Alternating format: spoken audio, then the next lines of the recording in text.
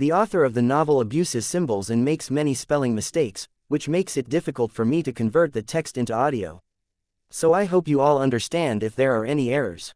Please like, share, and follow the Cultivation Audiobooks channel to motivate me to create more videos, and don't hesitate to make requests for the novels you want to listen to. Chapter 651. New bait. While the hunters made for the locust, Max focused his fire on the other behemoths, who were spreading out to avoid getting caught in the same attack. The advancements that the androids were making were becoming apparent in the state of the battle, though, and no longer was the super-heavy mecha contingent confined to just the bombardment. They were also turning their primary weapons on the behemoths, sending bursts from the ion bombard arrays into the larger Clem and reducing the pressure on the light mecha. They even managed to spare a few shots for the behemoths, though they knew that Max would deal with them. It was much better than they had done on the default settings when they landed, and the Clem tide looked like it might not reach them at all, despite how spread out the unit was by their attempt to guard the colonists. Max put a disruptor blast into one of the beetle-shaped behemoths, bursting it all over the warriors around it and melting them with the corrosive goo. While they shrieked in pain and rage, Max focused his fire on the other uninjured leader of this attack force, gravely injuring it and making the creature begin to flee. That was usually a good sign when fighting the Clem. If the behemoth fled, the others would usually follow in only a few seconds, giving your position time to breathe and regroup. It was exactly the outcome that Max had been hoping for right now, but even when the last of the behemoths had fallen to the thunder pattern mecha and the hunters, the rest of the attacking force was undeterred. Something else was driving them forward, either a hidden behemoth or one of the elusive Clem queens that usually only appeared in the inner reaches of Clem space. That would be a nightmare for his troops, making them fight every wave until the very end, but they could learn a lot about advanced Clem tactics from this battle if there really were a queen here. Max moved to the hunters and drew his sword to give them a salute, then moved toward a group of rippers and sounded his war horn. The deep sound of the alarm grabbed their attention immediately, and they reared back in a challenge, the same as they always did when Nico challenged them. It was an instinctive action, and Max took advantage to blast 3 of them with his disruptors before charging the remainder. Now that's just unsportsmanlike. You shouldn't shoot them after you challenge them to a duel. One of the hunters laughed over the radio. She was only half serious. Against a game species, there were no rules, but if it was a proper duel between mecha, then it would be seen as incredibly insulting. All is fair in love and war, Max replied as he decapitated a warrior with his blade on the upswing toward one of the rippers. If we told our men that, I suspect that they would cry and hide. The huntress laughed as her group spread out and engaged the nearest groups of Clem, tearing through them at a walking pace while they searched for their next targets. Commander, we have everything loaded into the ship and are ready to depart. The leader of the colonists informed Max, clearly panting with exertion. Got it, good luck, colonist, and I will see you back in orbit once we are finished here on the surface. Max switched channels to a locked frequency and hailed the ship. Scan everything that they brought back on board. The Clem are particularly aggressive and persistent in this attack, and I want to make sure that they haven't brought something that they shouldn't have. It took a few seconds for the ship's pilot to answer, but he brought good news. Every container and mecha that they brought on board has been checked. There is no sign of Clem biomass, no gene-altering equipment, and nothing on the contraband list. I do have an observation for you, though. They are using a form of biodiesel to power their equipment, and the Clem warriors stopped to lick at the fallen industrial mecha on the battlefield. It is possible that the residue from the fuel, or the fuel itself, is working like a form of bait that draws them in. The pilot observed. That was something that Max hadn't noticed, as busy as he was with the battle, but it was definitely worth verifying. I need one Corvette-class mecha to grab a fuel container from within the compound and throw it in front of the lines. He ordered, eager to test the theory. Hunting with bait was always easier than searching for your targets. A few seconds later, a can of fuel came flying over the lines, bursting open on the ground in front of the Clem, but they seemed uninterested in the spill and just passed by. I need that fuel spill to be on fire. I want to see if the residue is what is attracting the Clem. Max ordered. A short puff of fire from a fast attack crusader created a roaring fire where the leaking fuel container had been, and all the advancing warriors began to snap and lunge at the flames but passed by once they decided that they couldn't get whatever it was that they wanted. That was enough evidence for him, so he spread the word to all the units on the surface. Be advised, the residue from the burning of the biodiesel that the locals have been using works as Clem bait.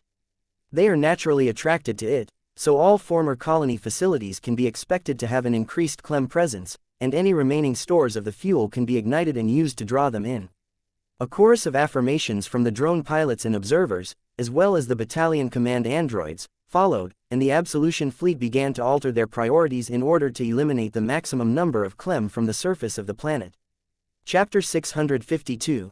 Next point. With the new knowledge of how to bait the Clem, and the colonists evacuated from the surface aboard one of the cutters, Max could focus on eliminating as many of the creatures as possible. Using the disruptors on higher output levels would leave large amounts of radiation in the air and soil, much like a nuclear explosion, but it decayed within hours, leaving very minimal lasting damage except on animals and the targets it hit. Max was considering doing precisely that in clearing the area down to bare soil, but the Clem wave was already thinning out in his area. They were out of reinforcements that could be sent over, and both his sensors and the scans of the drones showed that there wasn't another Clem to be found within 50 kilometers other than the ones that they were fighting here. The battalions were doing an excellent job of cleaning up the stragglers, so Max engaged his thrusters and jumped back behind the lines to regroup and check the status of the other Mecha battalions in their vicinity. Most of them had taken some sort of losses, but none appeared to be significant. With over 90% of their units remaining functional, they were in a solid position for their next deployments, which most should be ready for in the next few hours. There were a number of units further away that needed assistance, and the Central Command pilots that he had left behind were already preparing to send down more battalions to fill in heavy loss areas and assist in the removal of entrenched forces.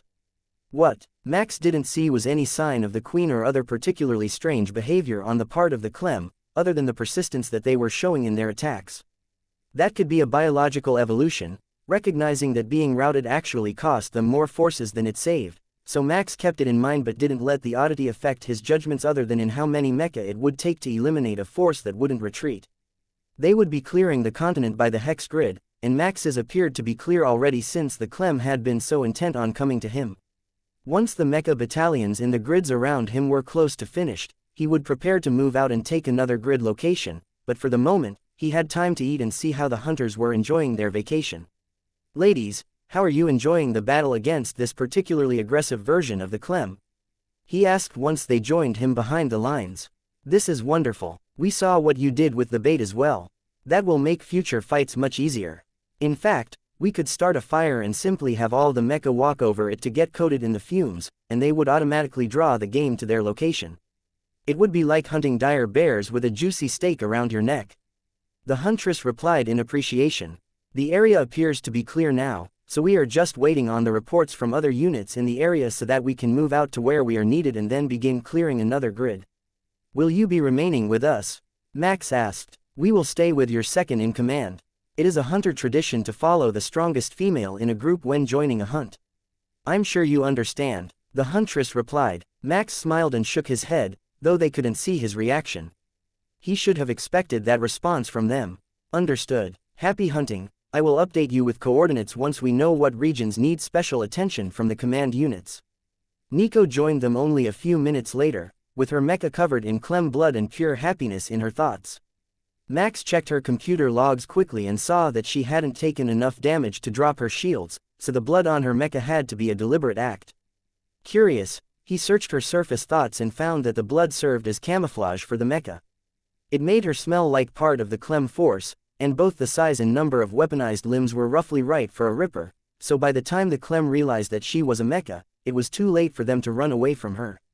Max hadn't had that problem. The Clem was more than happy to engage him in melee combat, but in her memories, Nico had to do a lot of chasing at first because the Clem thought she only had melee weapons and tried to keep a distance from her, forcing her to use her disruptors, which only made the Clem back away even more.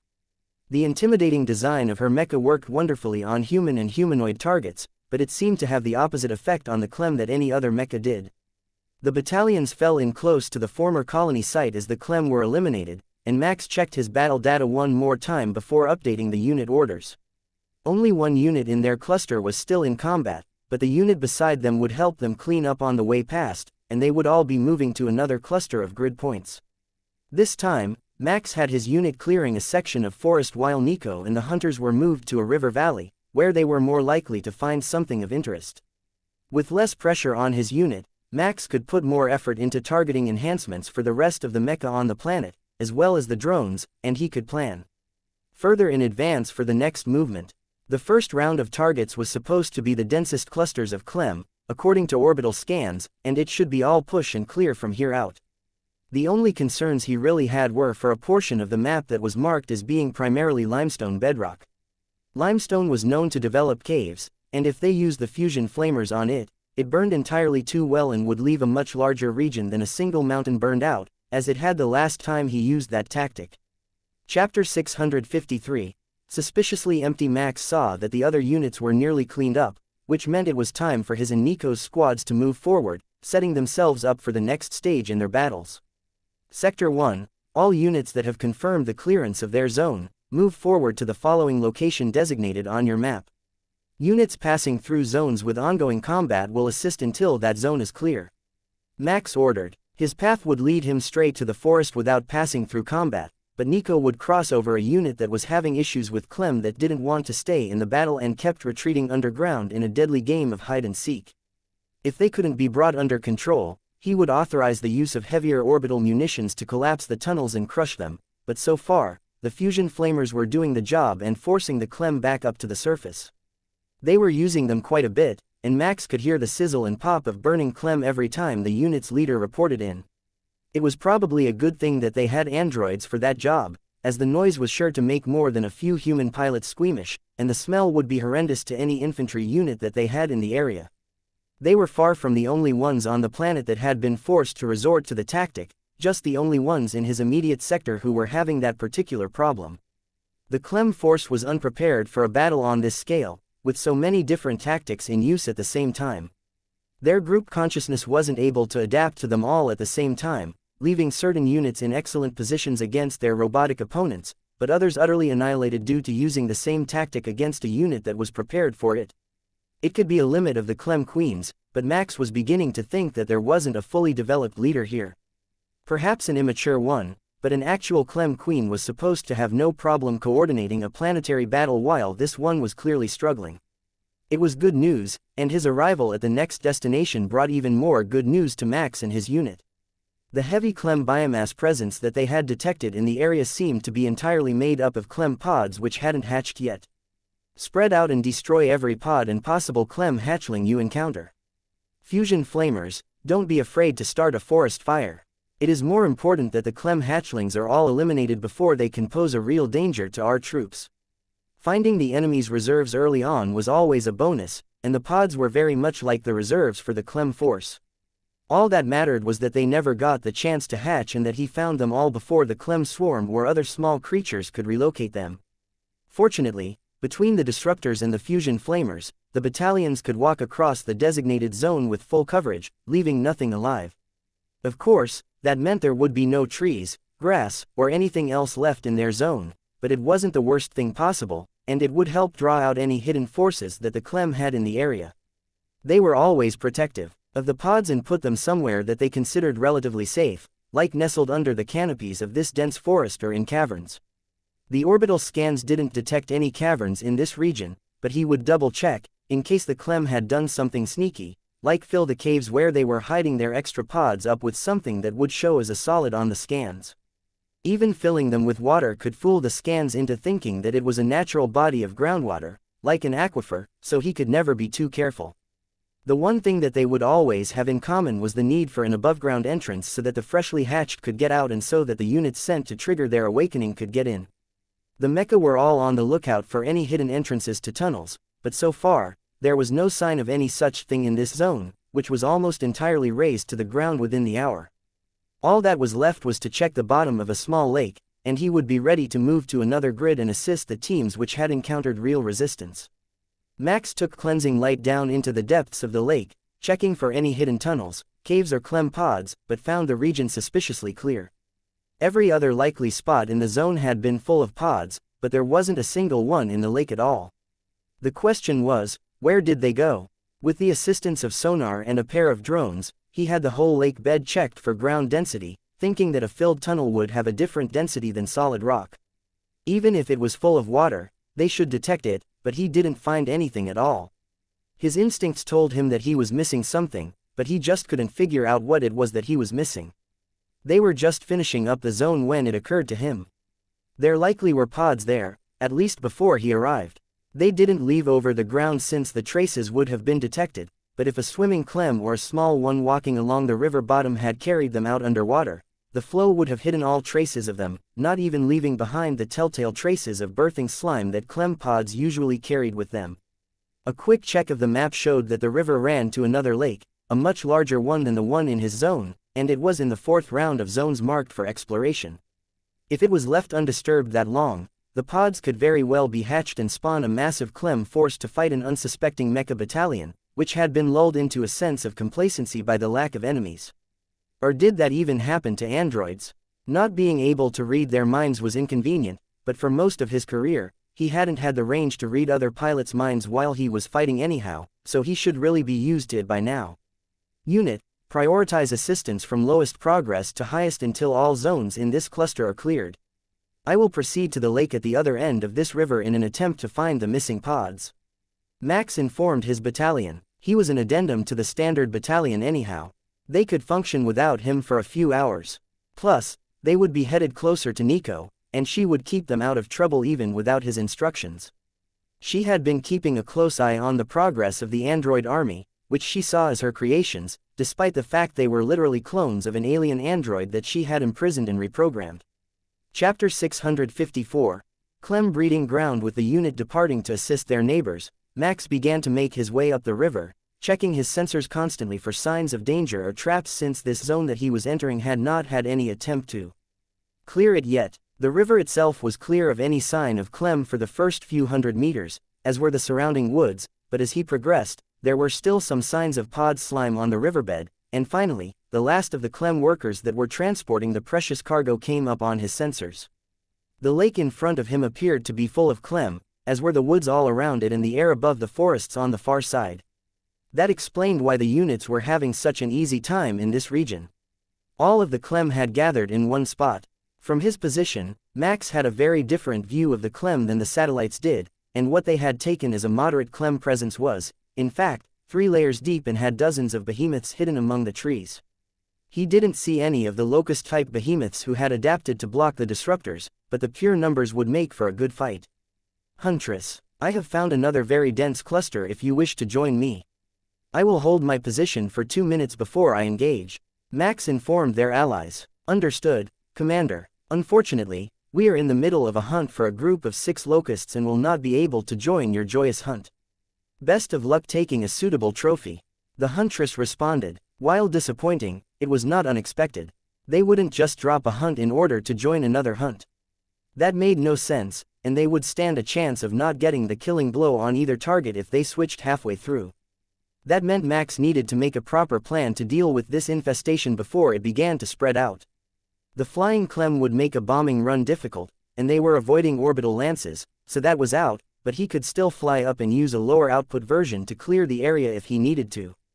It seemed like the best idea. There were simply too many of them to be efficiently cleared without using extreme measures or a lot of bombers. On second thought, he would use both.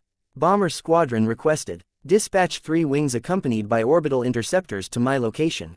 It will be a full bombardment of a severe Clem infestation and breeding ground, both above and below ground. Max messaged the drone pilots. Incoming in 45 seconds, Commander.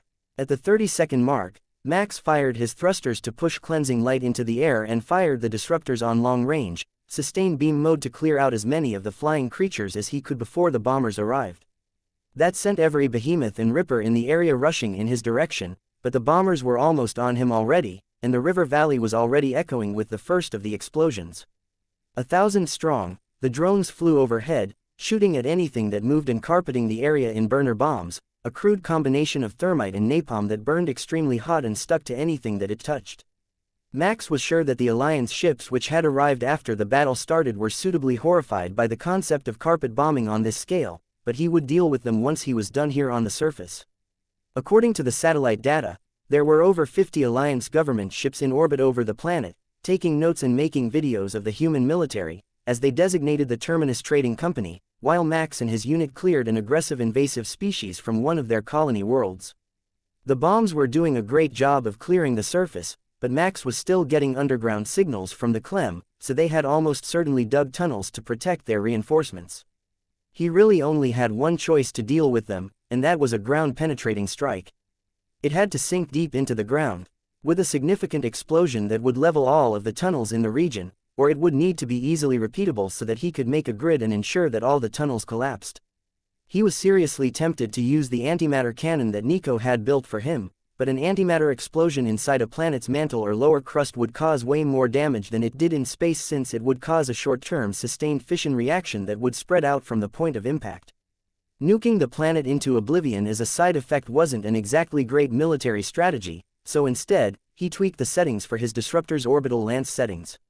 Normally they would cause a massive explosion on impact and send down a thick beam of energy, but this time, he would concentrate them, cause the explosion 200 meters underground, and then repeat it 36 times to ensure that there were no tunnels in the area that could possibly contain Clem.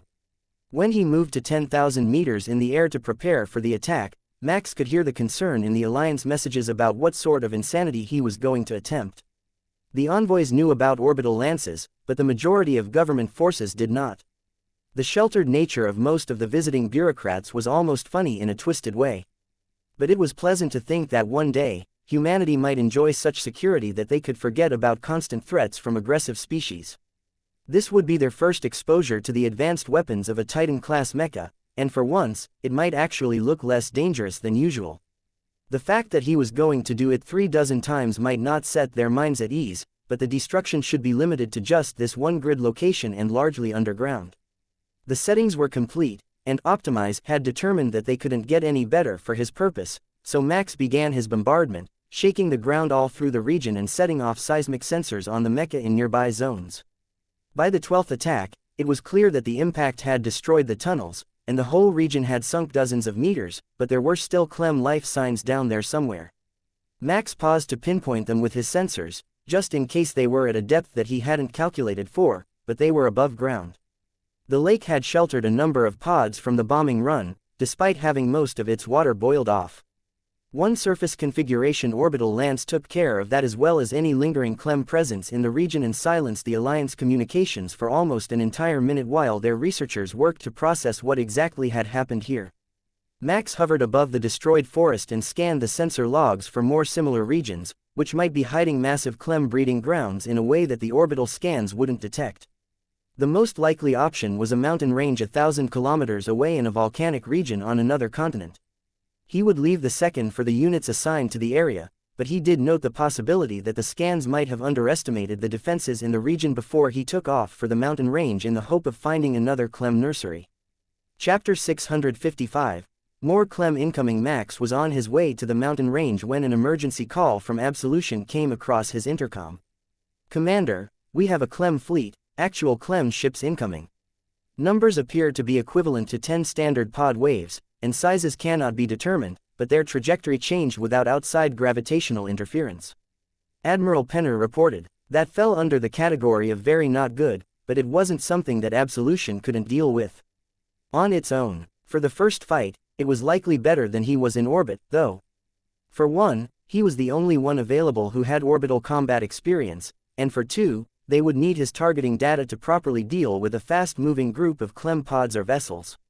Scramble the reserves which aren't scheduled for a drop to the surface to positions between Absolution and the fleet.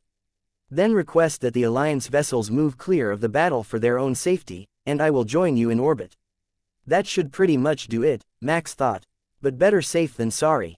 If you have any spare drones, send them out as well. The arrival of a fleet of Clem that shouldn't be seen outside their core worlds was a pretty solid sign that something very strange was going on in this star system, and Max could only hope that there was some sort of sign as to what it was. If they were just trying to bait the humans in, it was no big deal. But if the Clem had found something that was precious enough to send that sort of reinforcement to the region, then they could be in real trouble when it was revealed. Max tapped at the troop deployments on his screen and sent the message that he would be diverted and not taking care of the mountain region, then updated his estimates on the enemies that were likely to be in the area for the unit that did take it on. That was enough to clear up pressing matters on the surface, as 2 units near the mountain range had just finished clearing their zones and rerouted to take care of it as a priority. He activated the thrusters on cleansing light and was almost into orbit when he received a priority message from Nico. Don't forget there are only 100 rounds in your new gun. With over a dozen mecha regiments in space around the ship, there should be roughly 60 super heavy mecha, all equipped with antimatter charges for their thunder guns.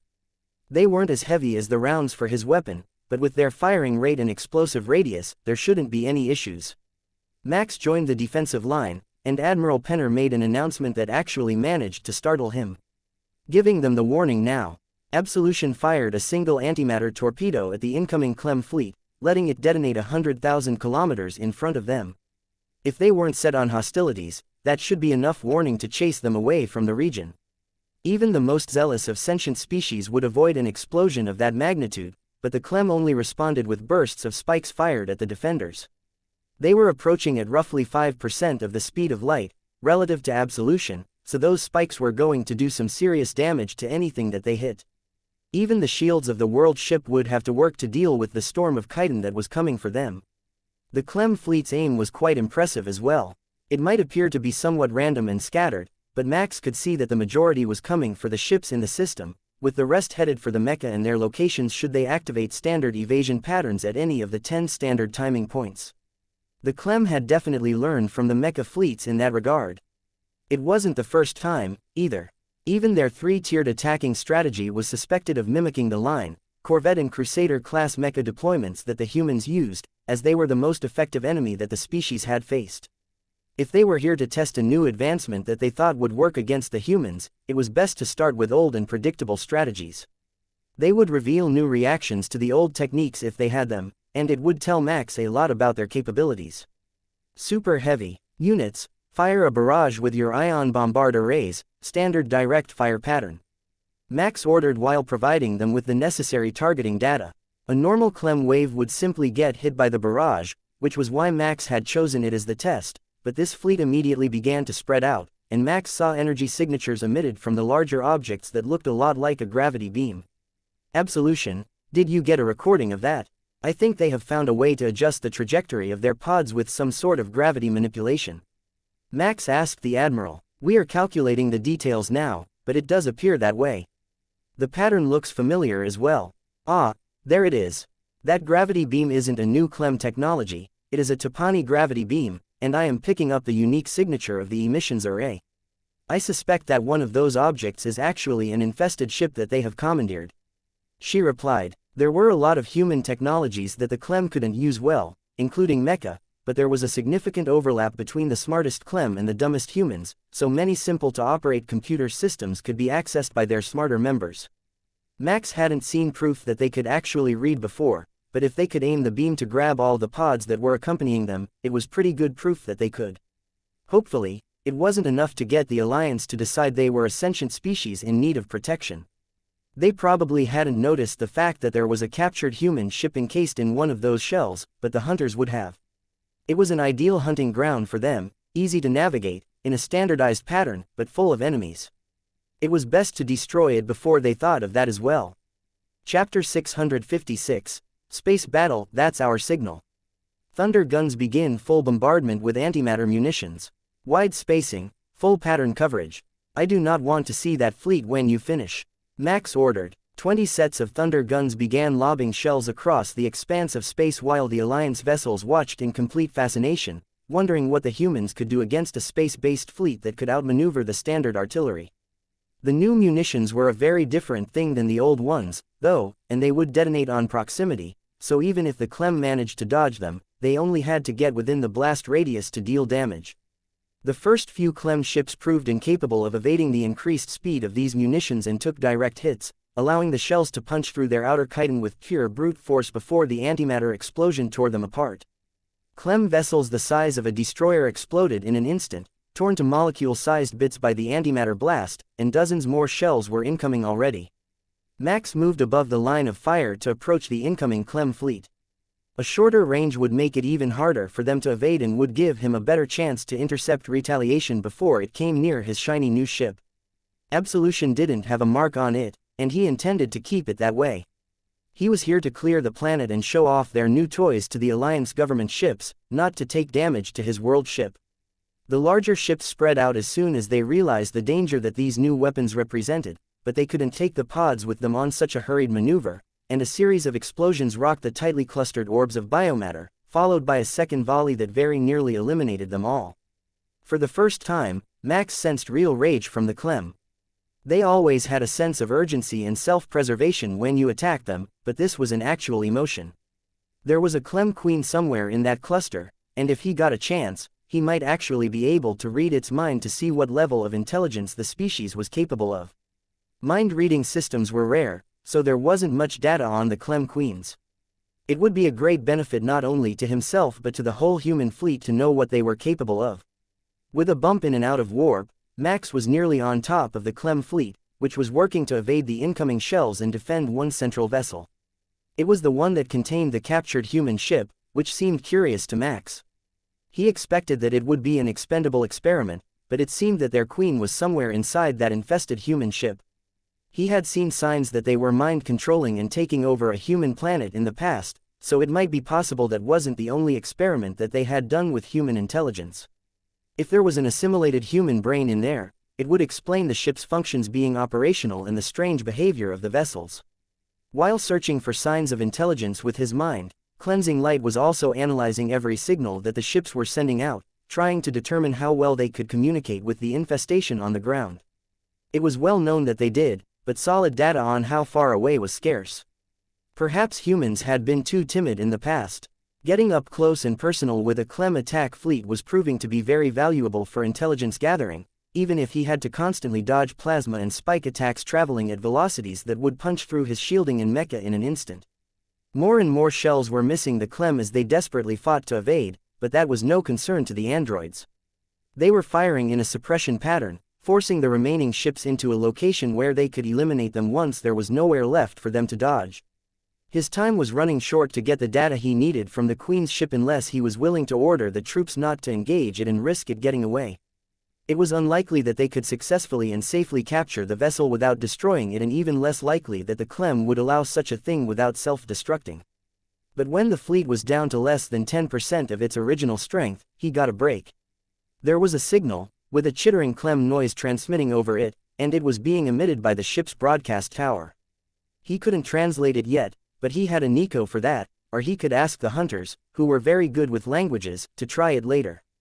His sensors didn't detect any signs of human biomatter left on the ship, it had all been consumed or corrupted, but as he approached, he could sense a vague mental presence.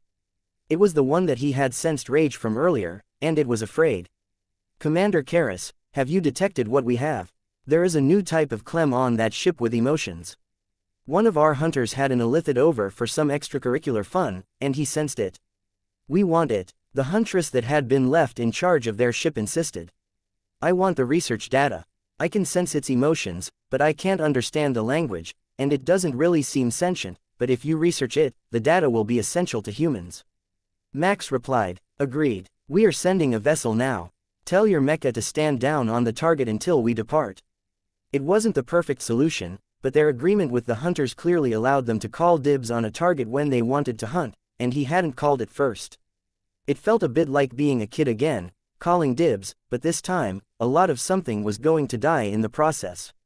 Most likely the Clem, but there was no guarantee that the hunters wouldn't take casualties since they couldn't use their larger hunter suits inside a ship sized for humans. Max sent over the data that he had on the ship now that Cleansing Light had identified it. Both the original layout and what he had detected now, including the likely location of the thought pattern and the locations of all transmission stations which could be sending the signal that he had detected. "All mecha, stand down until the hunters finish their mission.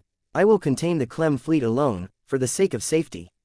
Max ordered as the hunter shuttle left their mothership and headed his way. "Understood, Commander. Happy hunting." Chapter 657, Antimatter Matters. "Where did you learn that?" Max asked the android, amused at the new slang they had picked up. "We analyzed the battlefield transmissions used since the start of this engagement." Happy hunting was, with over 90% certainty, the correct response for a unit going to fight in a smaller team on a specific mission. The android pilot replied, "Excellent analysis. Store it in your approved responses for future use." The Clem vessels were slowing down now, as the firing had stopped, and Max was at close range between them and the planet.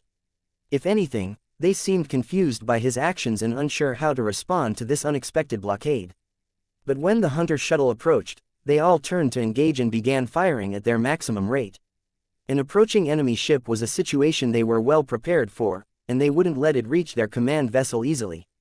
Unfortunately, the only one that could possibly pose a threat to the incoming shuttle was the very vessel that it was looking to board, and Max was ready with the antimatter shells to take out the last few vessels that still had the capability to fire on the mecha regiments. Max could hear from the communications between ships that the Alliance vessels, which had come to observe the new human world ship in action, were freaking out right now, trying to decide if this was just the reserves of their fleet or if they were a specialized space combat unit. They had analyzed the mecha and couldn't find any differences between them, but they also didn't find any life signs, so they assumed that more information was being withheld from their sensors. Of course, it was because there were no life forms in the mecha, and the pilots were all androids, but the misconception was feeding into the confusion, and nobody was sure how to report back to their employers other than to send them the video of the engagement without comment and let them decide for themselves.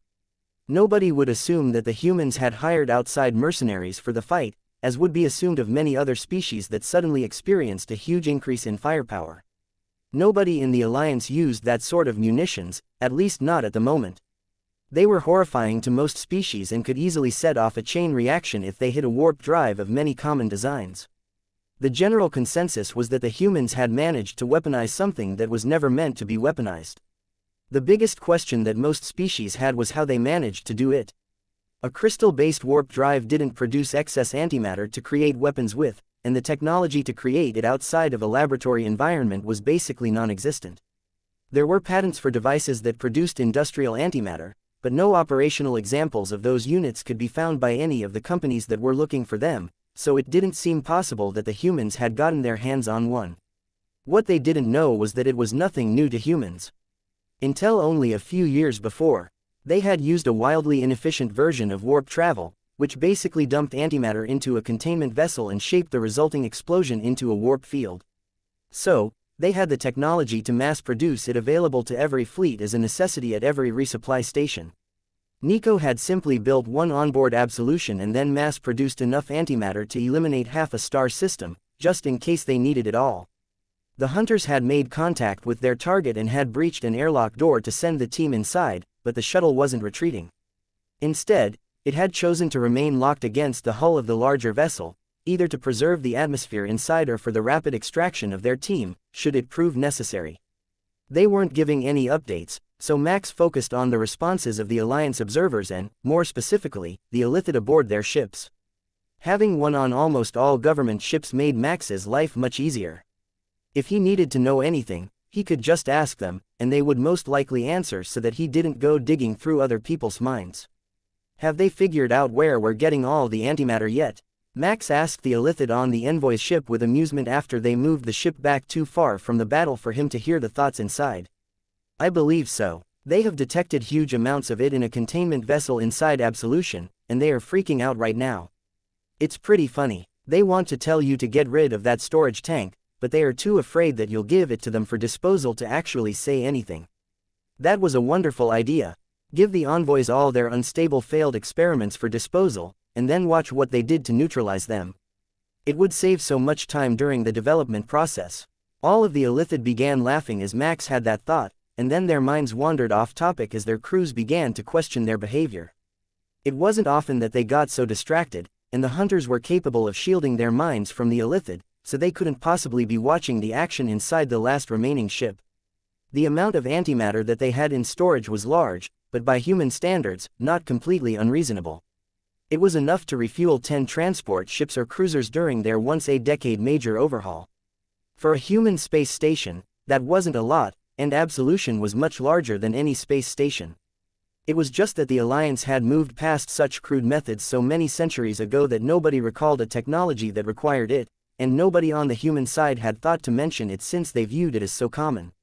"Commander, we have the suspected hybrid. It appears to be a modified human, as it was attached to an alcove grown in front of a control panel. We are bringing it back to the shuttle now and will have data for you within the week," the Huntress announced without preamble.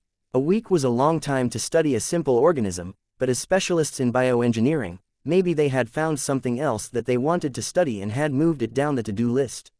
Since he couldn't read their minds, all Max could do was agree. "Understood, Huntress. Are we clear to eliminate the vessel once your team is clear? Please allow an extra 3 minutes to get the team all the way back to the mothership. They obtained some sensitive samples that might be damaged by an antimatter blast in close proximity, even if the shields held. As he had suspected, they did find something else on that ship that he hadn't thought of or hadn't managed to detect. Chapter 658, New Hangar. Once the hunters were safely back at their ship, Max unloaded a barrage of antimatter shells at the final vessel of their fleet, leaving nothing that could potentially spawn more Clem or send back a message to the Clem home worlds. It was highly likely that they had already done that, and he would have to get Nico and the other language specialists to analyze that later, but for now, he had more annoying matters to deal with. Commander Karras, we have a significant number of questions about the new weapons that you have displayed here. The Alliance government is quite concerned about the potential of such weapons and requests you to schedule a meeting with the envoys at your earliest convenience. The text reminded Max that he could never really be free of the duties of leading a Reaver company now that he had started, no matter how hard he tried to pass the duties to someone else. In the eyes of the Alliance and many others, only 2 people in a Reaver company had high enough standing to negotiate, and that meant him and Nico, neither of whom were actually interested in politics as anything other than personal amusement. I will return to Terminus and pick the envoys up as soon as I have finished relaying the targeting data for the next round of zone clearance events. Please ask them to prepare for a tour of Absolution as well.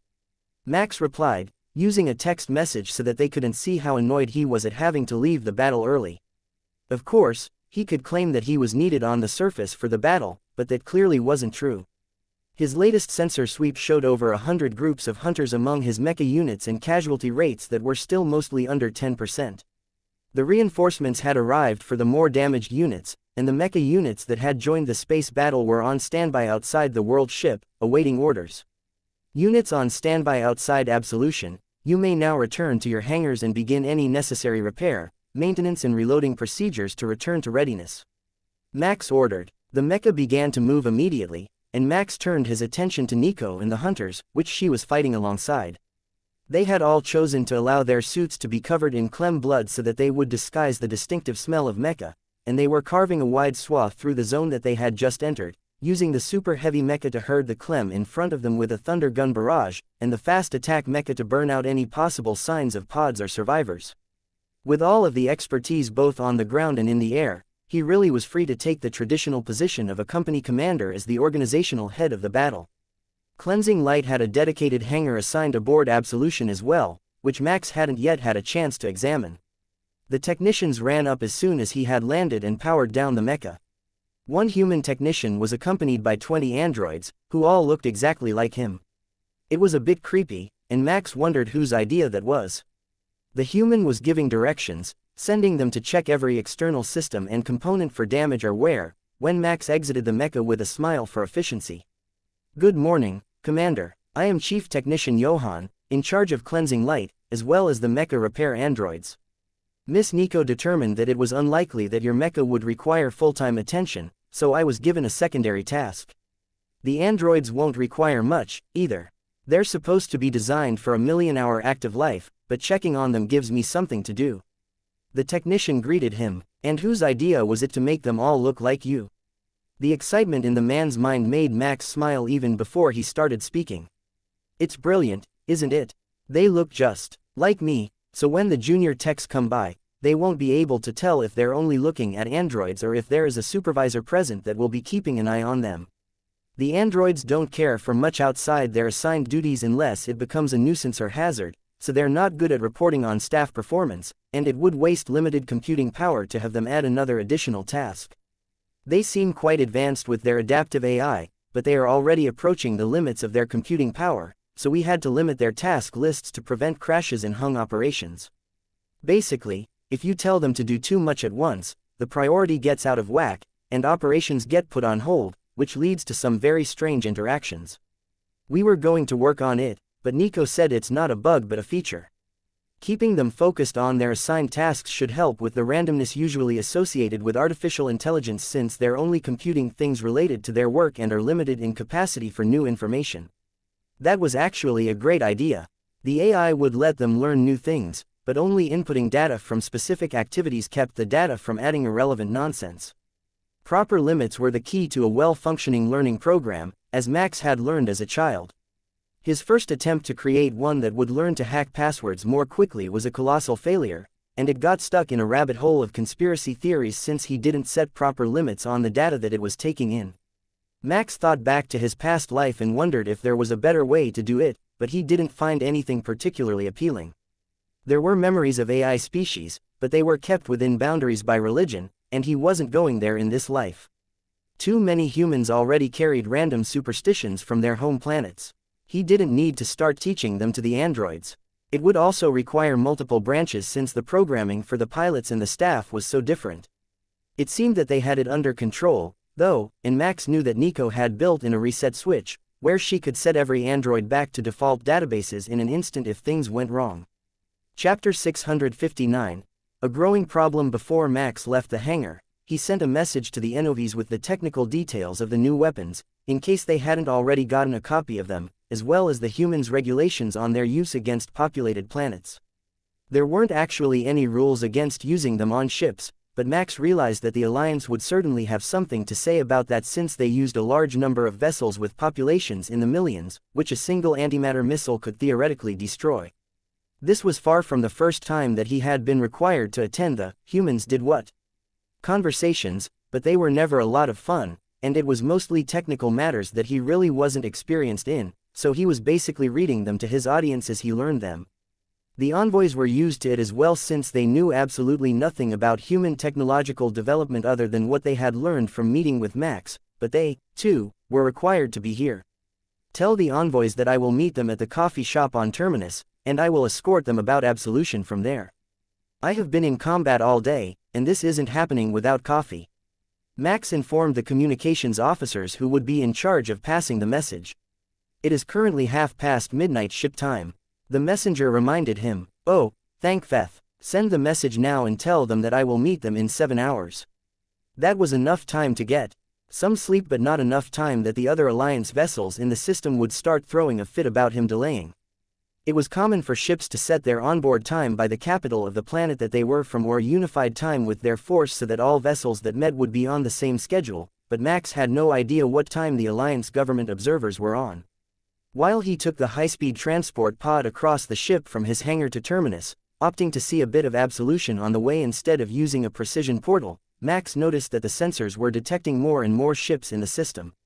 Not just Alliance government ships, there were Shin, Dryad, Vampire, and dozens of others he didn't recognize, but they were all capital-class ships, meaning cruisers or larger, which were intended to represent their faction in negotiations or conflicts. Tomorrow was going to be a huge mess, no matter how the battle on the planet went, and Max had a sneaking suspicion that there was some legal loophole that was going to be used to give him even more of a headache. If it was as simple as demanding a sample to make sure that it didn't violate copyright, he could refer it back to the envoys for closed-door investigations and avoid revealing anything to the public, but when was life ever that easy? They had seen them fired, so they had at least a little bit of data on them, and there was no telling how well their scans had managed to penetrate the shielded outer shell of the weapons. Max fell asleep in his room aboard Terminus and woke with a start when the alarm went off, warning him that he had 30 minutes until he had to meet the envoys. Just enough time to shower, get dressed and jog across the ship to meet at the coffee shop. From the look of them, he was the only one who got any sleep last night. They all looked worn out, and except the Inu envoy, who was on her second triple-shot raspberry latte of the morning, their minds were dragging just as badly. Ladies and gentlemen, my apologies for the delay. You know how it is with combat. I was in no shape to be holding any sort of meeting last night. Max greeted them. The Valkyria envoy waved off his concern. That's fine. It gave us time to meet up with all of the concerned parties and catch up on the situation. This time, it's not entirely the humans' new technology that has everyone's panties in a twist. From what we can tell, an unknown malicious actor has managed to pull a Clem-infested world into the middle of Alliance territory. Or perhaps they intercepted a wave and seeded it without us noticing. But the fact remains that there are now 6 Clem-infested worlds in Alliance territory, and nobody is quite sure how to respond. Everyone is sending people here to see how you deal with them and make their own judgments on the species since they don't accept the hunters' determination of game species as a proper categorization. But while they argue politics, the Clem that have appeared in the Alliance are spreading rapidly and onto populated worlds. Most of our worlds don't keep a standing army, so once the pods got past the defensive measures, which didn't fire because they weren't a recognized threat, they have been free to spread among a civilian population. Have you at least sent forces to prevent the spread? Max asked, then sat down with his coffee to try to process the news. He nearly choked when he realized that he had gotten the wrong beverage and handed the latte back to a very disgruntled-looking Inu, who was glaring at the black coffee in her hands. With her fruity latte back, she was much more talkative. We did, and for now, they have them contained, but even invasive species are entitled to consideration before extermination until a classification is made in the official records. When we added the data about the humans in your galaxy, we didn't expect that it would become a problem within the Alliance in a matter of months, so it's all still sitting in a bureaucratic queue waiting for official researchers to verify our data. Given average processing times, that should take less than a decade, but with Clem in the Alliance's core, we don't really have that long to get things sorted out. Chapter 660. Overworked. The table fell silent for a moment while everyone's thoughts turned to the miracle that was coffee. It had a mental stimulant effect on them, though not as significant as it did on the Inu. For that reason, procuring the data to replicate it was near the top of their task list, bumped down only due to the persistent presence of life-threatening situations. After a few minutes of silence, as the coffee worked to bring everyone back to functional status, Max decided to address the elephant in the room. So, are we starting with your Clem issue, our weapons development, or the tour of absolution? None of their minds seemed to have a clear answer for that, but one of the giant's assistants had just come in, freshly rested and replacing one who had been on duty all night, and they were ready to provide the essential answers, based on Alliance regulations. As it threatens a large number of Alliance lives, we should address the matter of the foreign invasive species first. We don't need to look into how they got there.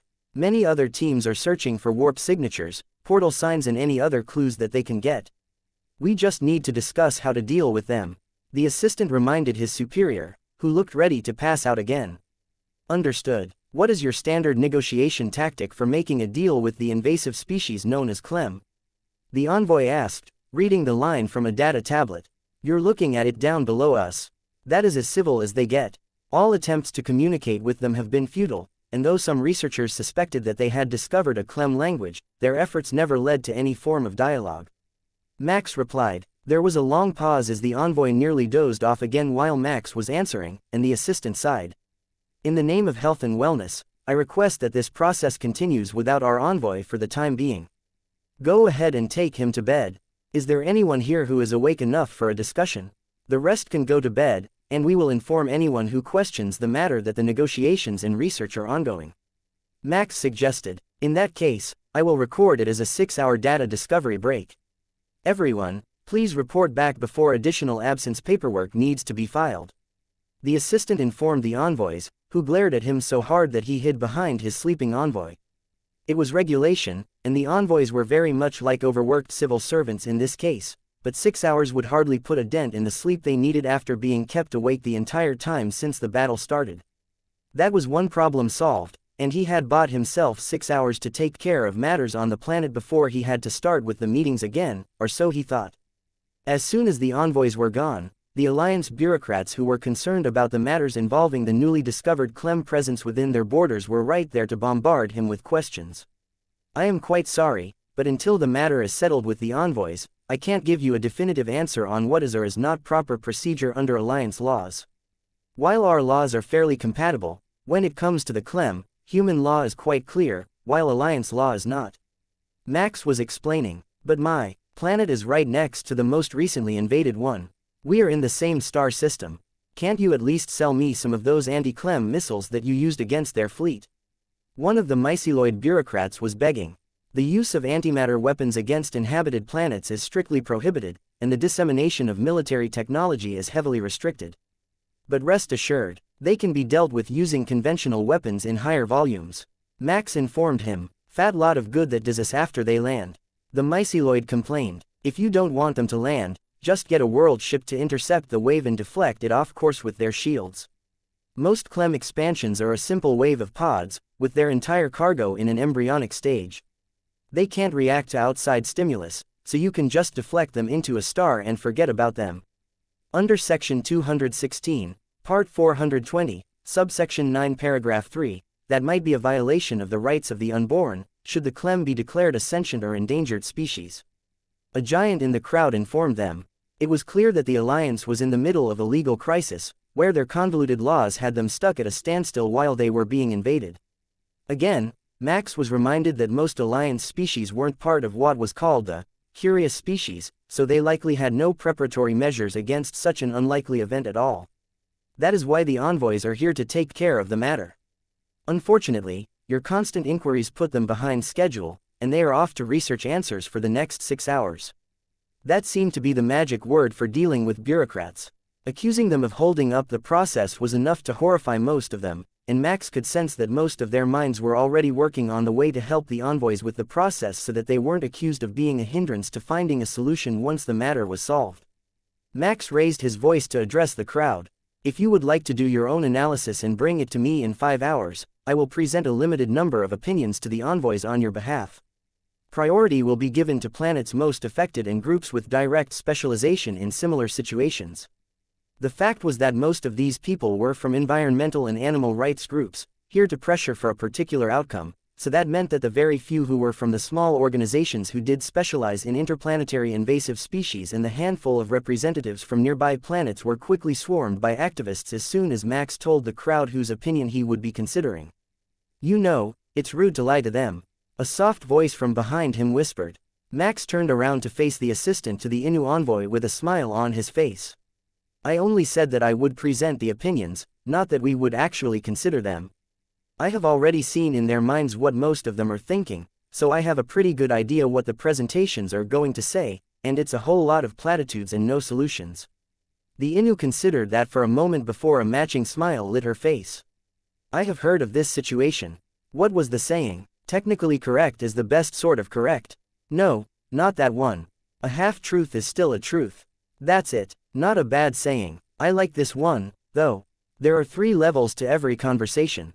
What you thought you said, what they heard you say, and what you actually said. That one made the coffee shop operator laugh as he brought the assistant her order. An extra-large raspberry latte, the bane of Max's mental health now that the Innu had discovered them. Chapter 661, Corporate Reps, how much will it cost to get this? Product added to my personal replicator aboard the Envoy ship, she sighed, looking at the raspberry latte that had become the new favorite beverage of the entire Innu contingent aboard the ship. 1 second, I can access that data. A single unit, non-transferable license for non-commercial purposes is 200 credits by the Alliance standard pricing scheme for custom food products. I would hold off, though, because I think that the Envoy will be obtaining a vessel-wide version before she returns. I can't see her allowing herself to be light years away from her new favorite beverage. The assistant smirked when Max finished this sentence. It will be an uphill battle. The others are working to prevent her from doing just exactly that, using the misappropriation of public funds rules. But she is incredibly wealthy in her own right, so they're not going to delay her for long once she decides to do it with her own money. The assistant's amusement was apparent, but she was holding back something. Go ahead and say it. Unlike the Innu, I have a hard time picking out the background thoughts. He requested. We determined what caused the reaction, where she becomes insufferably hyperactive. It is a result of the raspberry juice combined with the coffee beans.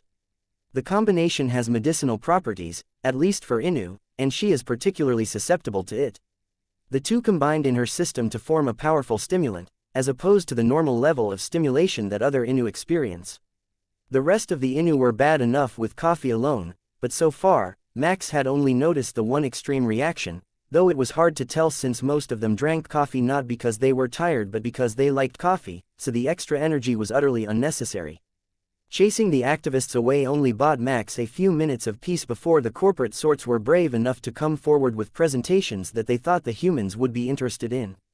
These weren't the, you should be grateful for our offer, exploitative sorts that others had presented in the past. They were legitimate corporate collaboration offers, so Max thought he should at least consider them when the representatives came forward. For once, being able to read minds became less of a hassle, and more of a time saver, since he could sort out the ones whose proposals were interesting sounding without having to listen to them all or even know who the person was. You and you four. Would you like to join us for a coffee? He asked a group of corporate reps who were all working on space vessel development.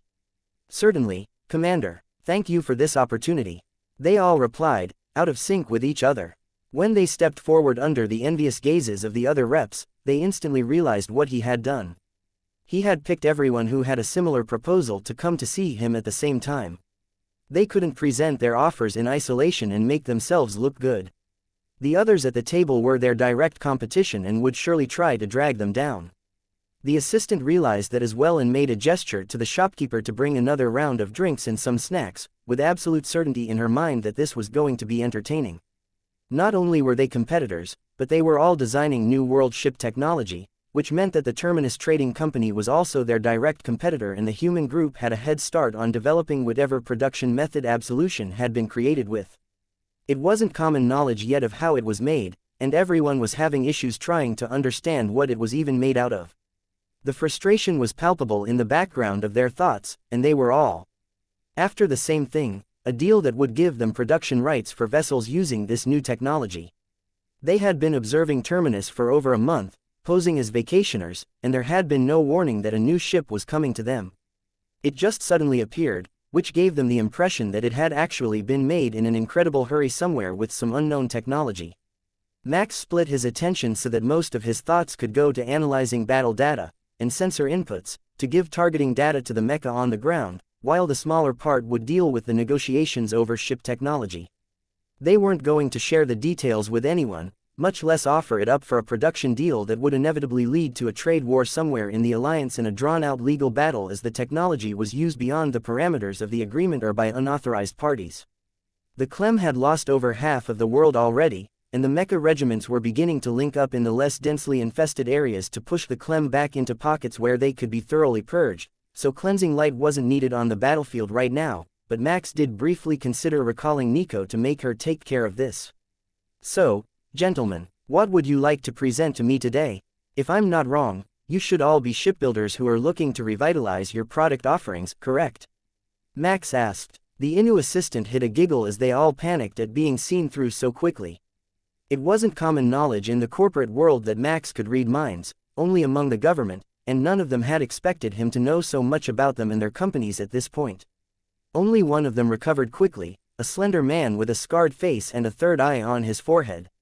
His thoughts were mostly incomprehensible, being in his own language, and he spoke in Broken Alliance Common, but the system was quickly adapting and providing Max with basic translations. I am Farseer Ernie of the Farsight Yacht Company. It is foretold that our alliance would be beneficial to the company, as we are attempting to enter the small private yacht niche that Terminus Trading Company currently develops conventional vessels for. The man introduced himself. He wasn't joking, either. His species believed that they could see flashes of the future, and Max wasn't willing to call it impossible since they had a rather high accuracy rate when they did have a vision. Max brought up the basic brochure for their conventional private yachts. This line of affordable warp-capable vessels, in the sub-75-meter category, featuring luxury interiors and the option for a private portal generator. The man's third eye flashed with bright golden light as he nodded happily. Exactly those ones. My superiors analyzed the data and determined that if they could procure your development tools, we could produce and market your designs at a 65% discount over our current rates, which would put us in contention within the budget solar yacht market. As you no doubt already know, the market is quite scarce in that niche since most companies deemed it unaffordable to market to, but I believe that the demand is there, just not at the rates that last generation's vessels commanded. He had to dig through his bag to find the proposal since this was the fourth item on their request list should everything else fall through, but at the moment, it seemed like the most likely offer to be accepted, and his foresight told him that he would be politely rejected if he made any of the other proposals. Maybe he really could see the future. That was exactly Max's plan when he called this group to sit with him. Chapter 662, Rejected. Max gave his best professional smile to Farseer Ernie. You have a keen eye, but at the moment, those are the only non-military vessels we produce. As you said, it is a niche market, so it may not be in our interest to increase the number made when we would only be getting copyright income from the vessels you make. Ernie nodded. But they are also the oldest design that you have in current production, and you have developed 2 generations of more advanced hulls since they were placed on the market, so I believe that you will soon be transitioning to an ultra-modern yacht, either with the morphable hull or with the monomolecular design of your new world ship. If either of those comes to the market, this line of vessels will become functionally obsolete in your inventory, but there is still a strong but small market demand for such classically designed budget yachts. We would, of course, be willing to make direct examples of your design with the current credit scheme. We would also not be the only ones that you have licensed for the production, and our analysts have noticed that while they are offered, your other partner has deprioritized their production, with wait times over 2 years before the hulls start down their line. Max hadn't known that, but he had also never checked into how that deal was working out. They were supposed to be exclusive, but 2 years to start building the ship seemed excessive. He made a note for the design department to look into it since the deal had been made with the help of Alliance lawyers to prevent the other party from holding onto the deal if they had functionally backed out of their side. Max took the offer from the table and looked it over quickly to verify that it matched what was in the man's mind. Now isn't the time for a lengthy business deal, but I will schedule you a meeting with our negotiation and development team for sometime later this week after the battle on the surface is finished. I think we might be able to work something out. Max agreed. The easy agreement seemed to embolden the others, who didn't see the deflection that the farseer had done and assumed that his company only had small ambitions to be a budget yacht builder. Not that there was anything wrong with that, but theirs were large corporations, and they were after generational government contracts. If they could land a deal to make even a half-dozen world ships and a standard 100-year maintenance contract, they would be set until the end of their lives. World ships was a massive investment, and while they didn't know how Absolution was made, they knew that it was something new and incredibly capable, which would make it easy to market.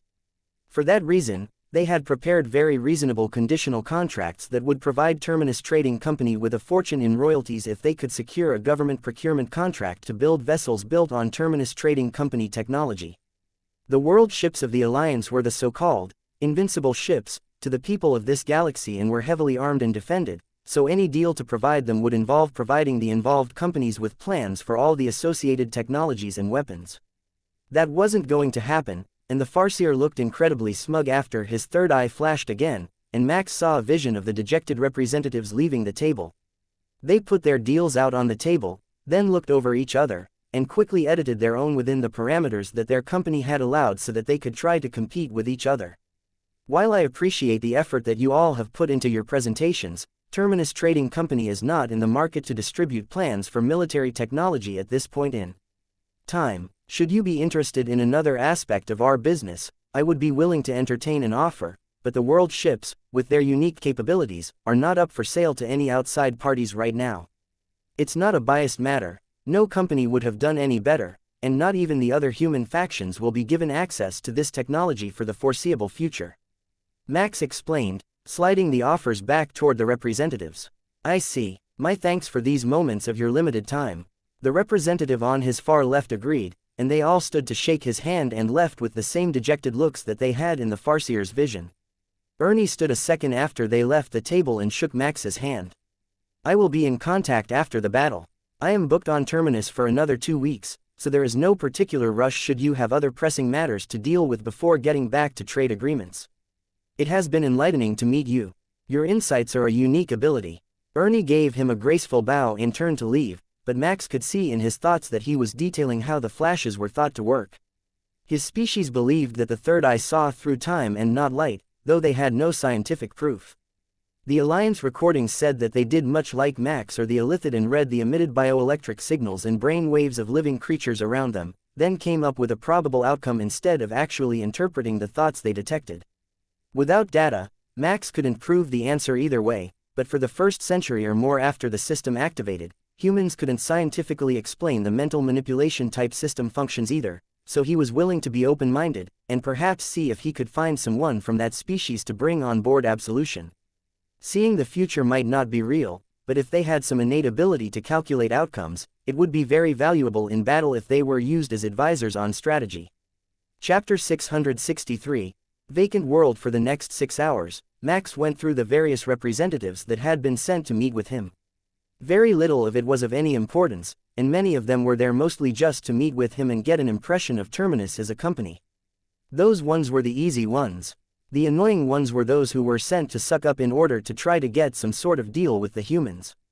Almost all of their bosses underestimated the species, and the battle raging on the planet below had thrown their entire plan into disarray, so they had no idea what they were actually supposed to be doing now that they got a chance to meet with Max. In a way, that was an improvement. It got them to speak, give him their business info, and then politely back away without wasting a lot of his time. There were so many people gathered that if he spent more than a few minutes with each, he would never get through them all in the course of one single morning. By the time the envoys returned to the cafe to meet Max after lunch, the Alliance government ships had been joined by nearly 1,000 corporate vessels in orbit around the planet. Max had subtly moved Absolution to keep her directly over top of Nico's unit so that she couldn't be as easily ambushed should some of these companies prove hostile. It certainly wouldn't be the first time, but now that they had a world ship on their side, it would take much more force for anyone to challenge them, assuming they were willing to risk the central government's wrath to do so. The envoys looked much better now, but it was clear that the assistants had taken the brunt of the excess incoming messages once the envoys took their break. They looked just as rough as the envoys had earlier, so Max decided to change the order of operations. How about instead of touring Absolution, we start with the important talks, and we can tour the first few areas of the world ship on our way to dinner later? He suggested. Oh, that is a wonderful idea. Please set up a notification that we are in a closed-door negotiation and then disable all outside communications once the meetings start. Operational security is of the utmost importance to these talks since they are about delicate military intelligence matters. The giant envoy decreed. Then, follow me, and I will bring you to my new office aboard Absolution. You won't get to see too much of the ship since Terminus is docked right under the center of the main inhabitants right now, but you will get to see a bit during the ride since the secured operations areas are on the second floor, located 1,000 meters above the city, separated by a structural bulkhead. Max explained before passing around a set of drinks for everyone to finish on the way. There will be food once we arrive since I'm assuming nobody has had time to eat with all the meetings. Give it 10 minutes, and we will be at our destination. There are secure areas for the assistants as well since we don't expect all negotiations to be finished within a single day. The assistants smiled at that. They correctly assumed that Max had prepared sleeping quarters for them in the secure area for the meeting, and they could relax as soon as the meeting started since the envoys wouldn't need them for this part of their business. It was all about how to deal with the Clem, and the information on their intelligence as a species, which they were still hoping that the hunters had more data on since they had captured what was assumed to be the leader of that attacking fleet, which was the most coordinated Clem attack that existed in the human records. Once they left Terminus, they entered one of the high-speed pods, a combination of a gravity train car and a gondola, since it followed a single thread of overhead track, which served as a warning to flying species and vehicles to avoid the public transit routes. It was also sized for no more than 24 people to occupy comfortably, though you could pack 50 inside if they were human-sized. For the first few seconds, the view outside was dark as they passed between levels and through the lower service areas of the ship, but then they passed out into the city from a large fountain lit with underwater strobe lights and spraying water up in a rhythmic pattern. We thought that a regular passageway was too boring, so the transports to the service level all pass through here.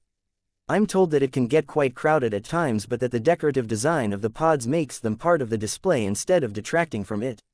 I haven't personally had a chance to see it from the outside yet.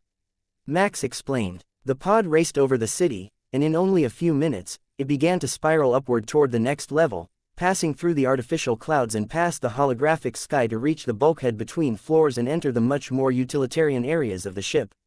We intend to upgrade this eventually, but for now, it's just the basic structures, and they're completely unoccupied since we are the only official political entities aboard the world ship at the moment. I think you greatly underestimated the number of occupants that is appropriate for a ship this size. The Valkyria laughed. The data said that 2 million should be enough core staff, but the ship feels incredibly empty with them all in one dense city in the middle. Only one floor is fully completed with plants and buildings. This level of the ship is pretty much empty other than the shells of buildings in this immediate area. It was always going to be one of the last ones finished, but hundreds of kilometers of nothing at all still feel extremely strange, and we just don't have a source for millions of new occupants that wouldn't cause mass unemployment and cultural chaos. Colony ships among the reavers usually grow over generations, so we will take in more people as it is convenient until we have the full ship utilized. The Valkyria was trying very hard not to laugh at his estimation.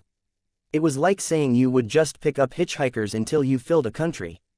Even if you discounted the industrial areas, Absolution had more usable space than an average continent on an M-class habitable planet. Chapter 664. Android workers. The pod stopped in front of a tall office tower, designed to look like a tree made of white marble, and seemingly all one piece, where an android was waiting in a smart skirt suit to escort them inside. There were dozens more workers inside the building, mostly waiting at desks or processing message requests and day-to-day data that would be pure drudgery for a human to do.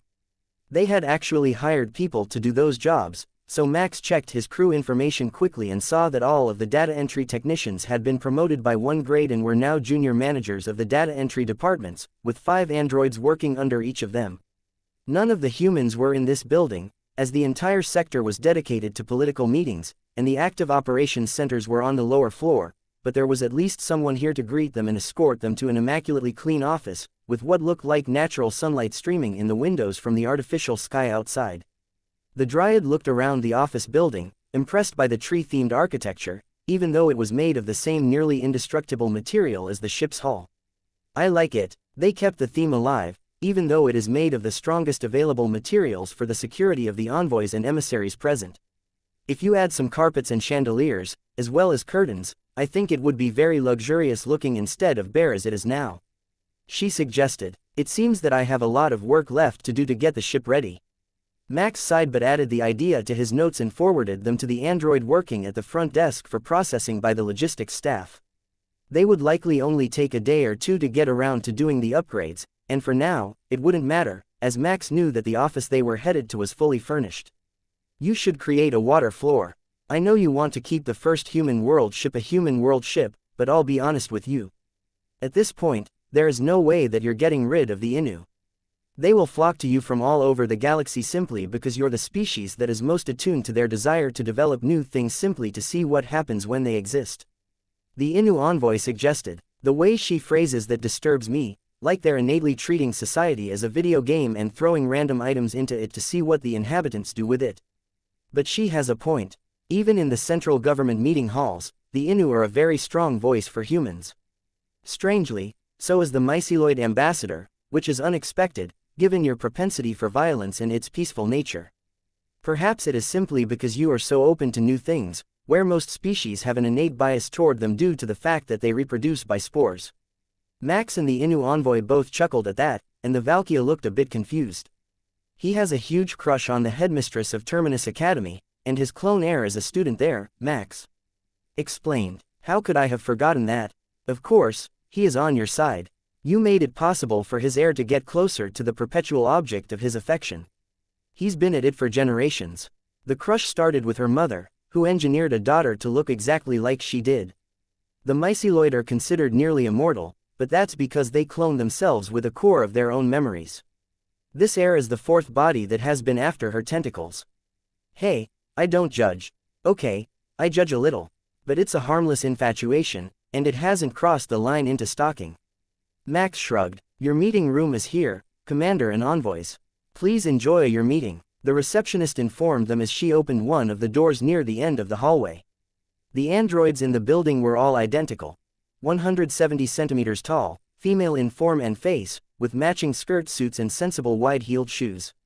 It was obvious that Nico designed the android staff here because the uniforms were exactly the same as her mother's secretary wore to work every day. The androids even looked a little like her and were the same size. It was as if Nico had decided what the exact correct appearance for every job position should be and simply assigned it to all of the androids that she created for the position. The ones in the hangar were the same, but they had all been modified to match the boss, so it was possible that the original idea to make them all the same instead of randomized was his, but the uniform was certainly done by Nico. When they stepped inside, there was a single android in a butler's outfit waiting with a tray of coffee and snacks, with beverages placed around a round table already in nameplates in the same order as how they were seated in the coffee shop. The butler bowed and remained silent, standing by the wall, until the Innu envoy turned toward the snacks. If you would like to take a seat, envoy, your preferred beverage has been prepared, and I will deliver the appetizers. The android had a very familiar voice, and Max did his best not to smirk at him. She had used Dave's imitation of what a posh butler should sound like, instead of her own family's actual butler, as the voice of the android. Max would be in this room whenever it was in use, so it was clearly for his amusement, but it helped him relax and feel more at home in the unfamiliar room. For the assistants, there are refreshments in the side room, as well as a number of bunks, should you require rest. The butler informed them with a kind smile that made the Dryad shudder. My species is very in tune with emotional states, so the smiling without any emotion behind it is just creepy. She explained. Noted. I will add it to my reference material that a smile does not set the dryads at ease. The butler replied, returning to professional neutrality. They might be newly created, but I must say human technology has created a marvelous base program for the androids. The giant envoy added, thank you, envoy. It was compiled from 17 different artificial intelligence and digital assistant models to create a well-rounded personality program. Please do let me know if you need anything else. Chapter 665, Elimination Options. With everyone settled into their chairs, Max got to business. So, what is our first topic of conversation? Will it be how to deal with the clem, where we all know the answer already and only need to develop a politically palatable version to give to the masses? Or should it be about the new developments in human spacecraft? That seemed to be a popular topic among the gathered corporate suits who had requested your presence. Or perhaps, we should start with the critical matters? Max asked. The Innu envoy took out a data tablet and placed it on the table. Let's get the important stuff out of the way first so that I can focus. I have a proposal to add a variety of roasted coffee beans and coffee-based beverages to all Alliance Central Government vessels' replicator systems. The rest of the team groaned at her diversion, but Max noted that they were all drinking coffee right now, so it would probably be the most important part of their dealings today. He looked over the deal and then input the standard rates that the Innu tech nomads had explained to him ages ago and found that they were asking for a price equal to 10,000 units to gain the right to replicate coffee throughout the entire government for the next decade. He wasn't planning to say no. They had added so many alien foods to their own system just by scanning dishes that visitors had brought that he really didn't have a legal or moral standing to deny the Alliance their coffee fix. But they loved their paperwork, so he signed the document as soon as he finished verifying the contents for anything that didn't belong in a coffee deal. The document was verified by the automated systems aboard Absolution, which quickly interpreted every paragraph and clause for relevance and summarized it all nicely to ensure that what he understood was the same as what was written in the document. See, now I can relax. So, let's get to work. Do you have a listing of the minimally environmentally damaging methods of eliminating the clem? The Innu envoy asked. Indeed, I do. Starting with the most obvious matter of not allowing them to land on a planet at all, which seemed to have some opponents among the animal rights crowd, we can move on to containment measures using three-dimensional shielding barriers. That idea was a joke that one of the Cygnus officers had come up with centuries ago, and it had become a running gag among their officers when a bad idea was presented. Just put it in a barrier and forget about it until it goes away, they would say. But to the Alliance, it was a somewhat serious proposal. They were seriously considering the logistics and moral implications on survivors trapped inside the barrier without relief forces, should a barrier that trapped them both from moving above and below ground be deployed. Once they had read it through and made some notes, Max moved on. After that, we move into elimination methods. I looked into it and found that most of your planets don't have a standing army, so it would have to be a police cordon until the actual military arrived from the nearest star base. Given a lag time for a response to be scrambled after a request is made of 12 hours, I estimate that a force of 50,000 Valkyria police, using the technology that I have seen your security officers wearing, should suffer between 25 and 40% casualties in that amount of time. The Valkyria looked like he was going to vomit, so Max held off on using the holographic projector to replay the simulations that they had run or display the exact numbers. The giant wasn't going to be that easy to satisfy, though. Do we have more data on this technique? Most planets will have some vehicles and mobile barriers for riot control available. Did you factor that into your estimates? He asked. I will pull them up on the holographic display, and you can pick any of the 100 simulations that we ran on the topic for more detailed viewing, Max informed him and reluctantly brought the results up on the table's projector. The giant happily scrolled through them and then picked two to display at the same time. The highest and lowest casualty rate scenarios. The lowest had the clem pods land in a desert, and a police force flew in to contain them in an isolated area, with minimal spawning of larger clem species before the reinforcements arrived 12 hours later. The highest had the pods land half in an oceanfront megalopolis, and half in the ocean, with amphibious behemoths arriving before the military and over 50 million dead. Well, that was a bit horrific. I hadn't considered that they could survive when landing in the water, but your estimate is correct. We do not have the resources on most terrestrial planets to deal with that. If it was an Innu world, it wouldn't be as bad since they are also amphibious and have a lot of capabilities for underwater peacekeeping and hostile species containment. The giant responded in a monotone as he made notes. His mind said that he wasn't really affected by the results and viewed them as hypothetical, while the Valkyria envoy took the site very personally since it was designed to have the peacekeepers all be of his species.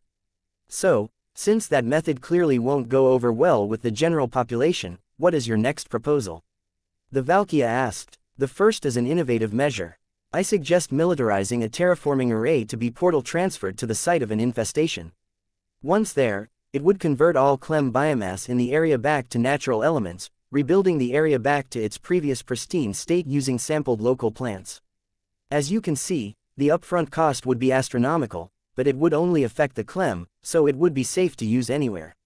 The data went up on the projector for them to scroll through, and they looked intrigued, but their thoughts clearly said that the animal rights activists would not go for this.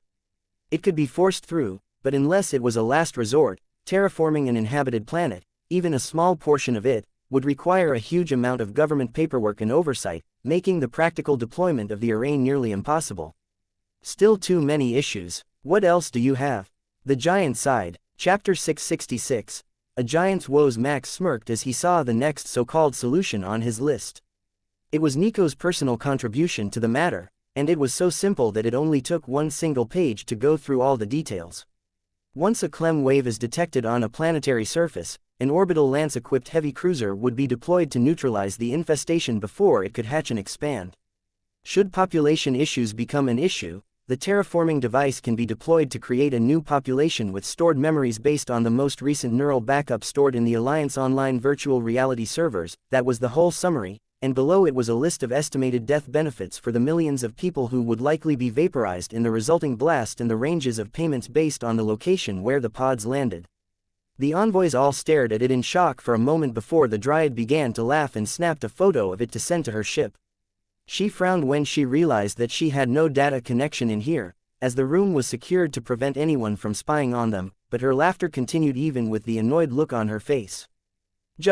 No, I am like 99% sure that is a sentient species rights violation, even before you use the limited stored data in the network to attempt to clone their memories. That's just not right. You can't just orbitally bombard cities. The giant insisted. Shouldn't. Because clearly, we can.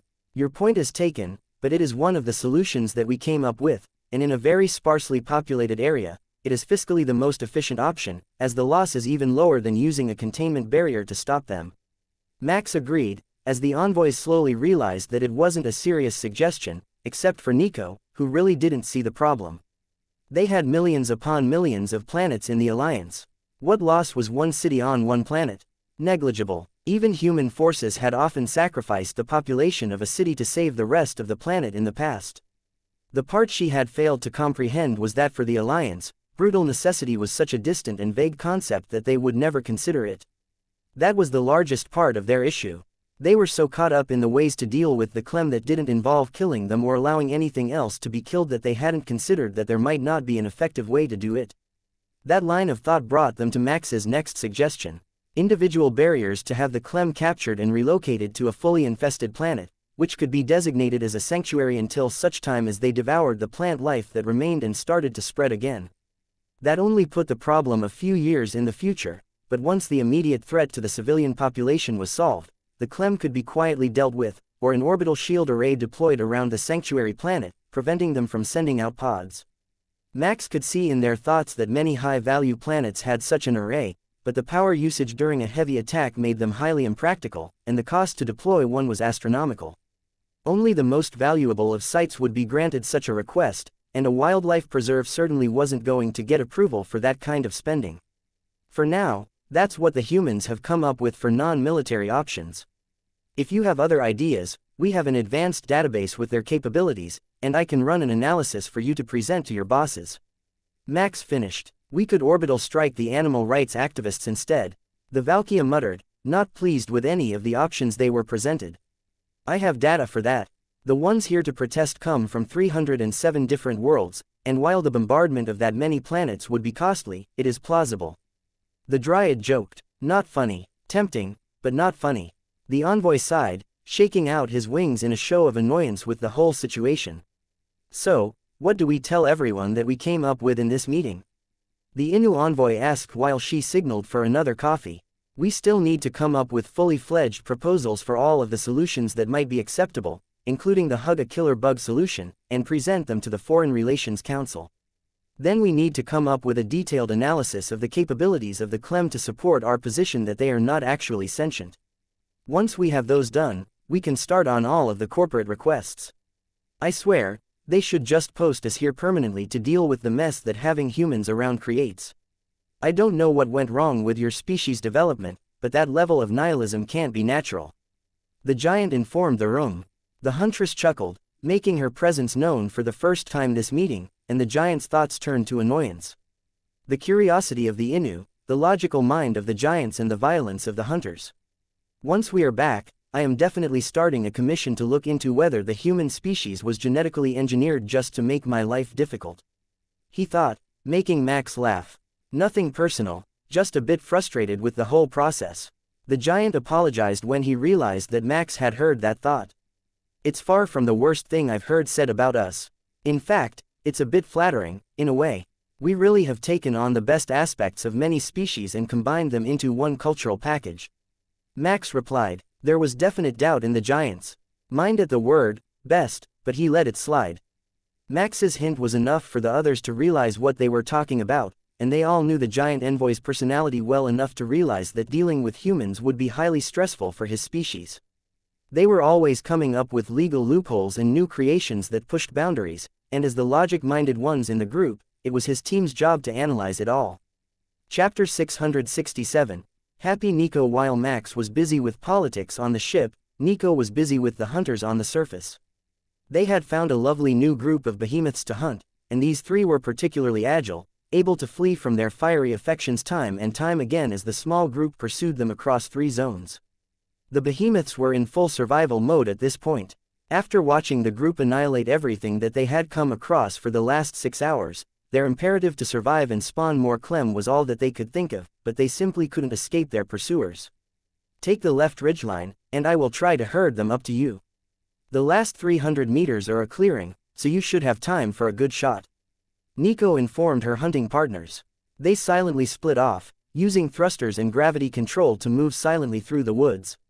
They had learned hours ago that the Clem had exceptional hearing, so they could likely still detect them, but not from as far away as when they were walking.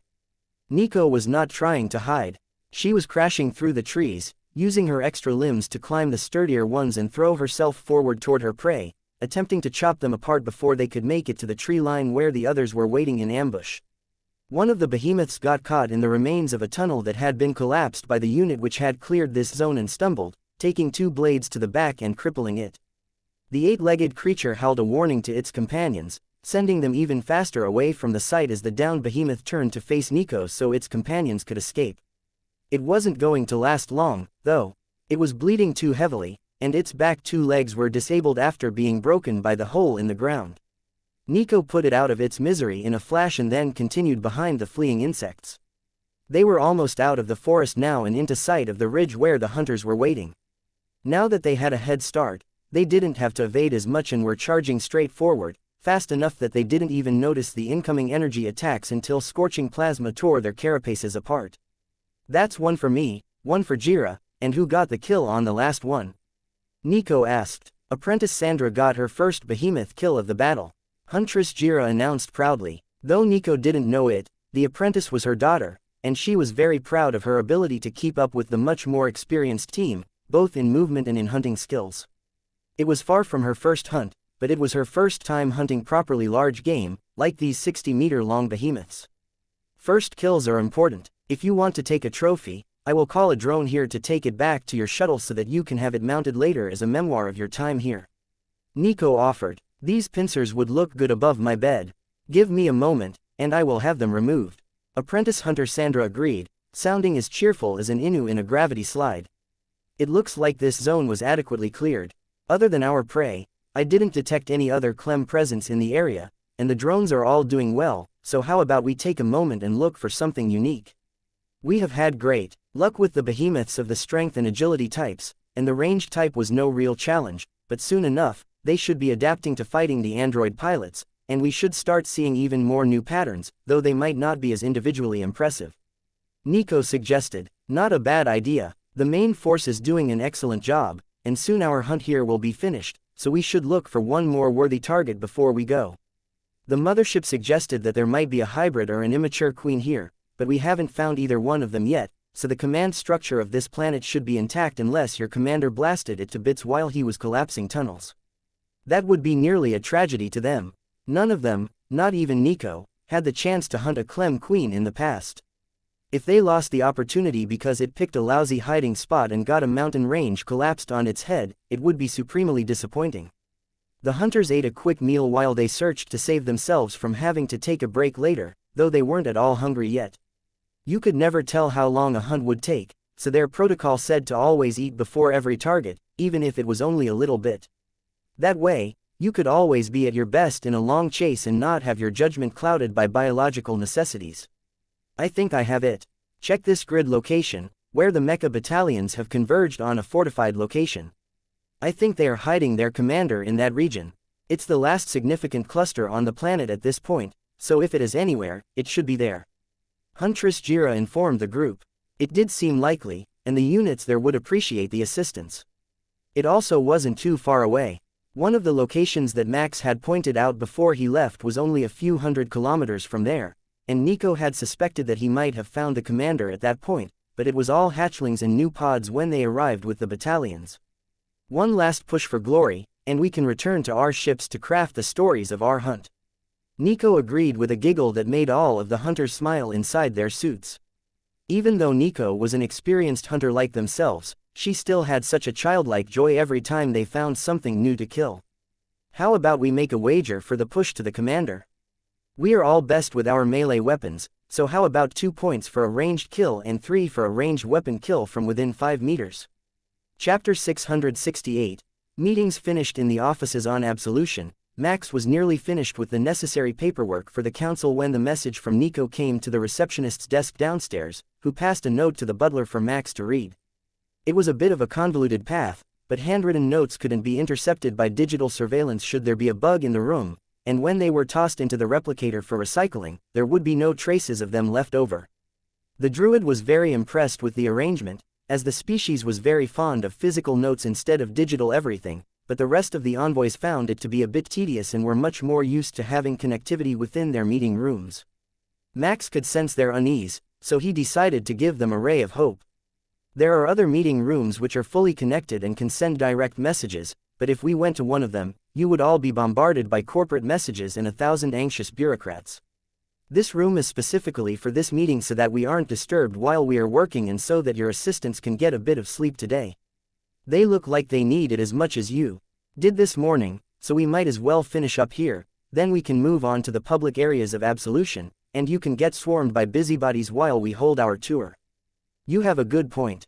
The passages between Terminus and Absolution are wide open, so the moment that we are spotted back out in public, they will come swarming to our location, hoping to overhear even the smallest of tidbits, and some of the political visitors have a high enough position that even we would have to give them the time to ask a few questions since a tour of the city isn't a priority event. That was about what he expected, so Max decided to check in on the Mecha battle below them before they headed out. The corporate meetings had been bumped for the day, due to scheduling conflicts, at least in the official records, since writing down that you weren't in the mood for their petty nonsense today was frowned upon, according to the legal team. The documents have all been sent out, sir. Would you like me to lift the restrictions on the room? The butler asked as a secretary returned with the data tablets. The envoys checked the logs on the tablet closely when they got them back, as the secretary had taken them outside to send the messages, but only one access was logged, and all it had done was to send the messages prepared in advance. That was the nice thing about the android staff. There was no real risk of insubordination or moles in the team, as the entire team would verify each other's status constantly, and if one were tampered with or operating outside of the approved spec, they would be put on the maintenance roster and removed from duty until they were fixed, with an identical unit taking over. The more Max interacted with them, the more he realized that the plan to have every job share a unique appearance was genius. He could tell exactly what position they held simply by looking at them, and they didn't even need a uniform. It was like learning 200 new staff instead of 20,000 individuals. Thank you. If that is everything, I think we can head out. The Innu envoy replied to the butler, who remembered not to smile this time and gave a polite bow instead so that he didn't creep out the dryad. I guess we should wake the assistants. They will need to know what we were up to and straighten themselves out before we head out.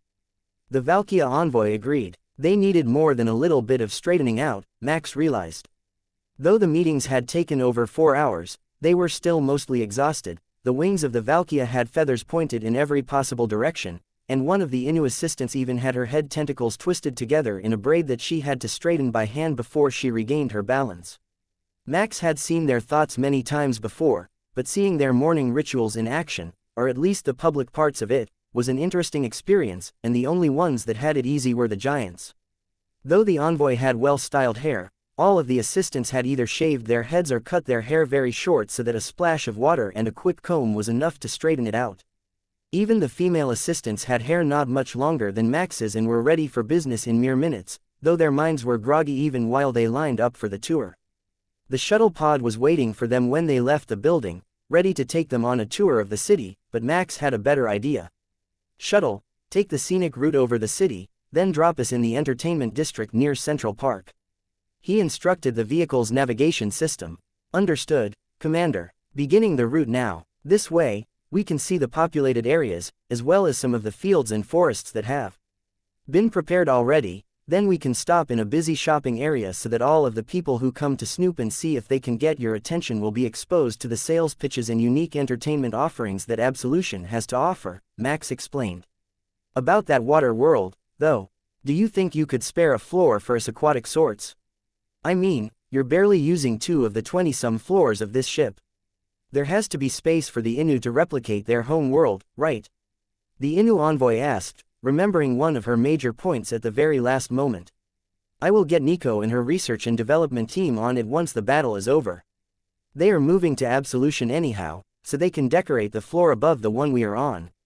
I don't know how many Innu we will have on board, but I suspect that they will be pushing for the hiring of more Innu, Shin and Dryads anyhow, so we might as well prepare plenty of space for everyone to be comfortable. Max replied with a sense of impending headaches. They had just finished a round of hiring, and if they did up 100,000 square kilometers of mostly aquatic space in the design that the Innu was thinking of, with small white sand beaches scattered through a shallow ocean, it was basically guaranteed that they would be getting millions more Innu in the near future. This also meant that Max would have to deal with the staff requisition paperwork to get them all settled and employed. At least they wouldn't be short on IT staff. At least this time, he had much more staff to delegate the troublesome parts to instead of overworking the staff on Terminus. Chapter 669, Candle Shop. The transport pod slowly brought them over to the city while the automated voice narrated all of the interesting features. The uniquely designed high-rise buildings, the forest split into representative biomes from various planets, the lakes and finally, the city itself, where the existing crew lived.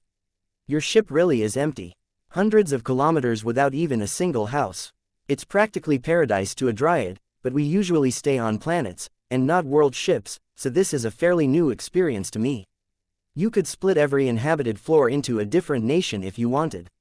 They're large enough. The Dryad envoy giggled. That's just what I need. Nationalist conflicts aboard my ship. Max chuckled, making the envoys smirk. It wouldn't be the strangest thing that we have seen humans do. The Valkyria reminded him. While that was true, when he put it like that, it almost sounded like an insult. His mind said that it wasn't intended to be one, only a reminder that they had seen humans do some incredibly strange things in the past, by Alliance standards, but Max could sense that separating the floors into separate nations would be a very bad idea, given how humans are, and the inevitable rivalries that would develop. He would also have to work to avoid having certain floors end up with too heavy of distribution of certain categories of workers. Even though the replicators made life much easier, there were still bonuses to having a better job, and he didn't want to create entire floors who felt that living where they did was hindering their chance. Even worse, if a floor got a reputation for raising low-wage workers, it really would hinder their chances since they would have their location code on all their identification and job applications. He briefly wondered if General Tennant had felt like this when he first took over as planetary governor, trying to balance everything so he didn't create a dystopian nightmare for his residents. Then he remembered that this wasn't the general's first time serving as planetary governor, so the first time he had inherited what was likely already a dystopian nightmare, but a functional one. Because the Kepler Empire could tolerate anything but dysfunction. When they were over the city and the major landmarks had been pointed out, the pod began to descend toward a landing zone on top of a shopping center. I know it's not what you were expecting, but the restaurant that we want is right across the street. Reservations for a private room have been made, and we only need to pass through one building and across the street. I'm sure there will be more than a few people already waiting for us, but it won't take much to get away from them. Max explained. Oh, is this another one that makes custom things with the replicators? That's such a rare thing in most worlds that I almost forgot humans like their own personalized recipes. The assistant to the wuxia asked eagerly. It is, but first, I count just over 100 corporate representatives headed for the area, so we should get moving so that we aren't trapped on the upper floors of the building. Once we get to the shops, a basic sense of decorum and the security forces will keep them from becoming a major nuisance. So, put on your best political faces and prepare to answer questions. Max informed them. Most of the questions would fall to the assistants since the envoys had such a high social status, but even Max wouldn't be immune to being swarmed since so many of the people already in the area were staff who had only met him once at an official announcement, if at all. The human staff was pretty good about it, though, and treated him like a celebrity out shopping, simply snapping pictures or inviting him into their shops as the group passed. Wait, what is that shop? It smells divine, the Dryad asked and turned into a candle and potpourri shop. We've lost her. The Innu laughed as she followed the other envoy into the small shop. Her memories were showing Max an incident some time ago, where the Dryad had gotten immersed in a bath and body product shop for over an hour, checking out every scent until she found one she liked. Do you have any natural scents? I know I smell some that aren't chemical. The Dryad asked the woman at the counter, who was wearing a floral sundress with a flower braided into her hair at her temple. The ship's hippies had found each other, and he certainly wasn't going to be able to separate them anytime soon. I replicate all the individual ingredients and make the candles myself with beeswax as a binder. I have a batch ready for processing if you would like a short workshop. The hippie asked. Oh, that would be wonderful. I'm sure my companions can spare a few minutes. The Dryad agreed without hesitation while the Innu rolled her eyes. Of the entire group, she had the shortest attention span and always needed to be doing something, so these little pauses were pure torture to her on the same level as doing paperwork. I think they will let you make a custom one if you ask. Think of it as a biochemical experiment to balance scent profiles into a pleasing combination. Max suggested. Please, I would love for you to join, envoys. The shopkeeper agreed, then pressed a button under the counter that brought a teenage girl that looked like her daughter out from the back room. It had better be important. Are those the envoys? Here in our little shop? The girl asked as she stomped in. It is, and they are. They want custom candles, so we are going to the back, and you need to watch the counter. The older woman explained. Since they were tucked in the corner of an upper level of a mall, not many people were likely to know this shop existed yet, but Max suspected they would be very busy in about 2 minutes. If you have another assistant, you might want to call them. A lot of people are going to show up either to get something from a place where the envoys shopped or to buy scents that they think the Dryad would like. She's a bit of a celebrity. Max whispered to the girl who had moved behind the counter. She nodded vigorously, then began to panic as she realized that the shop wasn't big enough for them to have hired anyone else, so it was just her. They had come as the family of a sanitation engineer and used their savings to open a shop in the cheapest stall that they could find in the city. Hiring more staff wasn't high on their to-do list, especially after using so much of their energy ration to stock the shop. Chapter 670. Out of stock. Max remained in the shop near the counter, so he could block anyone who got ideas about barging into the back room to bother the envoys, but that only made him a prime target for every curious shopper that made it into the shop. The girl behind the counter began to panic as the shop became overcrowded, worried that rampant shoplifting would clean out their savings and stock, leaving them with nothing to pay the rental on the unit. Don't worry about it. You are using the approved store tags provided by Absolution. If an unpurchased item is removed from the store, their account will be directly debited for the full retail price of the item. It was a request of the higher-end shops. Their shoppers don't care about price, and they don't want the hassle of a checkout counter. Max explained, and the girl visibly relaxed. They were a bit more expensive, but the proximity tags had been her mom's idea to make them seem more official, not having to manually ring things up. Miss, do you think that the Dryads would like this scent? I'm not sure if you've heard, but they abhor all things made of artificially created chemical. A myceloid in a short red dress asked, dropping a candle on the counter in her excitement to be among the first to the shop. All of our candles are made in store out of beeswax and natural ingredients. I believe that the Dryad Envoy would love that scent since she is a fan of the forest, and that particular moss grows deep in the tropical forests of Endora, a human planet in the Cygnus Kingdom. The girl explained. How do we use them? Are they placed in hot water to release their scent? The myceloid asked. You can do that, or even over a dry heat source, but the candles are designed to be self-heating. If you light that central string on fire, it will produce a low light, a small amount of heat and release the signature scent for roughly 20 standard hours for that size of our candle line. You have exposed flames in your habitation units for pleasurable scents. The myceloid asked, slightly confused about the highly hazardous concept. The glass container keeps the melted wax and flames contained. Just refrain from touching it while it is lit, as it will get hot. A strong breeze will put it out when you are finished. Would you like a demonstration? Is that permitted in public? The shopper asked with great excitement while others gathered around. Of course, we also have products designed to release scented smoke when they burn. It is very popular with humans, but I suspect that it might not be for every species, as it is still smoke. She took a lavender-scented candle from behind the counter and lit it for the shoppers to examine.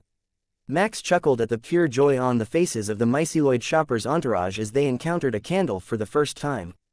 Their faces were actually just a facsimile of the appendage that mammalian species had, and they didn't have traditional sight, but they were instantly in love. They navigated by thermal detection, and the candle produced a directed heat source that lit up everything around them in their vision. They had never had the need for fire in their development and had used directed light for the same purpose, but the lights in a spaceship didn't give off any heat, so it didn't give them the same sense of directionality. The small fire brought them all close to examine it, but not less than half a meter, which they viewed as the closest safe distance from a burning object. How did we put it out again? She asked. If you can blow air, that is how humans do it. But a swift wave of an appendage nearby will do the same, like this. The shopkeeper explained before waving her hand over the candle. I will take one of every scent. I don't know what ones my family will like, but I have Alliance credits to spare. She demanded, suddenly sounding much less entranced and much more bossy. Certainly. In fact, I actually have a pre-packed option that is perfect for you. One candle in each scent that we have in stock and a sneak preview of our potpourri line, which isn't out yet. Those ones you place in water over a gentle heat source to release the scent. In Alliance currency, it will be 800 credits for the whole selection. She passed over the box of candles, and the register beeped happily as it recorded the payment. But that left the shopper in a conundrum. She was finished shopping, and there was a line, but she had actually wanted to see the envoy before she got distracted by the candles. If you wait down the hall, away from the lineup, we will be out within the next hour and headed to the right of the door, Max suggested. An hour holding a 30-kilo box of candles would hopefully be too much for them, and they would give up, but he would at least give them a hint of where to stand so that they could see the envoys on their way past. Thank you, Commander. I'm sure many others want to do actual business, so I will let them pass. The myceloid replied, then led her group out so that a half-dozen more people could enter. 15 minutes later, the shelves were looking pretty bare, and the line wasn't getting any shorter. Someone had lit a censer full of incense on their way out, and it was drawing more people here, ones who didn't know the envoys were inside and just wanted the incense. Finding all the good shops in a new city took time, so you went to check out every promising lead that you found, or so Max believed, based on the thoughts that he could sense, but the shop was about to enter a minor crisis. If we can get the next group to wait for a few minutes, please, we need to restock the shelves before you enter. The girl behind the counter called out, to the annoyance of the shoppers who were really just looking to sneak a peek at the envoys who could be seen behind Max, finishing their candles and placing them in a fridge to cool and harden. But with Max there, they complied, and in no time, everything from the back room and behind the counter was out on the shelves, except for a stack of assortment boxes. We're all finished with the candles. I made one that smells just like coffee and freshly baked pastries. The Innu envoy declared proudly. I think I learned more than they did today. These envoys have an incredible range of knowledge, including how to combine natural scents to create other perceived scents. The older hippie laughed from the back room. As long as you enjoyed yourselves, it was well worth the time. But we should get moving before we starve the assistants to death. Max joked. It was a joke, they had actually eaten before they left the meeting room, but they had been here long enough, and the shop was running out of products to sell. Chapter 671. Official response. It took the group over an hour to make it to the bottom floor of the shopping mall and out to the street with all the curious onlookers. And not so subtle attempts to draw them into a business conversation, and by then, the assistants really were starting to get exhausted and hungry again. The street out front was a pedestrian-only route through the shopping and entertainment district, and the crowd had packed the streets to welcome them and shout questions about the situation in the alliance with the sudden appearance of the Clem inside their borders. I can assure you that a potential solution has already been found, and it has been sent to the council for final approval. We are hoping to have an answer before we finish dinner, so if you would like to spend a few hours enjoying the amenities here aboard Absolution, we will inform everyone as soon as we get an update. Max assured the crowd. That calmed them for a few minutes, so Max led the group into the restaurant's private room to sit down for dinner while they waited for messages from both the council and the Mecha force on the surface below them. The first to notify them was Nico, on behalf of the android army. Commander, the surface has been verified 100% clear of Clem life. The damage to the surface is extensive but repairable, and the planet's surface and atmosphere are still within the categorization of habitable that the Reavers requested of us. With your permission, we will begin extraction in 30 minutes. Good news, everyone, the battle is finished. Once they have returned to the ship, we just have to wait for the response from the council, so we know what they plan to do about the Clem in their territory, and then we can start making plans for our next mission. Max informed the room. Excellent. That means that the data analysis will have begun already, and they gave us an estimate of 1 hour after the battle finished to have their edited numbers submitted. We can't share the Alliance's actual military strength with you, but I am sure that you have gathered from the corporations that have approached you that our individual military strength has lagged behind the rest of our development due to a lack of necessity. The wuxia envoy sighed. That's right, they never come across anyone who can threaten them, so they haven't created new weapons in ages, only new shields so that they could travel in greater comfort. Their shield technology wasn't for defense but for comfort. That actually made sense. Absolution did the same thing and used their conventional shielding to smooth out turbulence in their warp travel, but Max had assumed that the Alliance had developed theirs to deal with higher technology threats. They were far from as stagnant and backward as the Kepler Empire had become, but the glacial pace of their society had been evident for a while, with patent protection holding for generations and keeping everyone using the same essential technologies that they had been for centuries since nobody had created anything innovative enough to get around the rigid bureaucracy. Go ahead and extract as soon as everyone is staged. Good work this time. Your androids were incredible, and the pilots who ran the intelligence drones this time agree.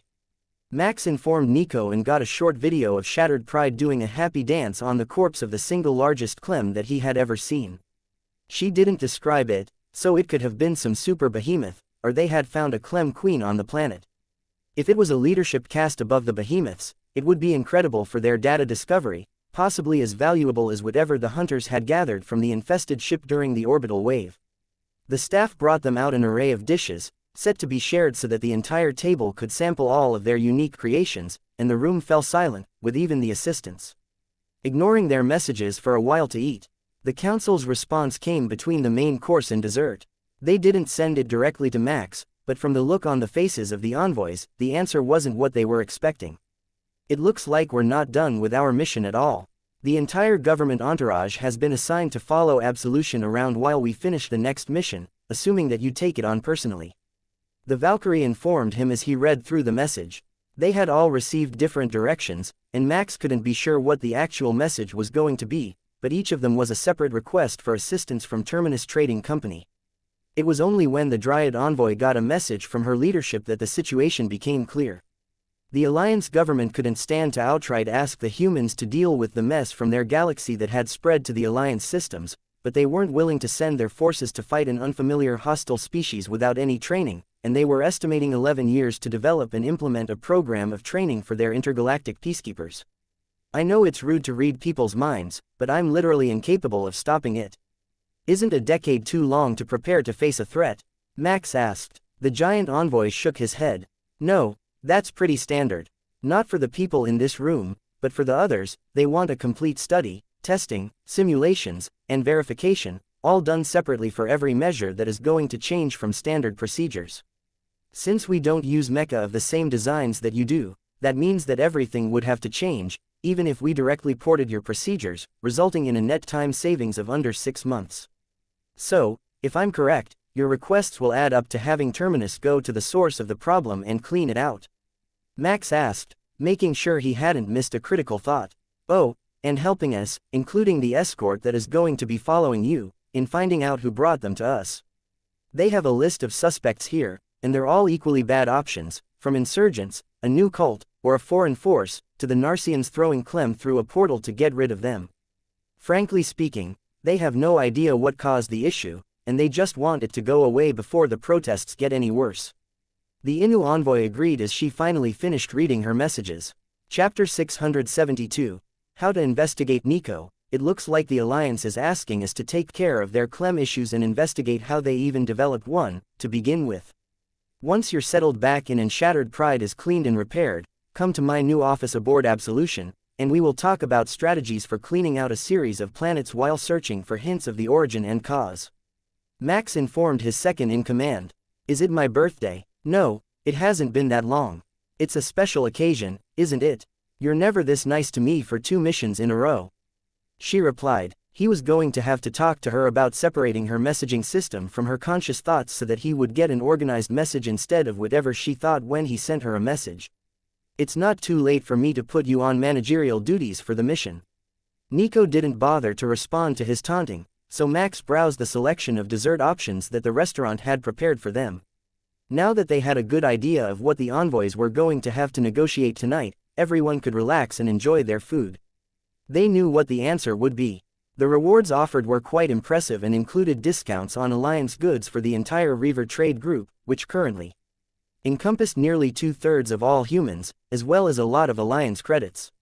The rescue fee for mercenary forces hired to save a planet by the Alliance was set at 10% of the value of the planet's resources and surviving infrastructure. It was set millennia earlier and hadn't been used in centuries, but it was extremely generous, and the Alliance government could afford it easily enough. That was the sort of money that would make many human planets much more comfortable, since the Reavers would be able to deploy entire cargo ships of advanced technologies to them and change the standard of living in a single mission. Do you have a preliminary plan on how you will begin to identify the source of the infestation? Holding the Clem at bay can be done in a variety of ways, but we have had no luck at all in finding the origin of the first infestation. The Valkyria envoy asked. We have some practice with that, yes. Portals leave a lingering trace that we should still be able to detect. And if you track the position of the planet, as well as the impact sites, you can identify the direction that the pods would have come from if they were sent to you. If they came from this galaxy, they would have been sent 1,000,000 years ago, since they travel at less than light speed, and I'm not sure that even Clem pods could survive stasis that long. So most likely, they would have come from another planetary body nearby or a ship. If it's a vessel that we're looking for, it will be a matter of correlating warp signatures to locations and times in order to identify possible origins, which will be much more difficult since we don't know the signature patterns of every Alliance manufacturer. The envoys nodded in understanding. Each design of warp drive had a specific energy pattern that it left behind when it passed, but if a ship was out of spec, it wouldn't be immediately identifiable even with their records, and every ship that was operating as intended would only lead them back to a manufacturer, and possibly hundreds or thousands of ships. That was a lot of investigative work, and getting the records unlocked would take years by the time they finished, which gave anyone who was a legitimate suspect more than enough time to hide their tracks. That meant that chasing the vessel around to every spot it stopped was the only truly viable method, and they had already spent months doing whatever they pleased with nobody chasing them. There wasn't much more that they could do here, so the envoys prepared to step out and make an announcement to the crowd gathered outside the restaurant. Should we have the assistants do it? If the crowd is going to yell at someone, it might as well not be us. Max suggested. The Dryad laughed so hard that fruit juice spurted from her nose, horrifying the normally elegant representative but causing the Inu envoy to laugh even harder. I wish we could get away with that, but like official press secretaries, we are expected to make official announcements ourselves and not pass it off to a lackey with no authority to give answers. The Valkyria envoy sighed. Well, it was worth suggesting. Do you have a speech prepared? You are the official leader of the delegation. He asked the Valkyria. I have been provided with a public statement. The envoy agreed. That says absolutely nothing and leaves them with even more questions than when you stepped out to speak to them. This should be fun. The giant thumped the table and threw his head back in a full-throated laugh. He knows politicians entirely too well. I swear, humans have a gift of seeing through subterfuge and doublespeak like no other species. It's almost like their language capability includes a small measure of precognition. They know what you're going to say, without you saying it. One of the giant's assistants looked up from her notes and shook her head. That's not precognition. We have analyzed it, and it is a form of pattern recognition. They know what you are going to say because they instinctively understand behavior and past actions. The envoy looked at her in mild annoyance. You really do know how to take the joy out of the little things, don't you? But you are correct, it is not actually precognition. There is a balcony overlooking the street. I suggest that you address the crowd from there. It will let them all see you and prevent your voice from being blocked by the mass of bodies. Max suggested, let's get this over with, and then we can make preparations to get this circus on the move. I swear the Alliance goes as overboard with political observers as the humans do with military force. The Dryad added, Chapter 673, Public announcement. Unlike the store, the restaurant hadn't become incredibly overcrowded, thanks to the efforts of the staff to keep those who weren't intending to order anything from entering. Most of the people were happy to wait on the street for the announcement anyhow, since they had been assured that they would be updated when new information came in. So, when the wuxia envoy appeared on the balcony, the entire crowd in the streets turned to pay attention and even called many more out from the nearby shops and arcades to come to hear what the representative had to say. Greetings, citizens of the Alliance and of the Terminus Trading Company. It is with great pleasure that I can announce that we have reached one new trade agreement today, as well as two official decisions regarding the situation within the Alliance. He began. There was a lot of confusion about what he meant by a trade agreement and why it would have been a priority when the talk of every data net was about the planets in danger from hostile invaders, but the envoy was held in high enough esteem by the general population that they were mostly waiting for his announcement and not shouting at him to get on with it. First of all, an agreement has been reached that will allow the programming of coffee beans and derivative drinks into the replicators of all government vessels. He announced, and a huge cheer went up from the Innu in the crowd, earning them a lot of annoyed looks. Once they had seen that the humans could take care of a planet-wide infestation, they had become much less concerned about the Clem and much more concerned about getting all the new human foods introduced to their home ships. By Innu logic, if the envoys were in discussions about the matter, it had already been handled and was no longer of immediate concern to them all the way out here in another galaxy, which had its own Clem infestations to deal with. Max totally understood that sentiment. You only needed to worry about things that were within your power to affect. The teary-eyed sentimental pleas for trillions of dollars that were playing over Alliance media had already raised more than enough to rebuild the planets from scratch, even if they were purged entirely and terraformed back to a clean slate. Assuming that the plutocrats and nobility of the planets actually let any of that money out of their hands, that is. If Max's estimation was correct, they would soon be begging the government for funding to clean up the problem so that they could keep the funds they raised. He would say that they were doing it already, but they were still begging for government intervention, and asking for both military rescue and recovery money at the same time would just be tacky. The wuxia used a handheld device to amplify his voice so he could be heard through the area without using the ship's intercom. In addition to the trade agreement on coffee, two declarations have been approved today regarding the Clem situation. First of all, the Council has determined that they are an artificially introduced hostile invasive species, and not at risk of extinction, with the stable presence they hold in this galaxy. At that point, he had to pause again as the eco-activists began to lose their minds, shouting, screaming and crying in the streets, then beginning to smash storefronts and attack pedestrians until the black-clad security forces of Absolution moved in to detain them. I have rights. This is a peaceful protest. One man was shouting while he swung a metal bar at the security forces. The officers looked up at Max to see if he had any additional instructions for them, but Max only winked at them and then deliberately turned his back on the crowd so that he could talk to the envoys. This should only take a minute. The security forces are very efficient, he explained. The shouts and sounds of breaking glass ended in an instant, followed by the sound of running and then fleshy thumps. Within a minute, the crowd was silent again, and Max turned back to face the street. It is good to see that our security forces were able to prevent any major damage. Shops in the area will be compensated for any damages that the vandals have committed. He called to the crowd, using the street intercoms to make himself heard. What exactly was that? The giant asked, shocked by the brutal way that the humans had used batons to beat the protesters into submission. Just be glad that we didn't go by Kepler rules. They shoot vandals in the streets as undesirables. The Reavers just beat the stupid out of them. You can shout and scream, even fight in the streets if you like, but property damage isn't tolerated by our protest rules. Max explained. Still, that was pretty brutal. Are they at least getting medical treatment? The Dryad asked. Of course, we're not barbarians. They will be levied a fine equal to 3 times the damage that they caused and spend 1 night in our jail cells. Then they will be released. If they can't pay, they can sit in the cells to pay it off with time served at the rate of 100 credits a day. Max explained. As long as they won't be left to suffer. My people consider it cruel. The Dryad explained. Not with injuries anyhow. Our jail cells are far from luxurious, and the guards won't give them any information while they are in there. We have found it to be an effective psychological deterrent. Nobody stays long in prison with Reavers, though. If they owe more than they can quickly pay, Reaver criminals are assigned to hard labor to pay off their debts. Then once that is finished, we don't hold it against them in the future unless they re-offend.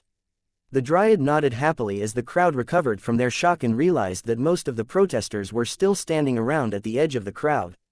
Only those who had damaged property had been hauled away. Max could sense that many of them were just now realizing that they were truly on a foreign ship with foreign laws, and they wouldn't get away with the same things that they did at home. The lesson learned was worth much more than the effort of arresting a few dozen vandals.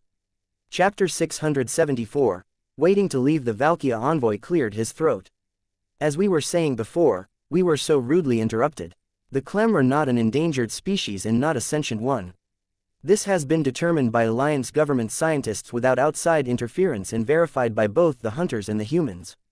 They are currently being secured by planetary security forces, but Alliance military intervention is incoming, and the Terminus Trading Company has been hired to remove the infestation from our planets while the government searches for the root cause of the incidents. This marks a rather unusual first for the Alliance. No other species has been hired as pest species exterminators as their very first official arrival on an Alliance world, but we would like to welcome the Terminus Trading Company to Alliance territory once the official cleansing of this world is finished and we make the transfer between worlds. That announcement shocked everyone, not just the Alliance citizens. Nobody on Terminus had expected that they would be heading to another extermination mission so soon, and certainly not in another galaxy. Max stepped forward to join the front rank of speakers and addressed the crowd. There will be some changes made to our Mecha force to optimize performance after the test of the android pilots in this battle, but we estimate that we can complete the mission with very minimal casualties and at great reward to the Terminus Trading Company. Building an entirely new world ship was no small endeavor, and the resources gained from this mission will benefit not only every resident of Absolution but it will provide generous benefits to all Reavers. With that in mind, I do hope that you can make our Alliance guests feel right at home here while the mission is ongoing. Their government has assigned a large number of vessels to observe our performance, as this is our first official extermination mission for the Alliance government, so we will have guests for an extended period of time. There will also be upcoming announcements about improvements to the unoccupied areas of Absolution in the upcoming days, so feel free to submit suggestions and requests to your supervisors. We have been listening, and one of the improvements that is being planned is from the very top few requests that we have received. Max wanted to leave them in suspense, but he was also checking the crowd to see what came to their minds when he said that. There was no public data on the requests, so they could only guess what everyone else wanted. Their ideas right now would tell Max what he should try to add to the ship to make life better for his people. It might be a bit underhanded, baiting them into telling him what they wanted, then pretending it had been his plan all along, but it was certainly going to be effective, and judging by the responses in the crowd, it would be simple as well. The main habitation floor of Terminus was designed to be accommodating to as many species as possible, so it was temperate and moderately humid, but the first thought of most of the humans in the crowd was tropical vacation resort or gravity slides.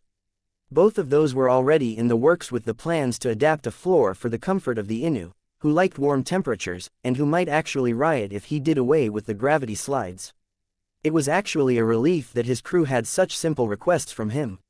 If they had wanted something truly outlandish, he might have had to draw up entirely new plans and not just let Nico and the Innu design a tropical island nation on an upper floor.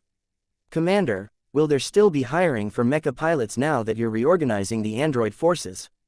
Someone called up from the crowd as the spectators who were only here to hear about the Clem situation began to disperse. Yes, I won't get into specifics, but we will be having some human pilots accompany the force in the future instead of having them all guide from inside of drones. We believe that our new plan will make things even more efficient. Max informed him. The man gave him a Cygnus military salute before departing back into one of the arcades, intending to refresh his skills for an imminent test by the Terminus military forces should his application be approved. Commander, all units are back aboard and accounted for. We will have casualty and damage data for you soon. Absolution is ready to transfer whenever you are.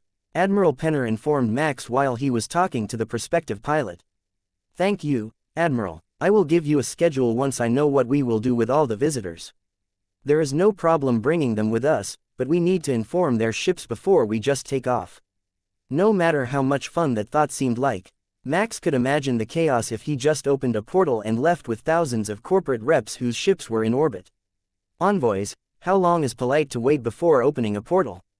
I assume that most of these people are coming with us, so they don't really need to leave, but we should change locations as soon as possible to start preparing for the first planetary intervention. He explained. Give it 2 hours. It's enough time to get everyone who wants to return to their ships off of Absolution and for them all to prepare for the voyage. Will you be holding the portal open for everyone?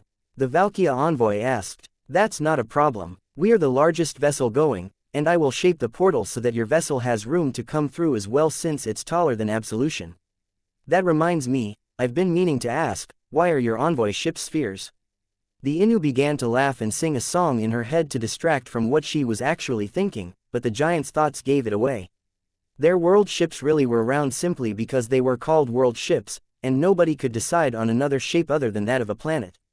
Chapter 675. System Upgrade. All visitors, please note that Absolution will transfer between star systems in 3 hours. Those who wish to return to their vessels or remove their vessels from our docking bays are free to do so for the next 2 hours and 30 minutes. If you wish to accompany us back into Alliance territory for our next port of call, the portal will be held open for all vessels in the region for an additional 30 minutes. Please be aware that the destination will be a system that is currently under threat from a Clem infestation and that the Terminus Trading Company is under contract with the Alliance government to deal with the problem.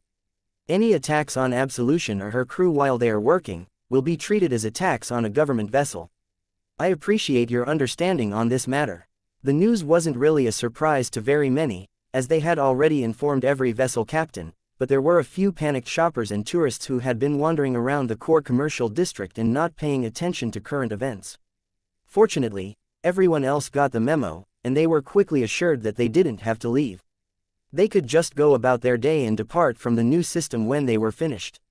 While they waited, Nico sent Max a huge amount of combat data, in addition to the first reports, in order to better analyze his tactics. He had a workout planned already, so he took a data tablet with him to the gym so that he could go over it as he exercised. He was only a few points away from another 50-point mile point. Hopefully, he could optimize a few more systems to improve performance, but as he was sitting in the gym, doing agility drills while he studied the data, the system startled Max with a notification. System function. Optimize has been upgraded to System function. Optimize to Optimize function may now be used to duplicate system functions for optimal pilot output. Selected functions 0/2. Max simply stared at the notification for a while, trying to determine what sort of function that was and how exactly it was supposed to work. It was obvious that it was intended to optimize the pilot as well as the mecha, but having 2 copies of his own skills wouldn't help him at all. None of them, except maybe perception, would actually stack in any meaningful way. Nico noticed that he was distracted while reading the data that she had provided and had stopped the agility drills, so she gave him a slap on the ass to wake him up again.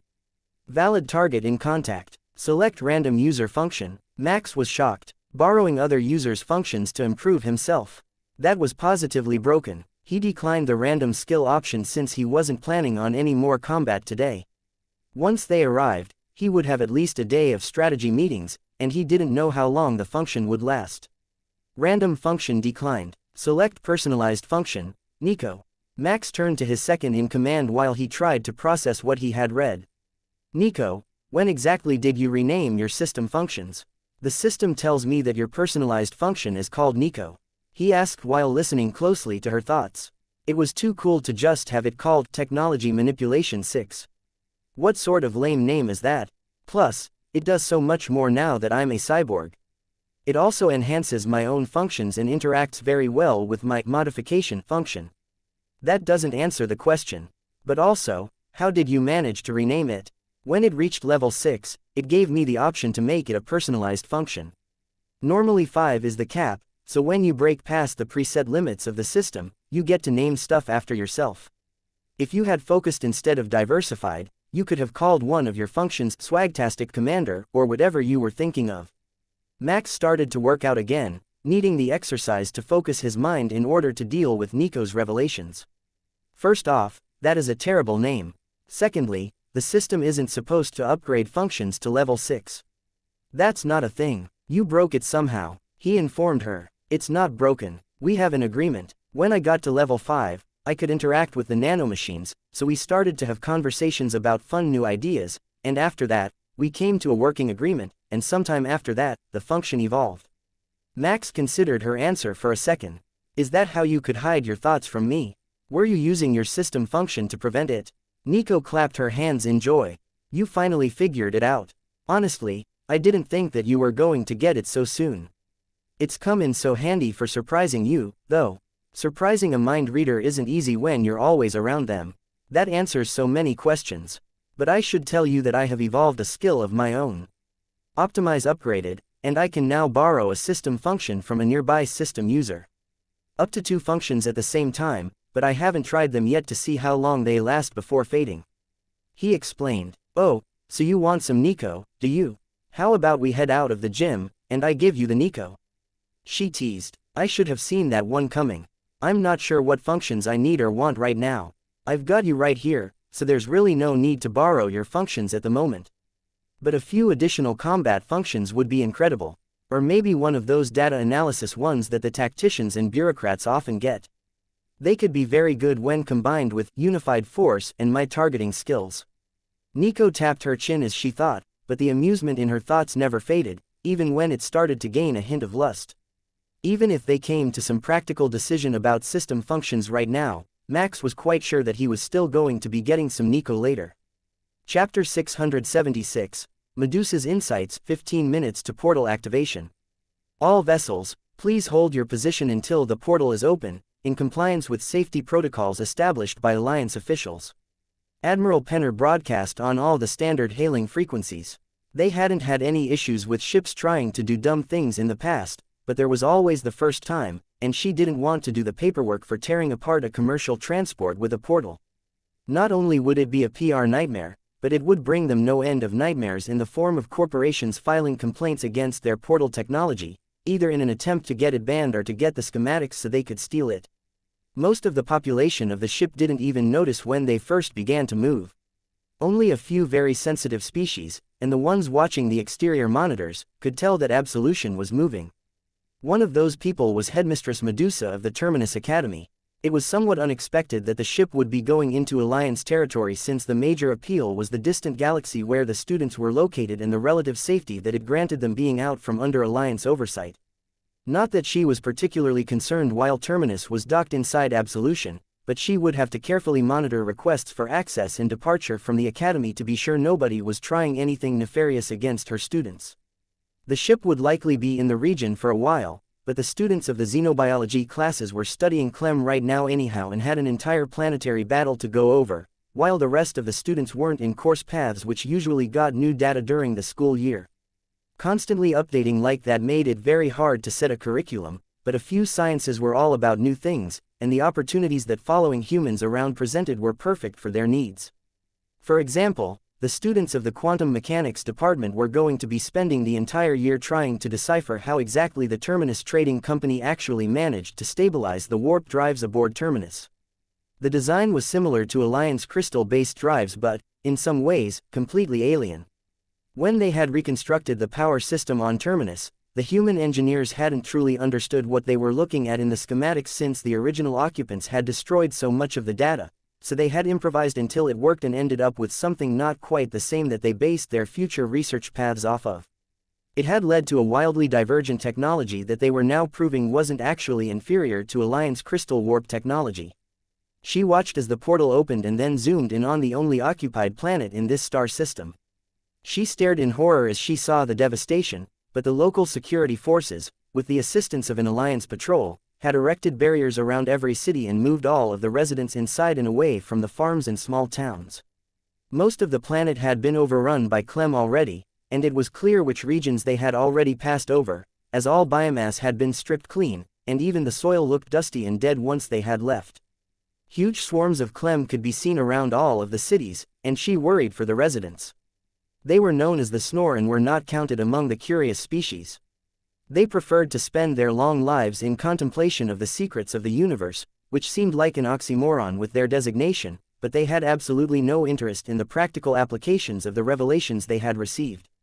The only reason that they were among the advanced species was that the wuxia had found them early in their expansion and chosen to protect them in exchange for the insights that their lives of contemplation generated. The Snore thought of great universal truths, and the wuxia implemented the ones with practical value, as well as trying to guide them in a direction that would help them develop the areas where their technology was lacking. If the security forces hadn't shown up, the whole species would have been wiped out, as their own lives barely rated enough interest to them to stop thinking and eat. Even their forms had evolved to a gelatinous version of their original evolutionary path so that they were better suited to long periods of inactivity. To Max, that actually made his job easier. Nobody was going to be doing things like wandering about, trying to take photos of the Clem, or going on vacations for ridiculous reasons during a disaster. They were happy to just sit at home and contemplate the likely ways they could die. But to Headmistress Medusa, it was highly concerning since the species was actually quite important to the development of new policies and procedures, despite the low profile that they kept. While she couldn't prove it, she suspected that the only reason that the Alliance had gone so far as to hire humans to deal with the issue right away was that the Snore were threatened. If it weren't for that, they would have likely dragged the process through the courts for a number of years while the status of the Clem was challenged before they actually did anything. That would be far too late for the first planets, which were infested, of course, but it would be perfectly legally correct by Alliance procedures. She formulated and sent a message on that topic to the commander so that he would at least have access to her insights if he had a moment to read them. Once she was satisfied that she had told him everything that he would need to know about the background politics and situation, the headmistress returned to the issues presented by her students. There were thousands of them wanting full access to absolution during the next month's week-long break, and that meant they would want to invite family to the ship, stay in hotels, and do all the other vacation sorts of things that every student on break wanted to do. It was a lot of paperwork for her office to go through, and she still had to schedule a meeting with Max to make sure that it wouldn't be an issue to let the students onto the world ship for a week when it was still so new and understaffed, with upgrades still being completed. Chapter 677. Captured Computer. Max stared over the map of the planet below him with annoyance. Sure, the inhabitants had all holed up inside barriers, but that meant that the Clem were clustered around the barriers, and he would have to encircle them to eliminate them without hitting the shielding of the cities, which honestly couldn't take much more damage than they already were. The barriers had been created on the expectation of civilian riots causing issues, not an aggressive alien species invading them, and they were woefully inadequate for the job. Envoy, how long has it been since those city barriers were upgraded? Max asked the giant standing beside him, taking notes about the situation on the holographic projection coming from the tabletop. According to my data, it was right after the wuxia resurgence when they rose to the top of the Alliance political system. The giant replied after a moment's hesitation. And when was that? Max continued. Roughly 17,000 years ago. I am assured that they are still in peak operational condition, though, and they were recently refurbished, so there is no fear of an unexpected failure. The giant envoy replied confidently. Can we expect similarly dated technology on the other threatened planets? Max asked. Most likely. It has been serving its purpose for as long as your species has been an interstellar empire, so there really hasn't been a need to upgrade any of the civilian defenses within the core regions of the Alliance. The giant shrugged. I am beginning to see why these particular areas were targeted. They have become so complacent in their safety that they were easy targets for someone who wanted to prove a point or settle their grudge with the Alliance. Even the most obsolete military technology that humans have is only a few thousand years old, and most of it has been updated at least once a century, just in case there is an increased threat from what they were already prepared for. After so long, the core occupants of the Alliance have forgotten what being under threat feels like, and they aren't prepared for it.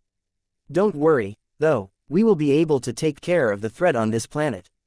We will drop on a few cities at a time so that we safely eliminate the majority of the Clem, and then we will spread out and cleanse the planet. Max explained. So, you're saying that it's unlikely to be an accident that the Clem ended up here? The giant asked. Check this star map. What do you notice about the galaxy that we are in right now? Max asked. 17 million inhabited planetoids, 12 intelligent species, a regular elliptical shape with no black hole at the core. The giant responded. There is another galaxy and a nebula in between here and my galaxy. There is no way that the Clem, which can't maneuver in space without their few specialized life forms, could have ended up here but not in either of the other two locations. Even if they tried to use the gravitational pull to slingshot around the other galaxy, they wouldn't have ended up here. See, these are all the viable routes where they could have ended up without contacting a solid object. None of them are anywhere near the list of planets that we have been given. So I don't think that they came to your region of space on their own. It seems almost certain that they were sent here unless we find a wormhole or portal somewhere that might lead back to their home region. All wormholes and portals in the Alliance territories should be mapped and explored. If they were brought here, it should have been through a portal. But that raises the question of how and why. I can't imagine what might have caused someone to want to destroy multiple planets. The giant wondered. Max could see that he really didn't understand the vindictiveness and cruelty of the galaxy, but his species was good at analyzing it and determining when it would pop up, as long as they had enough data on what had transpired in the past. Nico, what did you find for a commander on the last planet? Was it an immature queen? Max asked while his mind was on the topic. Even better, it was a new form of behemoth. One that specialized in tactics. It seems to have been immature, but it certainly wasn't a queen, and it didn't have command over the others. It only provided them with data, like a mainframe computer. The deficiency was because the others lacked sufficient intelligence to make the best use of the data that it could provide.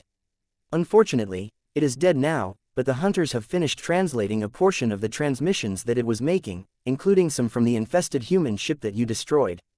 It was sharing and storing data from human computers, so Clem has been learning more about our capabilities. Fortunately, the ship was at least a generation behind in terms of mecha capabilities, but I suspect that the Clem will start improving their tactics all over the front lines of their expansion very soon. You sound entirely too happy about that. Nico's happiness grew even more prominent in her mind with his response. I am. I've got a lovely sample here, and the data we get from the ongoing battles will help a lot with my attempts at self-modification, as well as my attempts to create a biomechanical computer system. Even the hunters are excited about it.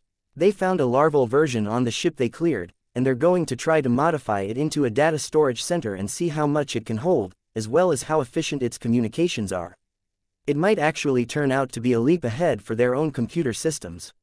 So that's why your new friends found a new toy, and they're going to send you the data of them playing with it so that you can make something new. Max joked. Exactly. If we can tweak it properly, we will even be able to improve the mecha systems to link them more effectively than our current computers. Chapter 678. Arcade put that on hold for a bit. We need to figure out how to eliminate all of these Clem clusters without breaking the ancient barriers around the cities. I'm thinking total encirclement and doing a few at a time. Max suggested. If we have a cutter hover over the top of them and extend its shields over the city, we could just lance the region, and the cutter would prevent the splash damage from destroying the town. Nico asked hopefully. Do you really think that the super serious giant envoy would approve of that? Even a full mecha invasion is stressing him out because of the damage to infrastructure. They haven't faced a real threat in too many generations. They've forgotten how. Nico's agreement was clear, but her mind wandered away to strategies that would limit planetary damage as well as save the cities, so Max turned his attention back to the envoys. While my advisors are working on a plan, is there anything that you all would like to see or do? We could keep talking business, but I suspect that you've had enough of that for a few days. Max offered. Do you think that there is a mecha simulator large enough that I could see what it's like for your pilots? The giant asked. We have the VR headsets. That will give you immersion, but it's not quite the same as the full cockpit simulator. Is that close enough? I can set you up with a training program so that you can learn the basics, or you can watch another user's combat footage. Max suggested. The Valkyria got excited as soon as the topic came up. Yes, we should go to the arcade. Humans have the most wonderful games, but physical and virtual reality. We haven't had a chance to unwind in a while, and I don't think that the crowds will bother as much at an arcade. They're more interested in photo opportunities outside fancy hotels and high-end restaurants. Max wasn't sure how true that statement was, but the Valkia believed it, and the giant wanted to go, so they might as well. Does everyone else want to come along? He asked. Definitely. The study of human gaming systems is high on my priority list. Our young dryad friend here will certainly want to as well. She's always been a fan of video games. The Inu envoy declared on behalf of herself and the dryad. Max checked the map for the nearest arcade and called for a shuttle, which finally brought his attention to the numerous missed messages in his inbox. Everyone had wanted to get a hold of him today, so he skimmed through them quickly while he waited. The envoys took the opportunity to do the same, passing the next few minutes in silence, interspersed with various expletives regarding the things that others were asking them to attempt to negotiate. Most of Max's messages were simple updates on status, which he could deal with later, but there were a few important ones to respond to, as well as a request from the headmistress of the academy to let the kids take their week-long vacation aboard Absolution and not just aboard Terminus. That was an easy one to grant. The ship might be mostly empty, but they still had a full city formed for the kids to explore, as well as thousands of square kilometers of wilderness. That should be enough to keep them busy for a week. It would mean a lot more visitors as well since the parents would want to visit, but Absolution was much more suited to that than Terminus was.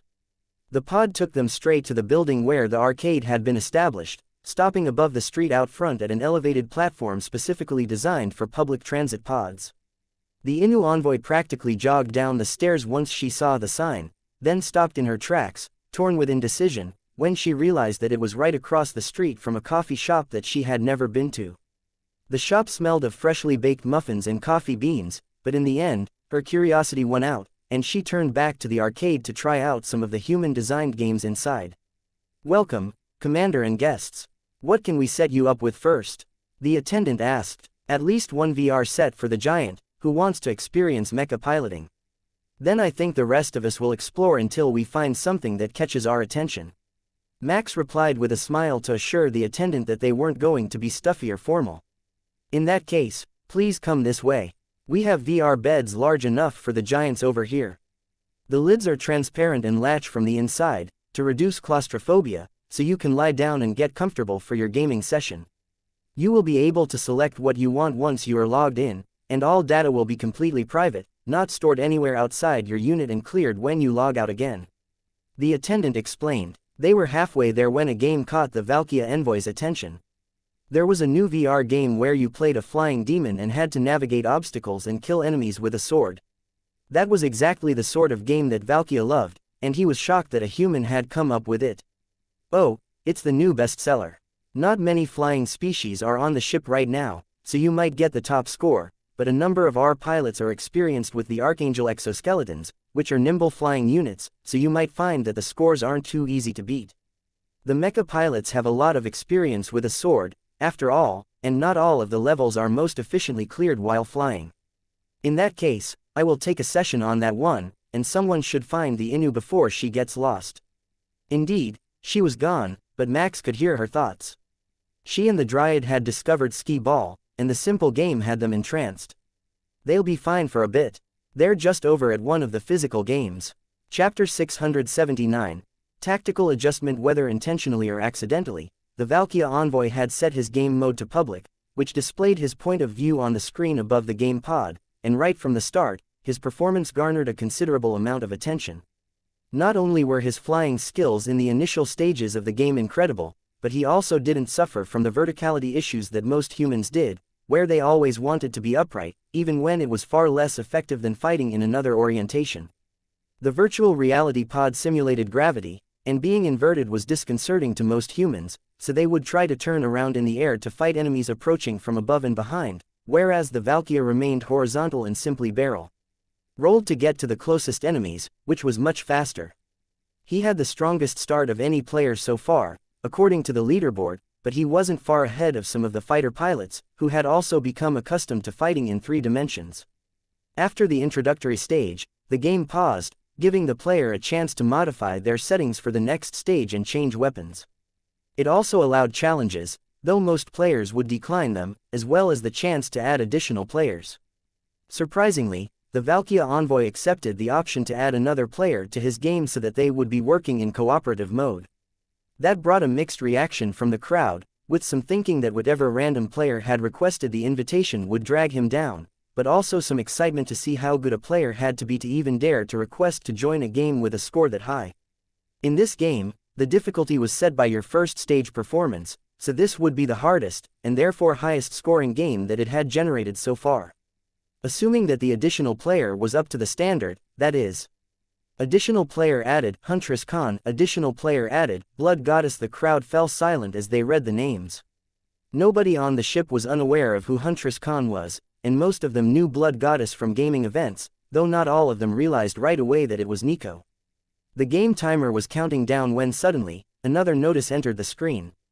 Difficulty mode altered, extreme mode selected.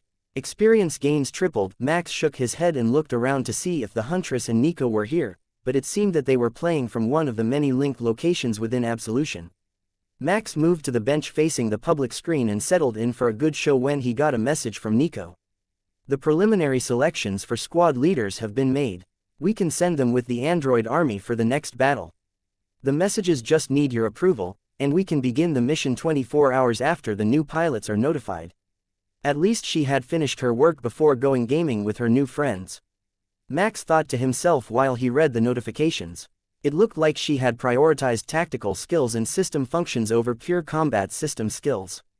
She wasn't picking the strongest combatants but the best leaders from the applicants, since they would all be leading companies of mecha who couldn't improvise outside of their parameters. None of them looked suspicious, and they were all from personnel already stationed on Absolution, so Max sent the confirmation while the timer counted down on the game. The second stage was a toss-up, with both flying and ground fighting being effective, so he was eager to see if he could pick up a new tactical idea from their game. It might not be mecha, but the combat was similar in both the game and in mecha. Plus, there was so much information from his past life available, but he had nearly forgotten most of it, and he needed some sort of trigger to remember it all. Centuries of combat had been unlocked in Max's mind, but even with his mind, only a small percentage of those battles were either memorable or horrifying enough that they came easily to mind. The Huntress took the ground route while the other two flew overhead, clearing out the incoming enemies before they could slow her down. Each strike was precisely placed for maximum damage, and to most of the onlookers, it didn't look that hard. At least until the wuxia envoy took a hit in order to quickly kill two other enemies, and it very nearly cut his leg off. Did you see that? One glancing blow took 2/3 of his health. That game mode is crazy. I wouldn't even manage to make it past the first group without taking a hit. An onlooker remarked to his friends. Yeah, but you suck. Those three are practically war gods. Give him a moment, and his regeneration should heal that strike up, and he will be back to full again. Watching them all fight was actually very helpful to Max. The scenario that they were in was similar to the battle that the mecha would have to fight tomorrow, eliminating guards and patrols of enemies around a city complex. The enemies were very different, but the tactics were similar, and it reminded Max of a time when he had to liberate a holy shrine from a force of zealots. It had been surrounded and put up its shield, which was of an ancient vintage like the ones on the surface here. He had chosen to attack from the outside, and it had given the zealots time to break the barrier, so he had to drop additional forces inside to save the shrine and the monks. It was a tactical blunder early in his career, even if it was considered a successful mission by his superiors. He had very nearly done the same thing here and dropped the mecha outside of the Clem infestation to work their way in. It was a hammer and anvil strategy, driving them up against the shields and crushing them, but taking into consideration the state of the shields, there was a chance that it would backfire on him again. The three charged into the lines of enemies and made a loop around the city, eliminating everything that they came across. It was a great strategy for a small force and a large objective, but not really relevant to Max's train of thought. Unless he did the same and had his forces dive in and sweep around the city in a rotational pattern. It would make for a more dangerous deployment, but it would pull the Clem forces' attention toward them and away from the city in multiple spots, limiting the damage to the barrier and the chance that they would try to force their way inside to escape since they could spread outward. He would just have to place a second group further out in a perimeter ring so nothing escaped, and they could clear city after city that way. It was unorthodox, but after entering it into the command group simulation and running it a few times with Optimize active, he managed to come up with a version that had very low estimated casualties and no cities breached by the CLEM. The efficiency was up 30% on his original plan, so Max updated the deployment orders for all of the mecha and sent the new orders to the drone units, who would begin the battle by softening up the enemy, as well as running interference over the cities that they wouldn't get a main mecha force to right away. Chapter 680. Battle plans. By the time everyone was done playing around at the arcade, Max was confident that all of his units knew what they needed to do, and most of the pilots had already reported to their new units. Technically they had until morning to report, and then there would be a 4-hour refresher course for any pilots who hadn't checked out on the simulators in the last week. That was a very small segment, as most of them had been working to keep up their skills on the simulators and in the gym, but there were bound to be a few who had been slacking. Once that was done, there would still be 10 hours until their drop, as they were waiting to arrive with the dawn over their target cities for the first attacks. To the mecha, the time of day made very little difference, but to the CLEM, it did. Hitting them at either sunrise or sunset was best because there was a small overlap between their nocturnal and diurnal schedules, where you could attack all of them at once and not have to go hunting for the sleeping spots of one or the other. They liked to sleep in tunnels, so digging them out was a pain and often left you vulnerable to surprise attacks from below when you passed over one. The fewer CLEM that were in them when you attacked, the better, since they wouldn't retreat from battle just because their shift was over. We should call it a day early. I have a sneaking suspicion that something insane is going to happen tomorrow once the humans begin their operation. The Innu envoy suggested. Are you one of the Illithid now? Do you know something that we don't? The giant joked. Far from it, but after looking over the data, I think that there is a chance that this entire incident was bait to either get them here or get us to reveal our newest generation of military gear. The ship has been analyzing data all day, including the drop patterns on various planets, and it looks like they didn't spread naturally even after the first infestation. The angles don't work out. So you think someone might attack us? Really? That would be amazing. I've looked up the rules on self-defense, and they're very kind. Nico announced as she appeared behind Max. She was wearing coveralls from the Research and Development Department, so that was most likely where she was during the game, but she was alone now, with no sign of the Huntress. They strictly prohibit pilfering damaged vessels in an inhabited area. They would become the property of the government once disabled, as evidence of a crime. The giant reminded her, but how else would I get a chance to test my new torpedoes on a state-of-the-art ship outside of a simulation? The universe isn't exactly filled with ships begging to take an antimatter torpedo to the warp nacelle. She countered. So that's the goal. You want to gather data on the capabilities of our defensive systems without starting an international incident. The giant realized, just a bit too late. I think this might actually become an unprecedented situation. I've been looking through the records for a while now, and I don't recall the Alliance government ever going beyond the terms of their treaties to defend a non-member from attack by outside forces before. The Valkyria laughed. There was that thing with the slimes. The government sent an entire protection fleet before a deal was signed because the Orca Alliance had a fetish for slime girls, and half the population had been kidnapped.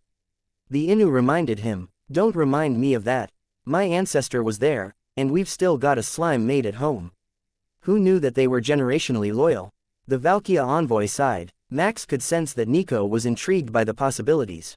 They had met a living metal being once before, and it seemed that it wasn't the same species of gelatinous beings that they were talking about now. That meant that there was data on morphable forms that she hadn't collected, which could possibly be used either for her outer shell or the morphable hull shape of her new generation of stealth ships. They had started out as an experiment in variable velocity warp travel, but it turned out that they were incredible for infiltration since the morphable hull shape made them nearly impossible to identify. From further out, they could also pose as other designs of vessels and slip through preliminary screening while posing as a standard pleasure yacht. It was a work in progress, but they had been having great luck advancing the technology so far. Where will you be during this mission, Commander? The Valkyria envoy asked. In my office, unfortunately. There is a lot of data to compile on the routes that the pods might have taken and other planets that might be under threat in the near future, so I will supervise from orbit unless the surface fleet needs assistance. Max replied, unfortunate, but understandable. The envoy agreed, but his thoughts told a different story. Incoming communications indicate that there is a mole either among our crew or yours. Unauthorized transmissions on a secure frequency were detected. For the time being, misdirection on the nature of our future intentions is best. From what the intelligence service has learned, they don't know that we suspect that the Clem infestation can be traced, though they clearly know that we believe it isn't natural.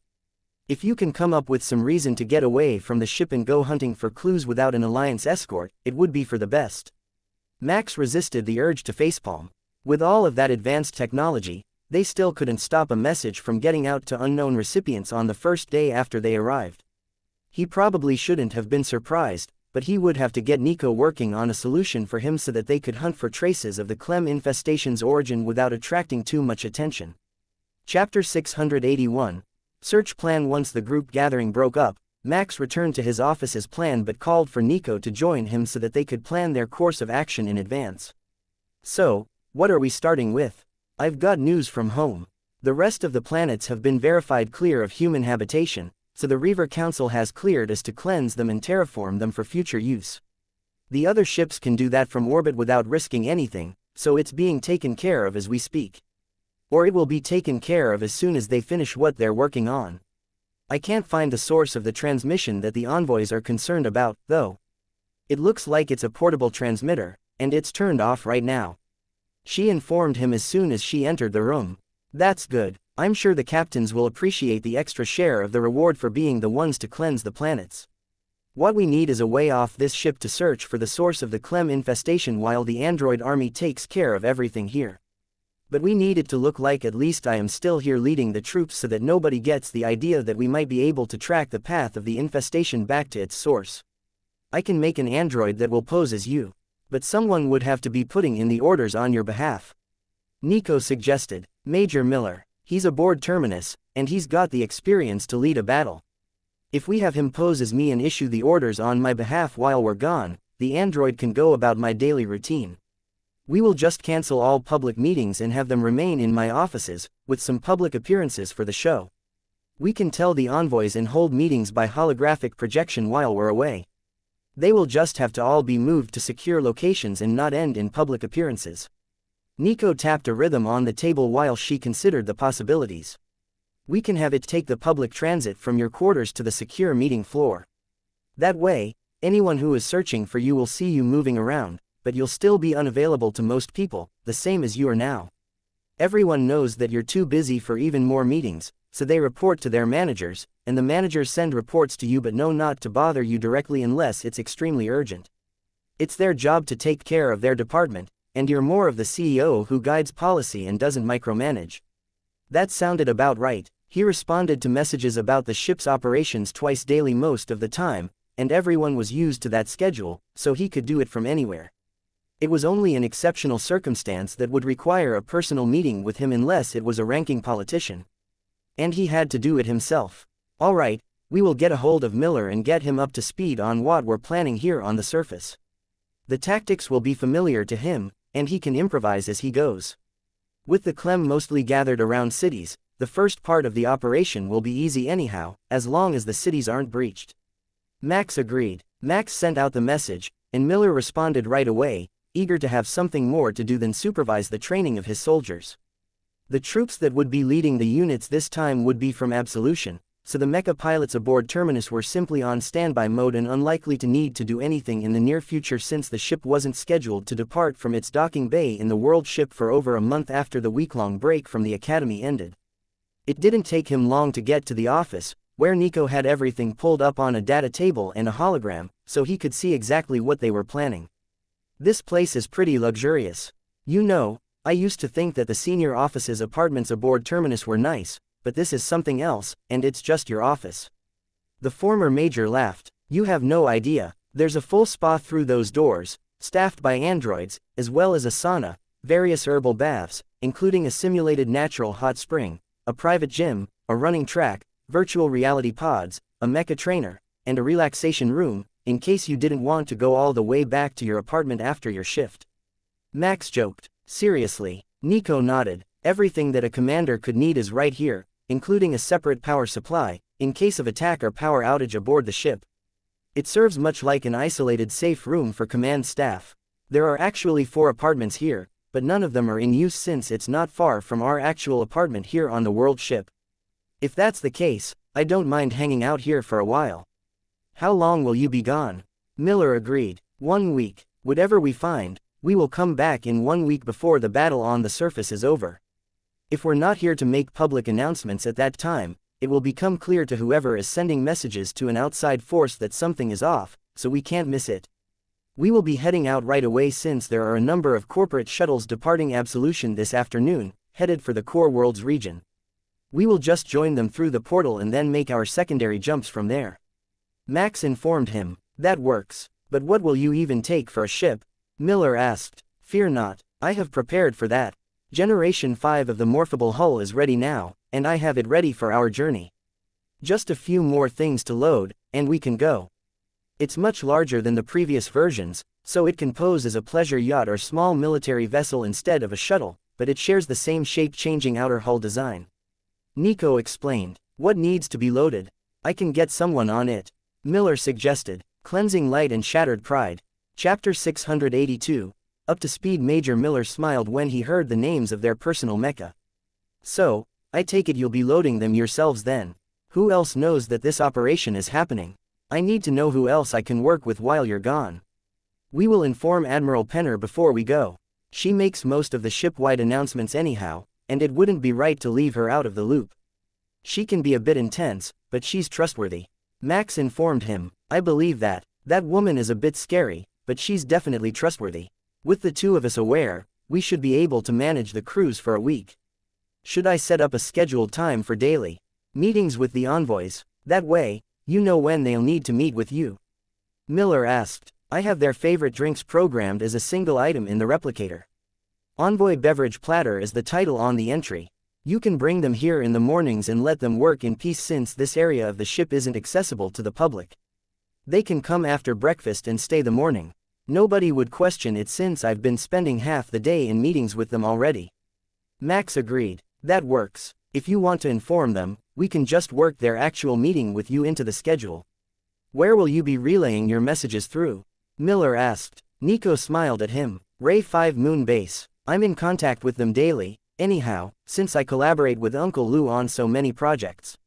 Adding the data stream from our ship to the daily link with the research department will be completely undetectable unless they manage to crack our encryption, which shouldn't be a concern now that we've updated it with the help of the hunters. How did you manage that? The hunters are supposed to be hard to get anything out of, according to the Alliance sorts I've been talking to. Miller asked. We have a special connection. I actually traded it for the killing blow rights to 3 behemoths of different patterns, though. Nico smirked. So that's how it is.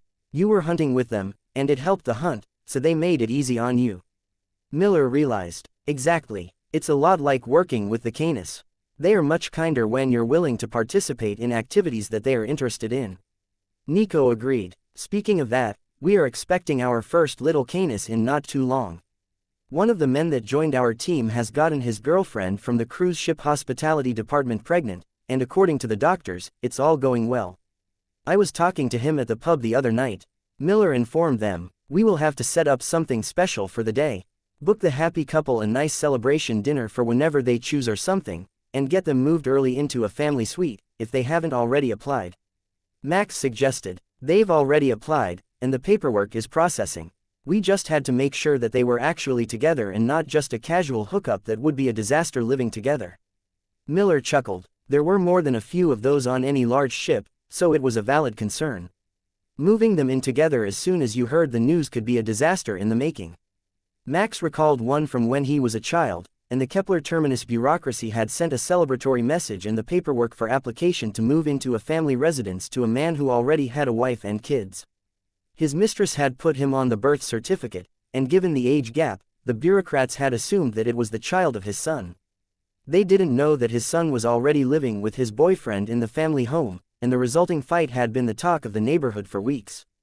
Well, we can call Terminus a proper colony ship then. You can't be a real colony ship without the children of the staff living on board, after all. When are you planning to add to them? Max asked with a wink for his former logistics officer. Not that soon. I'm not a family sort of person, but you know. Miller shrugged. Fair enough. We will head out right away if you don't need to grab anything from Terminus before you lock yourself in here and pretend to be me for a week. Max asked. No, I'm good. I can make whatever I like in here since I'm using your energy allocation. Miller laughed, then leaned back in his chair and crossed his hands behind his head. Max could sense that the man didn't actually have any big desires and knew he wouldn't have anywhere to put them anyhow, so the threat of using up Max's allocation was no real threat, even if Max didn't have basically unlimited use of the ship's resources. Max sent out an explanation of the situation to Admiral Penner so that she would be up on the situation, as well as Admiral Drake, so he would know that Major Miller was aboard Absolution for the week since the officer was so involved in the ship's logistics. It wasn't, strictly speaking, his responsibility, but he couldn't stop himself from at least reviewing the logistics reports from the ship. Once they confirmed that they understood and wouldn't do anything to give away the fact that Miller was covering for Max, Nico issued an order to the androids to load up the 2 custom mecha into the ship they were taking and remotely reconfigured the hull designed to replicate a generic Alliance corporate yacht. There were over 60 of them aboard Terminus right now, all very similar in hull design and docked in many different spots all around the ship.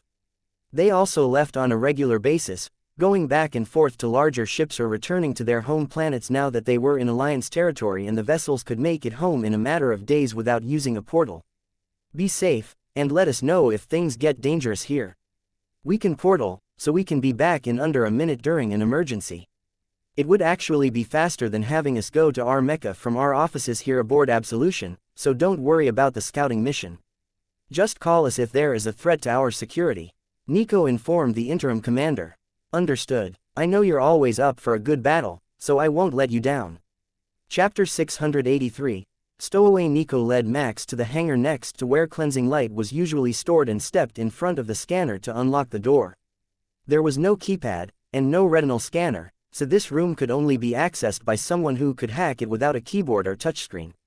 It was a nice touch, and the interior of the room was even more impressive than he had expected. It was a construction bay, and every surface was lined with terraforming devices to create a full 3D array out of the bay. That way, they could create nearly any object inside this space in a matter of hours, including this ship, which currently looked like a large government research ship with a cargo storage bay at the back. It was just as plain and inconspicuous as any other design they could have picked, but it would also remain that way as they traveled since research ships could be found in every corner of the universe, looking into random things for no apparent reason except a study that had been commissioned galaxies away by someone who likely didn't even know that the spot the ship was in existed before they began the project. Hop in, and we can get going. I've got us on the schedule to depart in 5 minutes as a government vessel with the callsign X-42. Nico informed him. That would make the ship an Inu-built experimental design and would greatly decrease the number of people willing to ask questions about their presence. Not because of some super-secret classification or out of respect, but simply because it was virtually impossible to get an Inu to stop talking about their newest project once you asked them about it. Many Alliance species were very conscious about being rude to others, and it left them learning random facts about Inu developments for hours at a time before the researcher realized that the target of their lesson actually had other things to do. X-42, you are clear to depart. The portal will be closing in 2 minutes. Admiral Penner informed them on behalf of the envoy vessel that had opened this portal to bring other government vessels through. Copy that, Admiral. Departing now. Nico guided the ship out of the bay while Max looked over the specifications on the computer terminal, so he would know what they had to work with should the ship come under threat while they were searching for traces of the origin of the Clem infestation. The portal closed behind them, and Nico moved the ship to a smooth sublight speed exit from the busy port region around the planet they had arrived beside, preparing the ship to go to warp speed. A strong sense of amusement, like a wordless giggle, startled Max enough that he looked around to see what was going on. There shouldn't be anyone else in his mental range, and he could hear Nico's thoughts as she prepared the ship for its journey. We have a stowaway, he whispered to her before she could engage the warp drive. So we do. Give me a moment, and I will deal with it. She agreed and removed the plasma pistol from her waistband. Nico headed for the upper floor of the ship, where the crew quarters were, and Max sensed panic a second later, then fear and nothing. She must have found and dealt with their stowaway. But when she came down the stairs with a smile on her face, she wasn't alone. There was an Inu child in her hand, passed out from terror. She hacked the door and was exploring the ship when we entered. It's actually impressive. Even most adult Inu wouldn't be able to get that door open in under 4 hours. She took under a minute before the code reset. Nico informed him. So, whose child have we stolen? Max asked. Annabelle of the Research and Development Department. If I recall correctly, she is on shift right now. This is Annabelle Jr., who should be in school. I suspect that if we check the records, there will be a masterfully altered transmission excusing her for a sick day. Nico replied. Well, we can't just keep her. Max reminded the little cyborg. We can't go back and return her either. It would be entirely too suspicious. Nico countered. That left him with a conundrum. He had Nico and a tiny Nico, who also enjoyed hacking security locks and ending up in places she wasn't supposed to be, aboard the ship for a critical mission. It was too far to open a precision portal without a main portal open, and if they lingered any longer in the shipping lanes, they would become a nuisance. Inform her mother that the little one is in trouble but safe, and inform the school that she is on extended sick leave. He decided. Sounds good. Done and done. I will strap her in here. Watch her once she wakes up. The seatbelt is computer locked, and she will have to hack it to get out of the chair. I think you'll be impressed with her skills if she isn't too frightened to try to run. Nico laughed as she locked the child into a security chair, intended for combat situations when the gravity control might go offline. Nico took the ship to warp and left the system, headed for a nearby nebula, where it would make sense for a research vessel to be studying some sort of phenomenon. From there, they would wait a while to see if they were being followed and then portal away closer to their destination.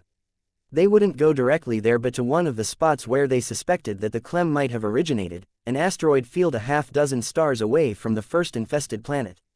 From there, they would try to trace any signs of the Clem's passing, as well as any ship signatures in the region, and see what they could come up with.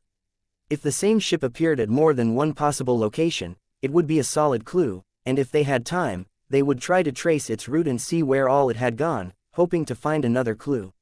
Chapter 684, Homework. Their tiny stowaway woke up from her shock-induced nap a few minutes after they went to warp and immediately panicked, flailing about in her seat, attempting to escape, before realizing that Nico had locked her in with an electronic lock and not a physical latch. She noticed Max before she tried to pick the lock, though, and began to apologize immediately. Commander Karras, I'm really sorry, I am. I just heard that there was a new ship design in the bay, and everyone was busy today on other projects, and there shouldn't have been anyone here, and I didn't know that you were coming to inspect it. She blurted out in one extended breath. Inspect it? We're halfway across the Alliance galaxies right now on a research mission. Don't worry, we told your mother that we have you in custody, so she won't worry that you've gone missing for the next week. He informed the little girl, who promptly passed out again. You're good at that. She knows to fear me, but you only needed a few words to overload her brain. Nico laughed. It could take some time to tell the whole story if I'm going to tell it one sentence at a time. Max sighed. This time, the girl was up much more quickly but too frightened to move. Max smiled at her. I was serious about the research mission, you know. We don't have time to drop you back off at Absolution, so we will keep you with us for the week. I'm sure Nico needs a research assistant. Is this a reward, or is it a punishment? I'm not sure how to respond to that statement. Annabelle answered. Both. Welcome to our happy fun trip, where we go search for signs of the origins of the Clem infestations within the Alliance. Nico informed her. So, not new technology? She asked hopefully. Nope, nothing new here except the ship, and you've already started to explore that. Instead, you will get to spend many hours analyzing data on warp signatures and organic protein samples that may belong to the Clem or might just be random bits left on the surface of asteroids by centuries-old shipwrecks. The little one was definitely not happy about that, but there wasn't anything she could do to escape her punishment. Nico could have locked her up in a cell since breaking into a secure hangar in a secure area of the ship was actually a rather serious crime. Data analysis might be mental torture for a hyperactive Innu child, but it was better than solitary confinement. Well, most of the time. If this were a ship without provisions for Innu, she could still access the ship's computer while in isolation, but the cells that she had passed by were completely isolated by an alloy that blocked her mental senses and cut her off from the technology around her. You're not really going to rely on a middle schooler to analyze data, are you? Max asked Nico silently. Of course not, but I am going to grade her homework when she finishes and then make her redo all the parts that she got wrong. That was just evil, knowing how much the small girl hated sitting in a chair and analyzing data, but it was an effective punishment. After this incident, she would think long and hard about doing anything that would lead to a situation where she might be caught doing something wrong by Nico again. Alright, I will let you out of your chair, and you can come here and look over our course. We're about 10 minutes away from our first stop. What can you tell me about it? Nico asked. Asteroid field, primarily iron-based, high carbon content, unattached to any solar system. It appears to have been partially mined in the early days before replicator usage was widespread. Annabelle answered. Not too bad. We are in the sensor range now. Would you like to analyze from a data tablet or a console station? Nico asked. Tablet. Sorry, I would like a tablet. Please, researcher Nico, the girl begged. Here you go. The first 100 points of analysis are on your tablet. Inform me when you are done, and I will check your work. Max took a seat at one of the stations and started checking for warp signatures in the area. Further out, there were quite a few, but this close to the asteroid field, there were barely any at all, as it was too close for the default safety settings on the freighters which frequented the region. Other than their own, Max only found a half-dozen other signatures, none of them particularly recent, but the furthest back that he could trace them with the sensors on this ship was 3 months. That was more than enough to go back to when the ship would have had to be here to set the clem pods in motion, so he recorded everything that he could find and then sent a mining probe out into the field as cover for their presence. It wasn't looking for ore composition, which would be the expected search for a company looking to reduce their energy consumption by removing molecular fusion from the creation of their iron parts, but for specific organic compounds which the clem pods would leave behind when they touched a solid surface. Nico was doing a similar search for other compounds and energy signatures using the ship's sensors, and the cockpit of the ship fell into a comfortable silence, broken only by the occasional sobbing of Annabelle as she looked over the number of questions she had completed and mentally calculated the number remaining and the time it would take her at the current rate to complete this one assignment. You're thinking too hard. Just work through the questions and ignore the clock. In fact, it's best if you just turn off the clock on your tablet since Nico isn't going to let you stop until you're done. You're not at school, so there will be no saved by the bell, and Nico only needs to eat once a month, so you'll have to rely on my meal schedule to get yourself a break. Max informed her. Not even snacks. I'm not sure I can survive without snacks. I'm on a strict hourly snacking schedule. She pleaded. You know I can read your mind, right? I know exactly when you usually eat and even what you usually eat. Max reminded her. Gah, it's like being stuck in a room with Professor Pyle and an illithid. I can't get away with anything. Nico laughed at her assessment. Professor Pyle was an Innu and had exceptional skills, just like young Annabelle. No form of digital cheating escaped her notice. If you added an illithid to that, you couldn't even think about it without getting caught. You can count this as a life lesson then. But you are going to learn so much this week. Think of how far ahead of your classmates you are going to be in organic chemistry by the time we return. Max reminded her. I'm in the 7th grade. We don't start organic chemistry for 3 more years, the girl reminded him. Then you're 3 whole years ahead.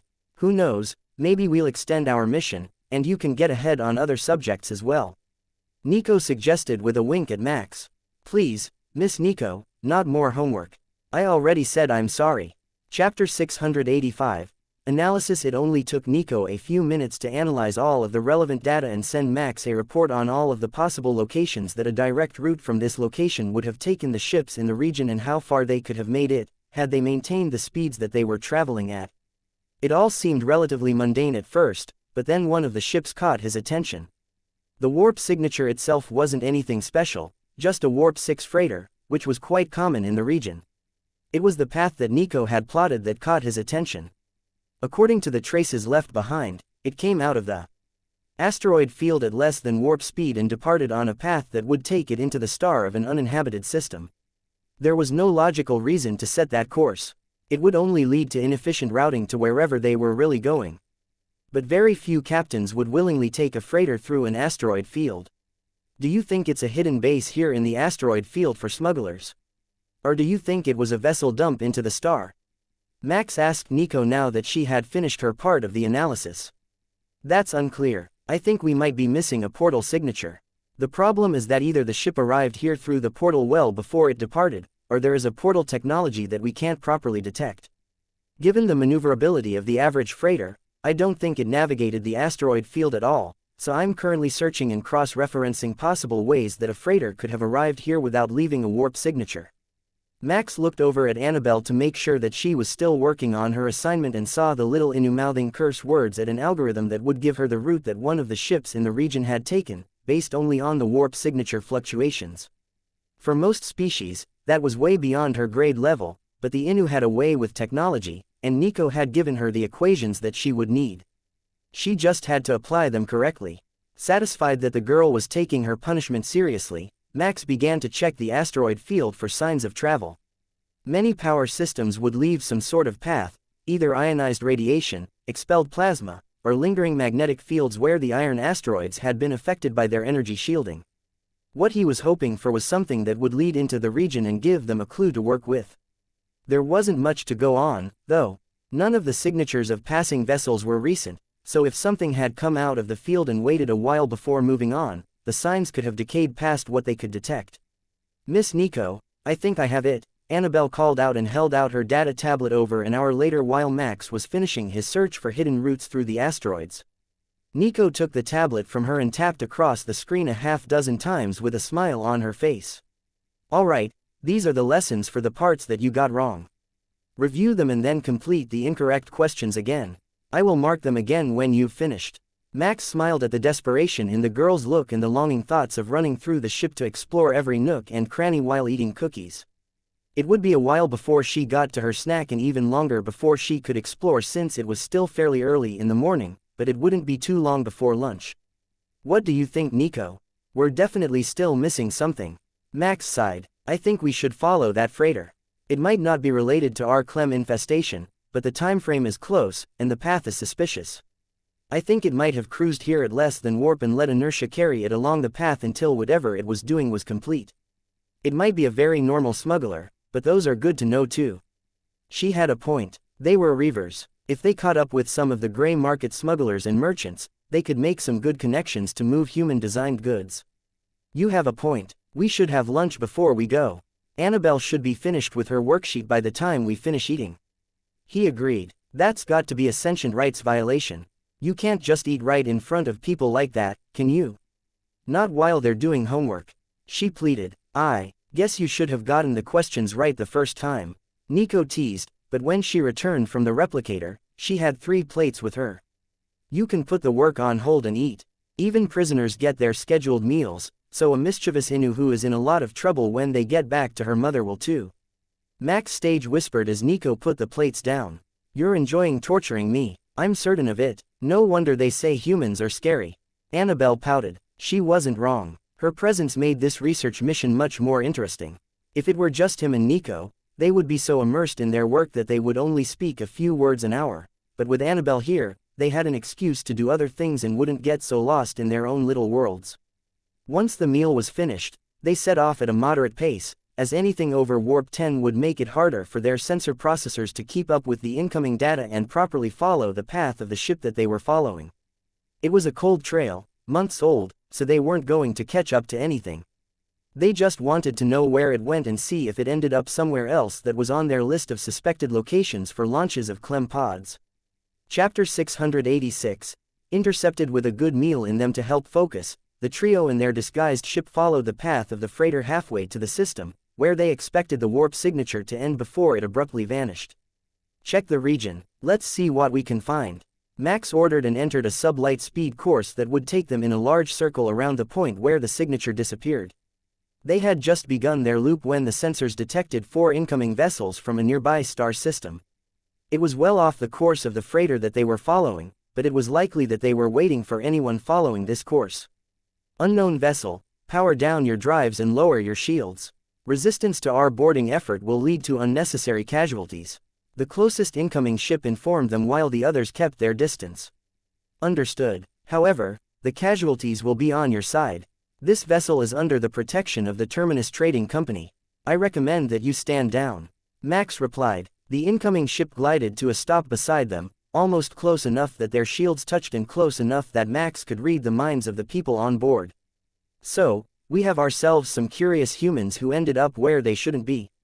Someone was asking. Make them go away. If they have found the path of the data probe, then the government is onto our activities. The humans must be working with them on something big if they're popping up all over the Alliance, and only an idiot would believe that it was to eliminate some alien infestation in the middle of the core worlds.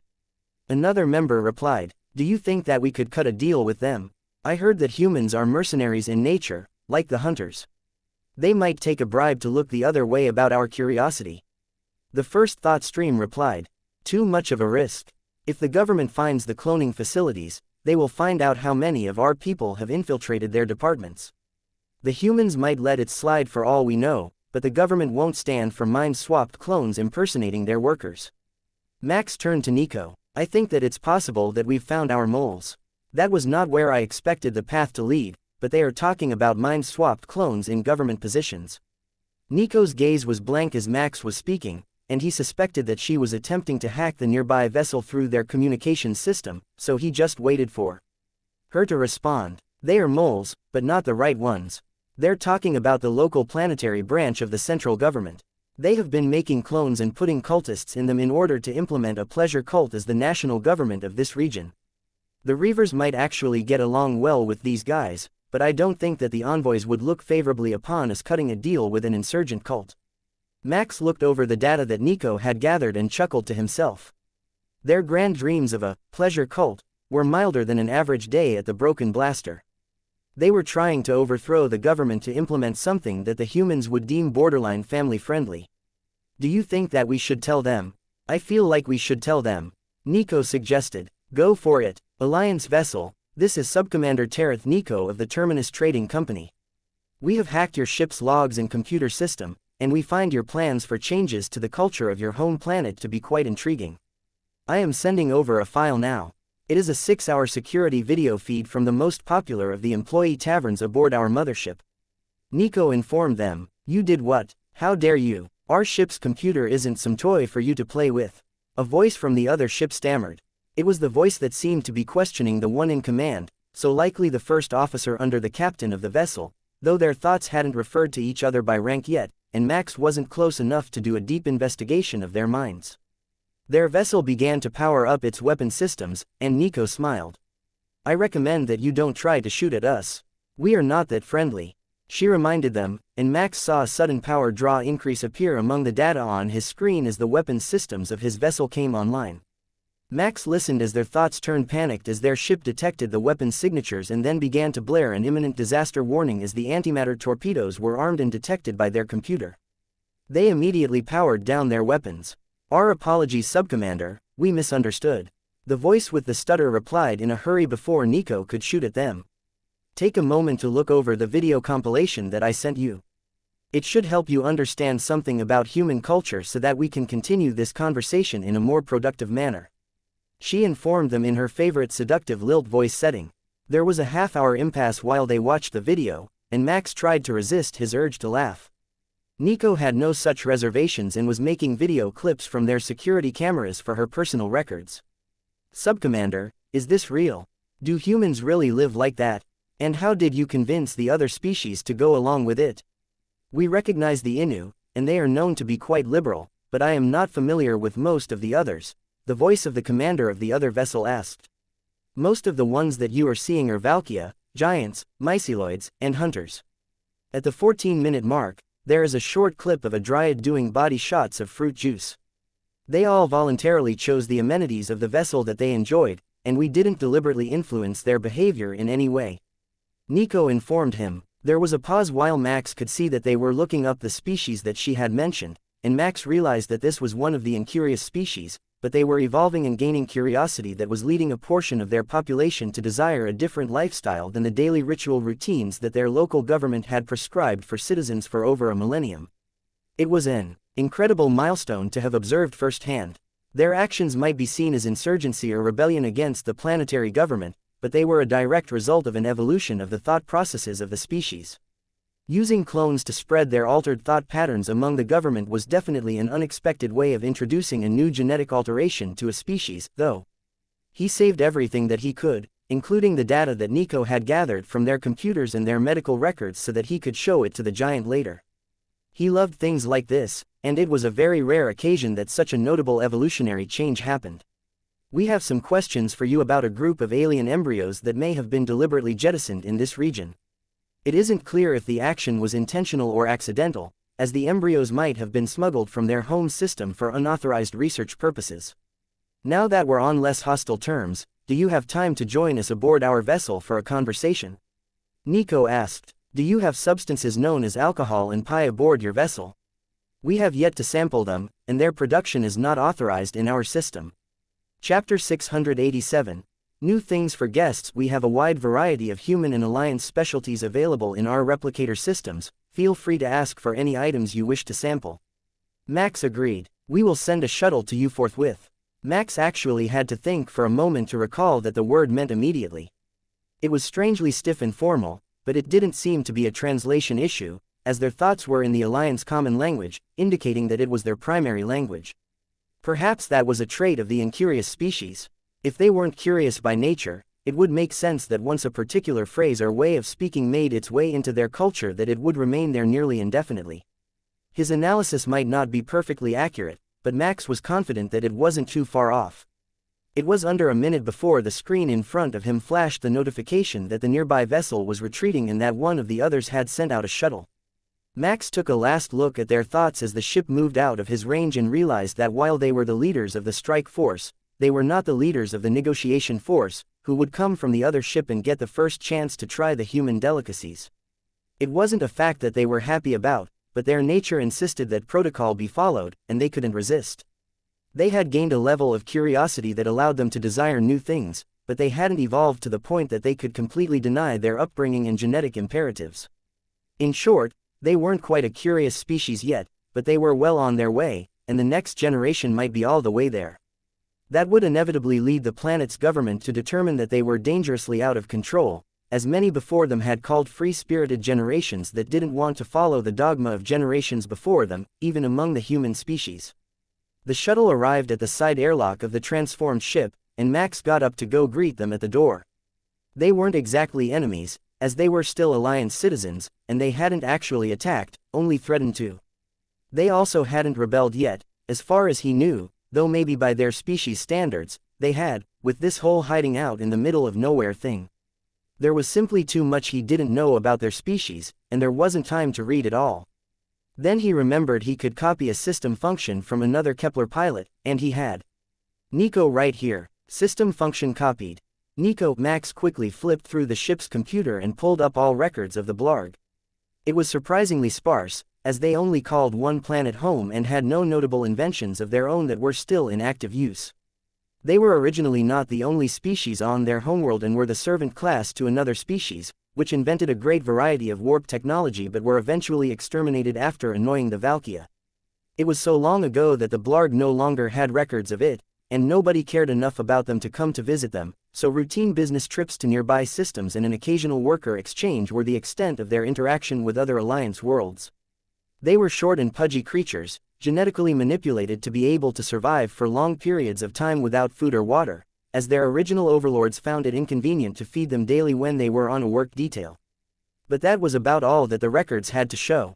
The whole process of assimilating the records took under a second, and Max realized just how big of a cheat Nico was working with when it came time to do paperwork. He could do his whole day's report analysis in under a minute every morning by using her skill, since it effectively merged her mind with the device she was manipulating, and he let a small portion of her mind process data at the maximum rate that the computer was capable of. He was definitely keeping this skill active unless he had a very good reason to use something else in the first slot of his copied skills. Welcome, representatives of the Blarg. I am Commander Karis Max, and this is Subcommander Tereth Nico of the Terminus Trading Company. As we explained earlier, we are looking for the source of potentially illegally dumped hazardous biomatter that can survive in the vacuum of space. Max greeted the diminutive crew with a smile. My name is Jarl. I will be the speaking representative today. Is it human custom for one or more persons to speak during meetings? The man at the front of the group asked. Both of us are authorized to speak on behalf of our vessel and company today. Please follow me to the meeting room, and I will prepare the refreshments that your other vessel's crew inquired about. The excitement in all their minds to try something new was almost as overwhelming as the Innu after a coffee break. This would be their first step into the world of the curious species, and they would try things that none of their species had ever experienced before. According to the records on your species, your cuisine tends toward tart flavors, so I have prepared an arrangement of pies in individual serving sizes. Starting at the left, we have a strawberry rhubarb pie, then a green apple flavor, followed by lemon meringue, pumpkin, blueberry and finally, a key lime pie. If you start at the left and work to the right, you should find more familiar flavors first and then more exotic ones toward the finish. Max explained while Nico poured out shots of Reaver rum for them all and replicated a tray of sour juices that the Alliance records indicated this species was fond of. If they were going to introduce new things, they couldn't overwhelm their guests with completely unfamiliar flavors. The rum has a habit of causing a burning sensation in the mouth and throat of some species, but we have determined that it is not highly toxic to yours, though it is still an intoxicant. The juice will help with the sensation should you find it unpleasant. Nico explained as she set the drinks down. Her eagerness to see a species try rum for the first time was nearly as intense as their desire to try new things for the first time. This might not be part of their mission, but at least it wasn't boring. Chapter 688, Incurious is annoying as well. What an interesting beverage. I don't believe that I have seen a portion size of this volume before. One of the representatives commented before tilting his head back and downing the shot of rum. He immediately began to cough and wheeze, then took a sip of the juice to soothe his throat. I see now, it's burning that isn't burning. The juice does help, the sensation that it gives is unusual as well. It is a bit like my brain has gone foggy, and the world is a bit more vague than usual. That is the effect of the alcohol. It gets stronger with increased consumption, and your species has had no time to develop a tolerance for it, so be mindful of your portion sizes. Nico warned them. The leader of the group actually made a physical note of it on a piece of paper once she finished speaking. They were definitely taking this meeting much more seriously than either Max or Nico were. In that case, I will try the food known as pie before my senses are dulled. Annabelle quietly snuck into the large open space that served as the meeting room and headed for the replicator, with the thought of sneaking a round of pies on her mind. She could just hit the replicate last item button and be on her way before anyone noticed.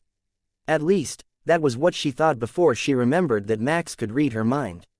He looked up at her with a smirk on his face, and she held up her homework tablet for him to check. They were all correct this time, so she had finished her work for the moment.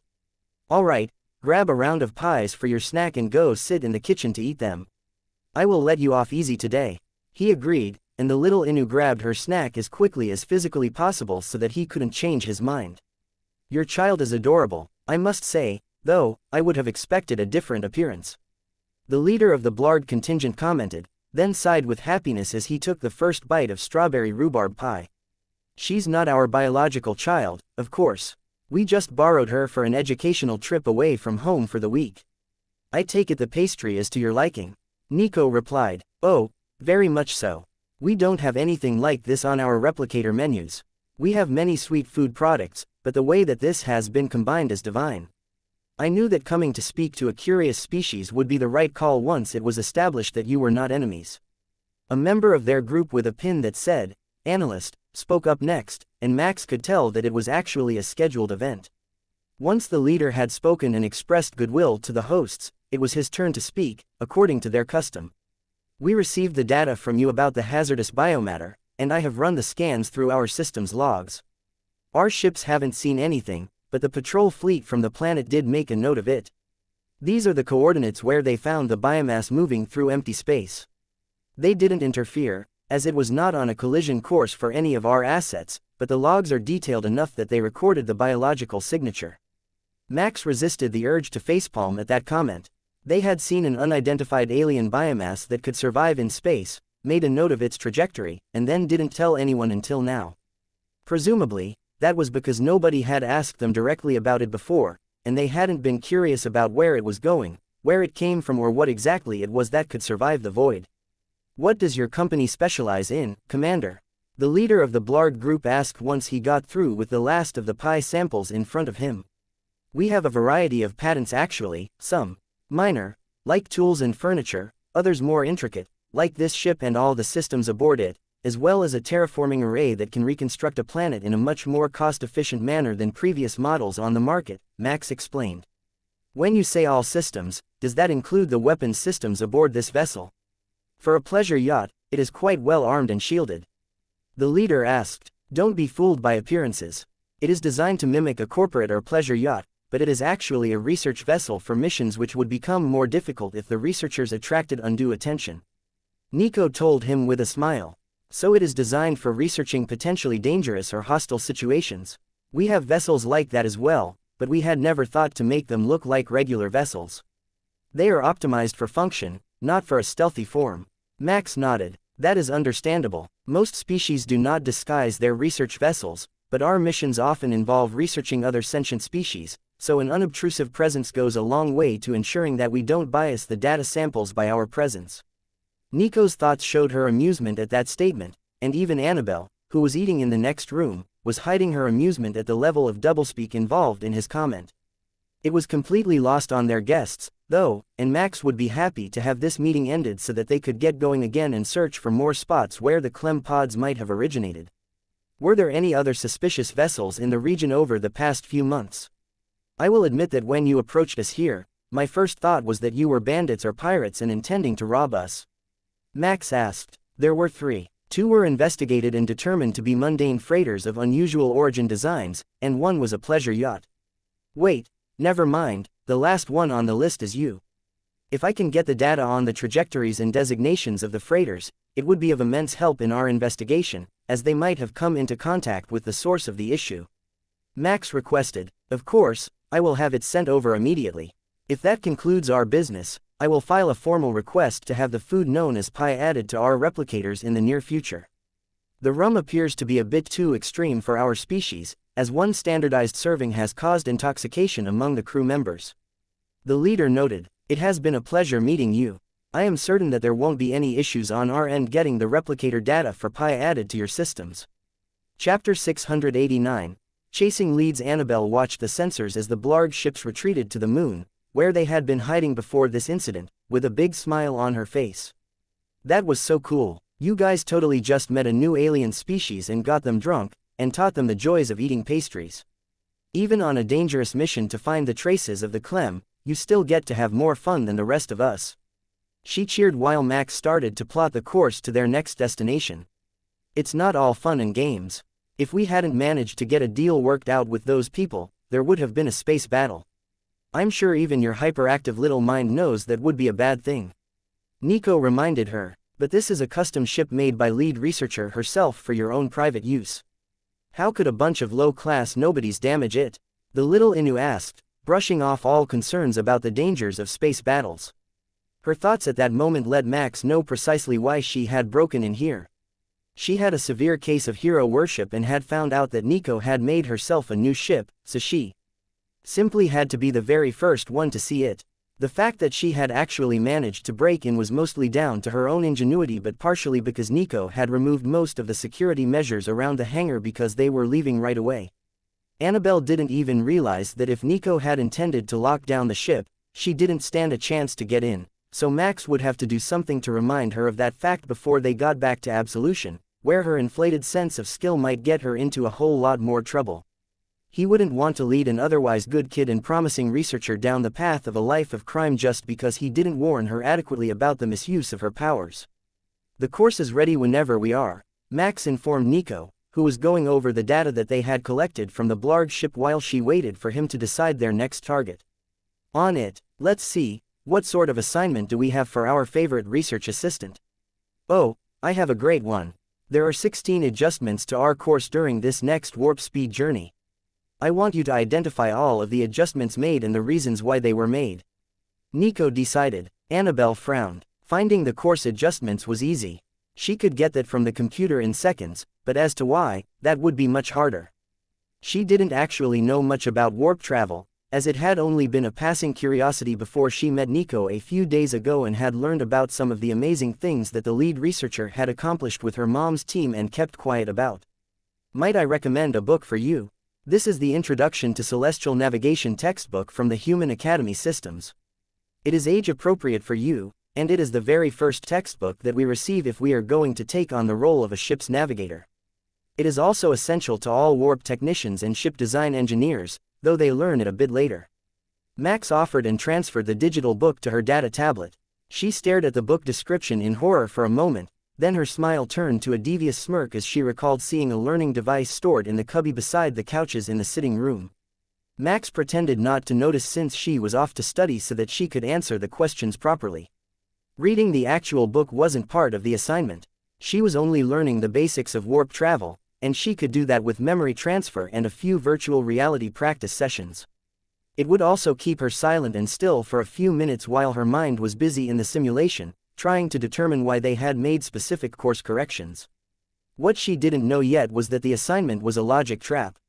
One of the course corrections was only to confuse anyone that was following them, since it would take them past a planet with an atmospheric phenomenon that looked like fireworks.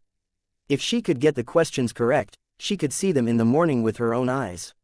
Max assumed that would be the case, as she had been doing quite well up to this point, so he prepared a plan to stop there for a while and wait to see if anyone was following them along their route. It didn't seem likely that anyone had managed to determine whether they were aboard the disguised ship or even that this ship wasn't part of the regular traffic, but you could never be too careful. Once they were safely underway again, Max started looking into the data that Nico was sending him, using her skill to analyze it much faster than would normally be possible for the human mind. It really did seem to be confirmed that there were a group of Clem pods released somewhere near here and a chance that they might have been sent toward the first of the infested planets, but they still didn't have any data on where the path actually started, or how they ended up here. What they did have was a confirmed sighting of them that they would need to analyze, since it was possible that they might have been headed to one of the other planets as well. The warp trail of the ship they followed to this point had simply vanished, but it didn't match with the ones that had come out to meet them, and it wasn't even in the same design, nor was it the same as any of the other ship signatures in the region, so Max could only hope that the trail picked up again somewhere else, or that a clue as to what happened to the ship with the fragmented warp trail could be found. Chapter 690, Possible Disguise. Nico was analyzing the data from the Blard computers when she suddenly had an epiphany. I know what happened to the ship that we were following. It started at another ship and ended at a dead end, but it wasn't the only ship in the region at either point. It seemed like the most logical choice, given its size and designation, but I don't think it was a freighter at all. From what I can tell, I think we were tricked into chasing a probe with a false warp signature. One of the other ships sent it out and picked it up in order to hide their tracks. That's not a technology that most species have, so it's possible that they can disguise the warp signature of their ship as well. They won't be able to alter the actual warp signature, but they might be able to overlay it with something else to make it look like a different ship of the same pattern. That was an incredible breakthrough, but a very annoying twist to this search. If they could disguise their trail, he would not only have to track them, he would have to do it while searching for the smallest traces of the true signature in every ship's trail that they passed. Nico was more excited about the possibilities for infiltration than their actual mission at this point, and her surface thoughts were all about how to modify that ability for her own use by layering a false secondary field signature on their own warp field so that they could appear to be a completely different ship every time they went to warp. It would be useful for absolution as well. It left a huge trail through space for anyone with the technology to follow. But if this plan of Nico's worked out right, then she might be able to make it decay more quickly or appear to be a fleet of smaller ships heading in the same direction.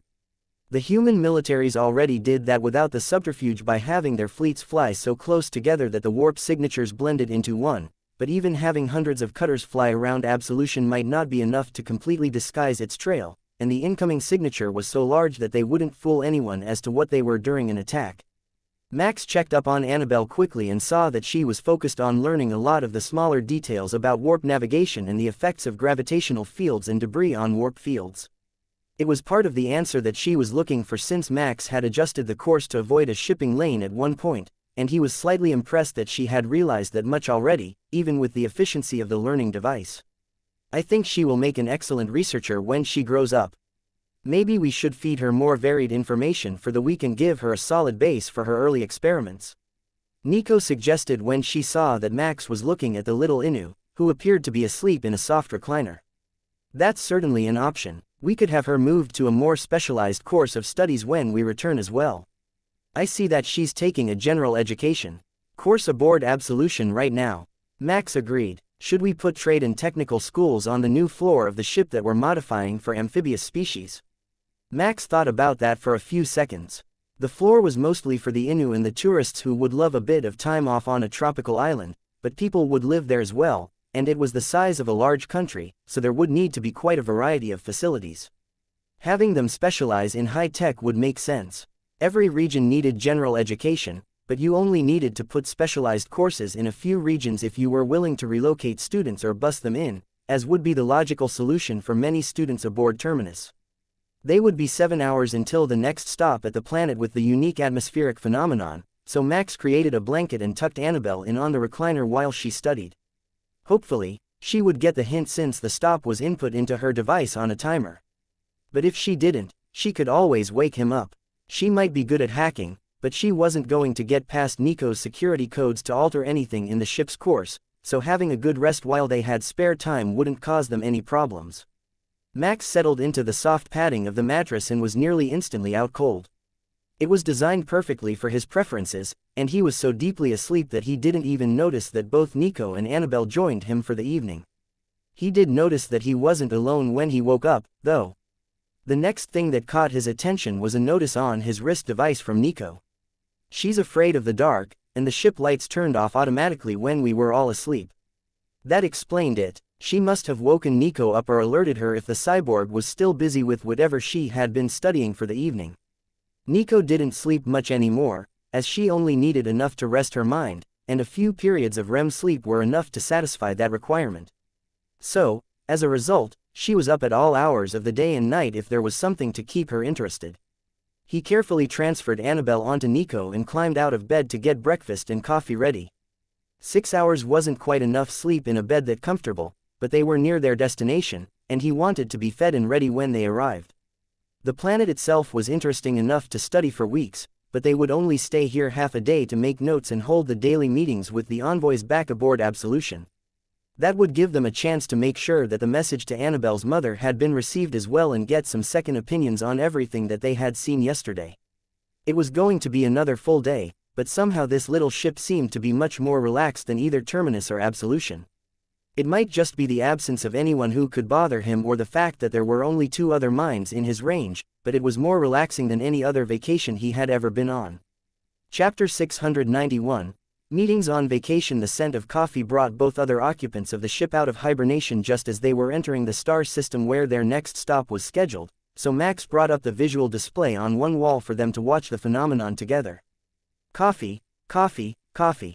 Annabelle was chanting sleepily as she made her way to the replicator with tousled tentacles somewhat resembling bedhead. Of course, she could control them, so their state was more of a reflection of her frazzled mind than a lack of grooming, but in this case, the concept was the same. "Coffee will stunt your growth," Nico warned her, and the little Inu stopped suddenly just before pressing the button. "That wouldn't be good. I can't reach the research desks properly. I can't work forever on stilts just because the tables are too high." She mumbled, then made herself a juice and a plate containing some sort of sushi rolls. "Ah, I love the replicator." She sighed at the first bite of her breakfast. Max looked into her thoughts to see what she meant, and once he got past the happiness about sushi for breakfast, he found that her mother worked early and had signed her up for school breakfast and lunch programs, so she ate cafeteria food twice a day. It was good food and came from the replicator, but it was carefully curated by the school's nutritionist to create a balanced daily intake for optimal learning, which was very different from optimizing it for what a bunch of 7th grade students actually wanted to eat for breakfast every day. "This morning, we don't have an assignment. I have a bunch of meetings with the envoys, and I found a particularly interesting specimen for you to examine," Max explained while they ate. "Oh, what sort of science lesson is this?" Annabelle asked. "Call it a morning break period. There is a planet up ahead with a unique visual effect in the atmosphere that will make a great spot to stop for the meetings since the communications get garbled at high warp and long distances. That's just rude to the envoys, so I will be stopping the ship while I hold the meetings, and then we can carry on, and you can finish up the analysis of the route that you started on yesterday. There are a lot of factors that come into play, so I don't expect that it will be done in a single day when you haven't even learned the base material yet," Max explained. "Got it. I will try not to get in the way while you're holding meetings." She agreed with a sloppy salute. Nico pointed to the viewscreen on the wall. "We're here. What do you think of our layover location for the day?"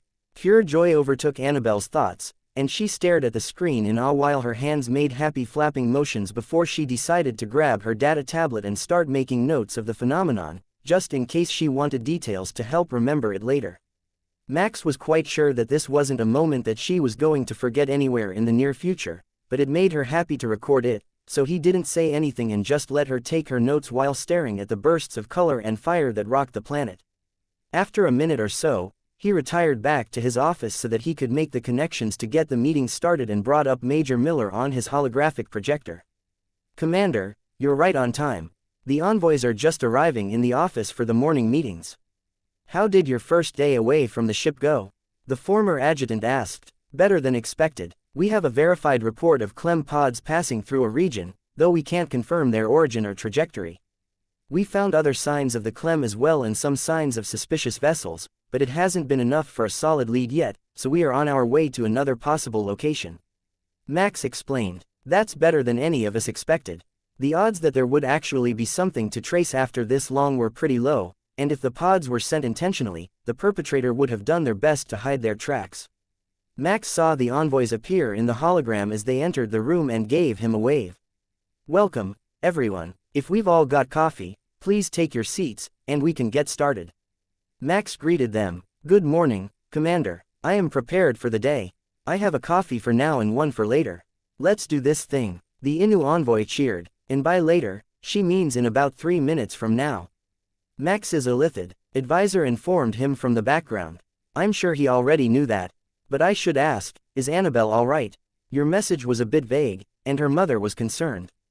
The Inu envoy asked. "She's fine. She managed to sneak aboard the new ship after learning about it. Nico had taken down most of the security because we were about to board, and she got inside. We left before we noticed her, but she was not in any danger except in danger of learning new things. We have assigned her homework assignments to be done on every topic that comes up during our mission in order to improve her frame of reference." The envoy looked like she was going to say something, but the giant beat her to it.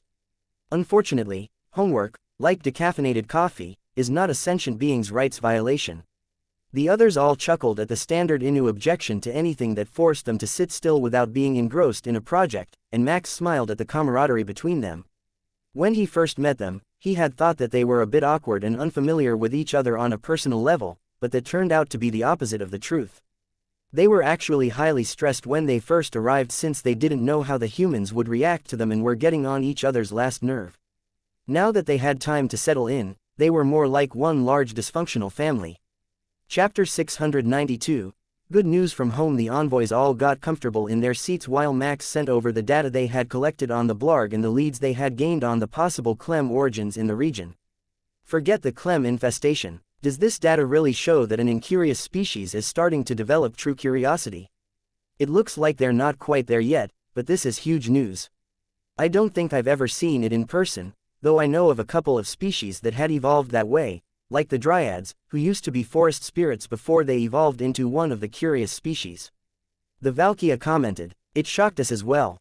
We had a minor misunderstanding at the start, but they were hospitable enough, and as you see there, they even requested specific new things to try simply because they were different from anything that they had tried before. It is possible that they are going to attempt a coup within the next few decades, though.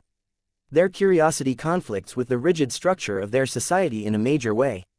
Max agreed. Fortunately, that's not my problem. We have more information for you as well. Your next stop is at a space station, where a large number of questionable deals are made. As a Reaver, you would be perfect for that position, and we won't question your purchases as long as they're not outright illegal, but there is a chance there for you to gain some notoriety within the Alliance. They hold an underground fighting arena there, and while the results aren't public knowledge, the sorts of businessmen who might know the answers we need will be there, and they might be willing to deal with you once you have proven yourself to be worthy of their attention. A small company, especially one that specializes in perfectly legal and legitimate products, wouldn't do much to change their minds, but the fighters that can excel in the arena are highly respected. The wuxia explained. That wasn't a bad option. Max read the data that they sent to him quickly and saw basically what he expected. A black market station with a boxing arena, but for multiple species. The fights weren't to the death, just to knock out, so it wasn't anything too extreme, and a few matches could get him some respect for his strength. Perhaps especially for his strength. Compared to most organic species, Max was a monster, and his comically overpowered physique went mostly unused in his daily life. I will look up the species that are on the roster for the fights and make sure that it wouldn't be a suicide mission. Making a spectacle of myself wouldn't help our cause at all. But I'm sure that we can find a good reason to stop in at the station for a bit while we are studying the traces in the region. Trying to find a ship near a busy spaceport would be a lost cause, but there is a chance that we might be able to detect hints of Clem biomass if one of the ships had come into contact with the pods or had been on the surface of an infested planet. We will have to be a bit more covert about our scans, though, since we don't want to enrage an entire space station when we're just passing through. Max agreed. Just be aware that the fights are usually in uniforms and between crew members, so you can expect that they will have some sort of armor, despite weapons being banned. Full conversion cyborgs or mechanical beings are prohibited as well. The Alliance has very little experience with something like Nico, and the rules regarding them usually lump them in with androids, which aren't seen as a fair opponent since they feel no pain and can fight through so much damage. The envoy added, "That's fine, I'm sure she will pout, but she can take care of Annabelle while I gather information aboard the station." The group all looked at the Inu envoy, then back at Max. "Are you sure it's wise to leave those two unattended together?" Even the Illithid was doing his best not to laugh at that one. Nico stuck her head in the door with a smile. "Oh, ye of little faith. Don't worry, I'll keep our little research assistant out of trouble, no matter how much fun a good fight sounds like." Her thoughts suspiciously went blank after that, and Max knew that she was using her system functions to hide something from him, but honestly, he wasn't shocked. He had just mentioned getting into a fight while she was left to babysit, so there was definitely some sort of a plan brewing in that brain of hers that didn't involve idly sitting by aboard the ship. It might involve going to the station with Annabelle or even weaseling their way into the fights to watch him, but there would definitely be something in her mind that wasn't a quiet afternoon aboard the ship. Major Miller took out a tablet with his notes and forwarded them to Max. "We have news from the ground as well. Your rotational drops, while using burning biodiesel as bait, have been a grand success." The cutter sprayed the bait around the edge of the perimeter while the mecha airdropped in at their set positions, and the initial advancement is moving 5% faster than estimated numbers, with very minimal damage to the mecha. In addition, the first battle for the company commanders in charge of the android army seems to be a great success. Strategizing has proven to be a two-way street, and humans are taking logical advice from the androids while adding their skills with improvisation to the mix in order to improve efficiency. We are still in the early days, but it looks like this will not only make for a more efficient army, but it will be an incredible training session for the unit commanders and make them better leaders than they were before. Perfect. Make sure you have good notes of the battle tactics and communications so that we can add them to the data for the mecha training simulators. We're awfully short on actual combat data for a mixed human and android piloted force. Max instructed. Chapter 693. Station bound. Once Max's meetings with the envoys were finished, he rejoined the other two at the viewscreen to watch the perpetual light show in the atmosphere of the planet below them. It looked like the world was celebrating something, though there weren't actually any life forms in the incredibly toxic acid that made up the majority of the planet's atmosphere. "This is a really pretty spot. I didn't even know that such places could exist, but here, there is a whole planet full of fireworks for no reason other than that the planet got hit by an asteroid in the past that introduced an imbalance in its composition. Even though I'm going to have to write a report on this later, I don't regret stopping to see it at all." Annabelle informed him as he entered the room. "Well, at least you understand that you aren't getting off without writing up a report. It looks like you've taken a lot of notes for it as well, so I will be expecting a good one." Max agreed. The group watched in silence for another half-hour while Max snacked on the various treats that Nico had set out on a coffee table for them, and then he finally got the motivation to get back on track. "Say goodbye to the planet of fireworks. We're off to a black market trading station to look for signs of the Clem pods and to make a bit of a name for the humans within this region of the Alliance." Max reminded them. Well, mostly, he reminded Annabelle since Nico was already getting the preparations for the next leg of their journey calculated and prepared. This leg of the journey would be much more heavily populated, with busy shipping lanes, regular interstellar travelers, and a number of portal locations, so they would have to drop their speed to avoid attracting attention. Warp 10 or higher pleasure yachts and government vessels weren't exactly unheard of, but they weren't available to the sort of people who would come visit a sketchy space station known for its trade in questionable goods. Max had considered just making the journey at high speed and dropping it for the very last leg into the station once he was close to their sensor range, but there was so much traffic that the chances of someone who had scanned them along the way stopping in and saying something was too high for comfort. So, instead, they would be going at a comfortable warp 8. It was fast for a civilian vessel, but not insanely so, and it would only attract a little envy from those who saw the pristine vessel that they appeared to be. Do we have the containment shielding for the antimatter weapons ready? This should be the first test for it, and I would like to see if an Alliance space station can see through it to detect the heaviest weapons on board. Max asked Nico as the ship began to leave its layover point. They should be up and running soon. I got some good data from the Blarg ships, and I think a small tweak is in order so that we fully fool the station. If it works correctly, then we should be able to hide most of the ship's primary energy weapons from their scans as well. The orbital lance is easily disguised as a gravity beam, but it isn't going to be easy to convince anyone that the ion cannons are anything but an offensive weapon. Max chuckled. Their ship was armed to the teeth. There was no way that they could hide it all. But they wanted to look more like cautious travelers and not a military attack vessel.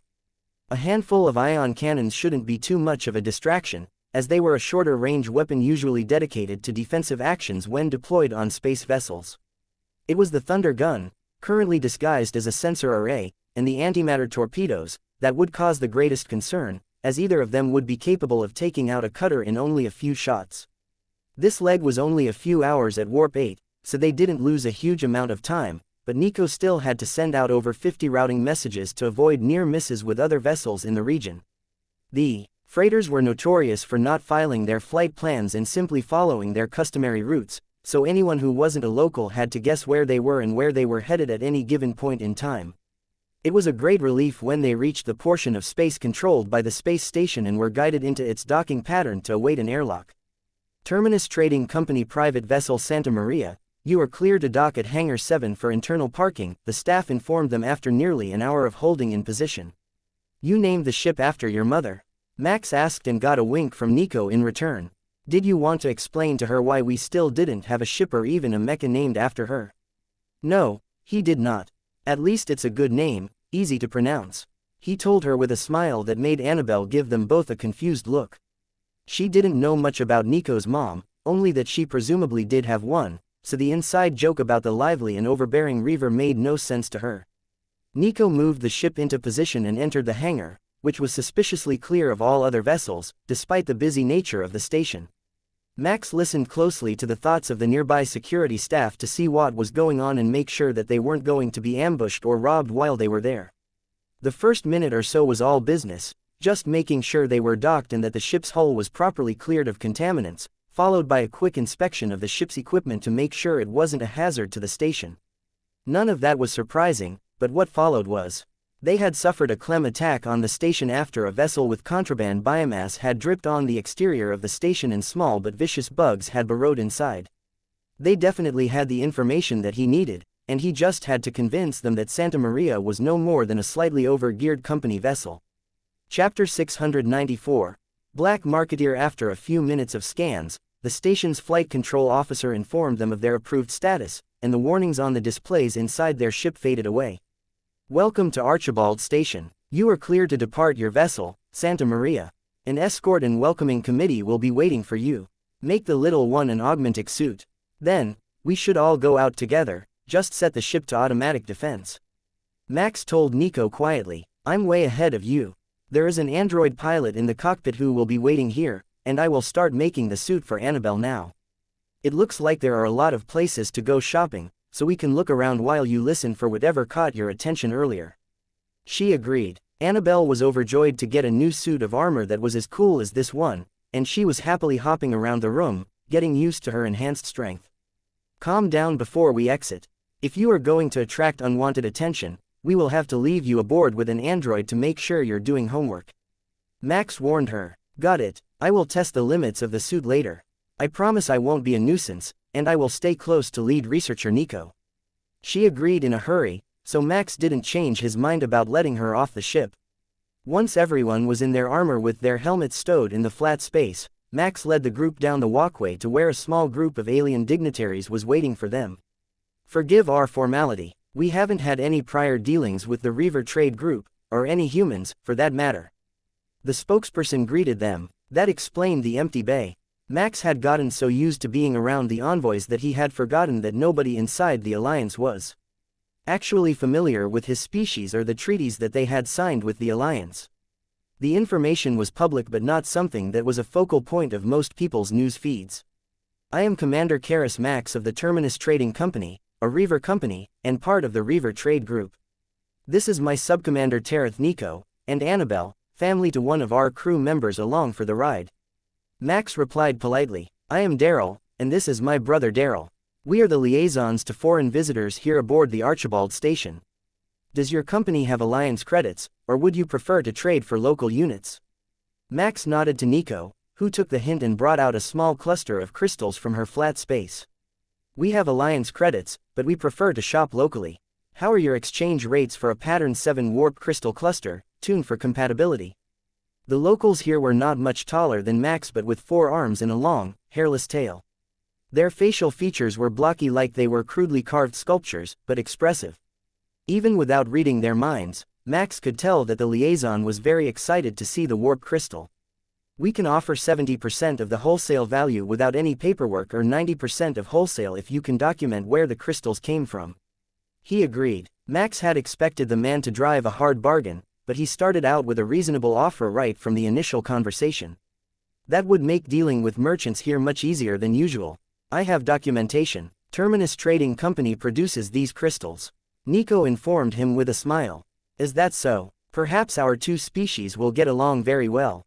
The 4-armed man practically cheered. Changing the entire crystal array was one of the few ways to actually change a ship's warp signature, so for a black market station, who would presumably have a good reason to want to hide a ship's signature, getting a supply of new warp crystals with no associated vessel was a godsend and worth far more than wholesale value. Nico handed over the crystals in a containment barrier to hold in the dangerous radiation, and a technician rushed forward to inspect them. The tech was an Inu, and she stopped in shock when she saw Annabelle since she was expecting 3 humans, but her curiosity about the crystals wasn't delayed for long.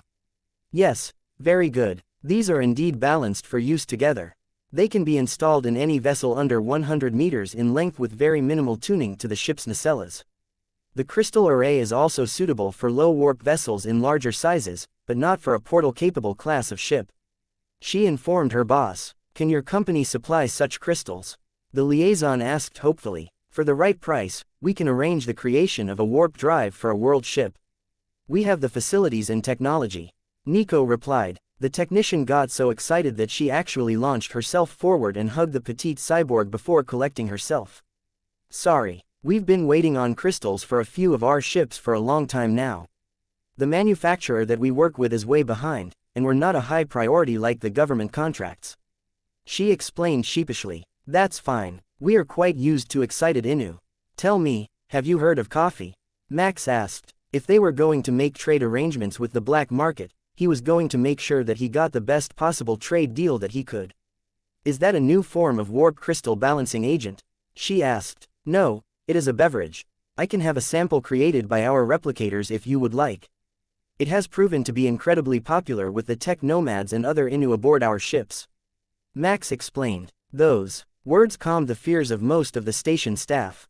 If these strange aliens called humans had a good relationship with the Inu and catered custom beverages to them, then they should have a good idea of how things really worked in the world.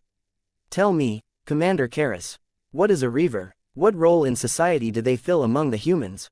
One of the men in the back of the group asked. He looked like a security officer, but his thoughts said that he was an enforcer for the ship's shadier activities, so Max answered fairly honestly. We are both transport and acquisition specialists. We are very good at getting hard to find products with very few questions asked, and we can deliver them all over our species' territory without any interference from government forces. We also produce a large number of items ourselves these days since there were no other reliable and trustworthy sources. The big goon smiled at Max's answer and nodded his head towards someone outside the room. In that case, perhaps you could find us warp drive crystals for 6 barge-class ships. Unused and unrecorded would be a necessity for this order. The enforcer asked. That isn't a problem. We have some in stock, as long as I understand your definition of barge class correctly. They are roughly 1 kilometer in length and only need a warp 7 rating. If they need to be tuned for higher speeds, I will need to have them custom made, which could take a few weeks. Max agreed. How soon could you have them to us if they were in stock? The man behind the wall asked.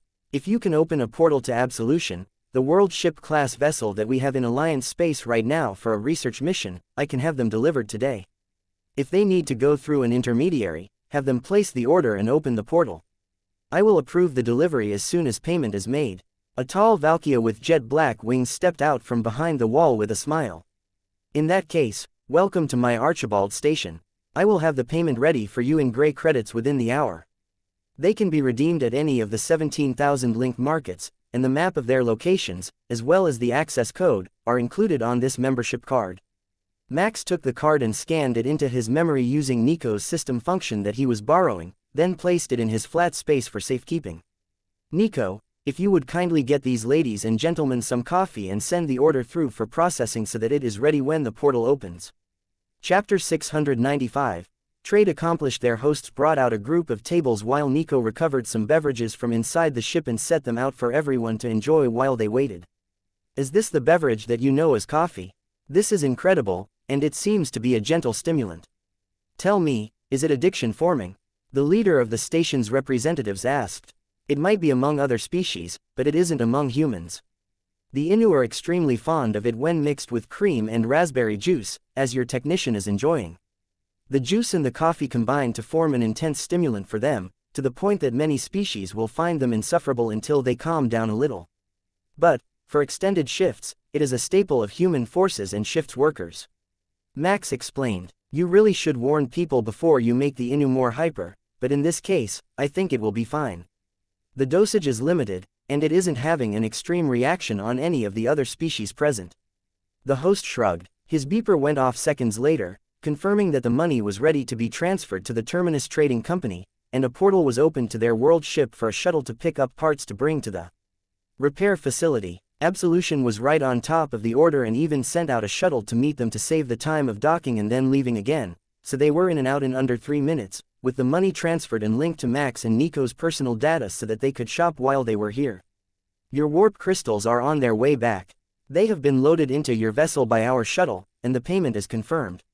Max informed the boss behind the station's shadier activities with a smile. Efficient. I like that. If every company was as easy to deal with as the Reavers are, my life would be a lot more pleasant. You have no idea how many of them like to delay and overpromise. The black-winged wuxia sighed. Then it's good that we met. We can provide a wide array of items, and as non-alliance members, we are free to work with a wider variety of customers without it causing any international incidents or investigations. Once I have a chance to make sure that the rest of your linked associates are as upstanding as you are, perhaps we can work something out to have you serve as an intermediary. We have a number of advanced technologies, and a company can only make so much money selling to their own people. Max sensed the boss's amusement at his deduction, but the black marketeer seemed more than willing to make a deal with the humans that would skirt the very edges of what would get him in real trouble with the Alliance while still earning himself a reasonable few billion credits in commissions. Why don't the lovely young ladies accompany our technician and some others to explore the markets while you and I go see some of the finer sights of the station? From the medical analysis that our sensors ran on you, I have an attraction that I think you would greatly enjoy. I suspect that your subcommander would as well, but the rules prohibit cybernetic augmentation of that level during the contests. The wuxia suggested. That sounds like an excellent idea. I have been looking for a challenge to help break past my limits for a while now, and I think that your station might be just the thing to help me along my journey. Max chuckled. What he was hoping was that the system would find some inspiration and upgrade the durability of his body to allow it to progress further, since he was at the cap for strength already and very close to the total bonus cap that his body could sustain. Unless his whole body, or at least his bone structure, got a makeover, he wouldn't get much stronger or faster than he was now, but his mind was already capable of much more. Sure, he could borrow Nico's ability to allow him to pilot without using his body, but that wasn't the path that he was after. Max wanted to be the very best because his body was at the peak of humanity, not because his mind could bypass the rest of his flesh to pilot the mecha without them. In that case, we will split up, and Miss Nico can take Annabelle to find a souvenir aboard the ship and explore the station's more interesting points from the viewpoint of an Innu and a researcher. Should I bring a sample of human snacks for our walk? Max suggested. We have sampled your coffee, so this time, I will provide the refreshments.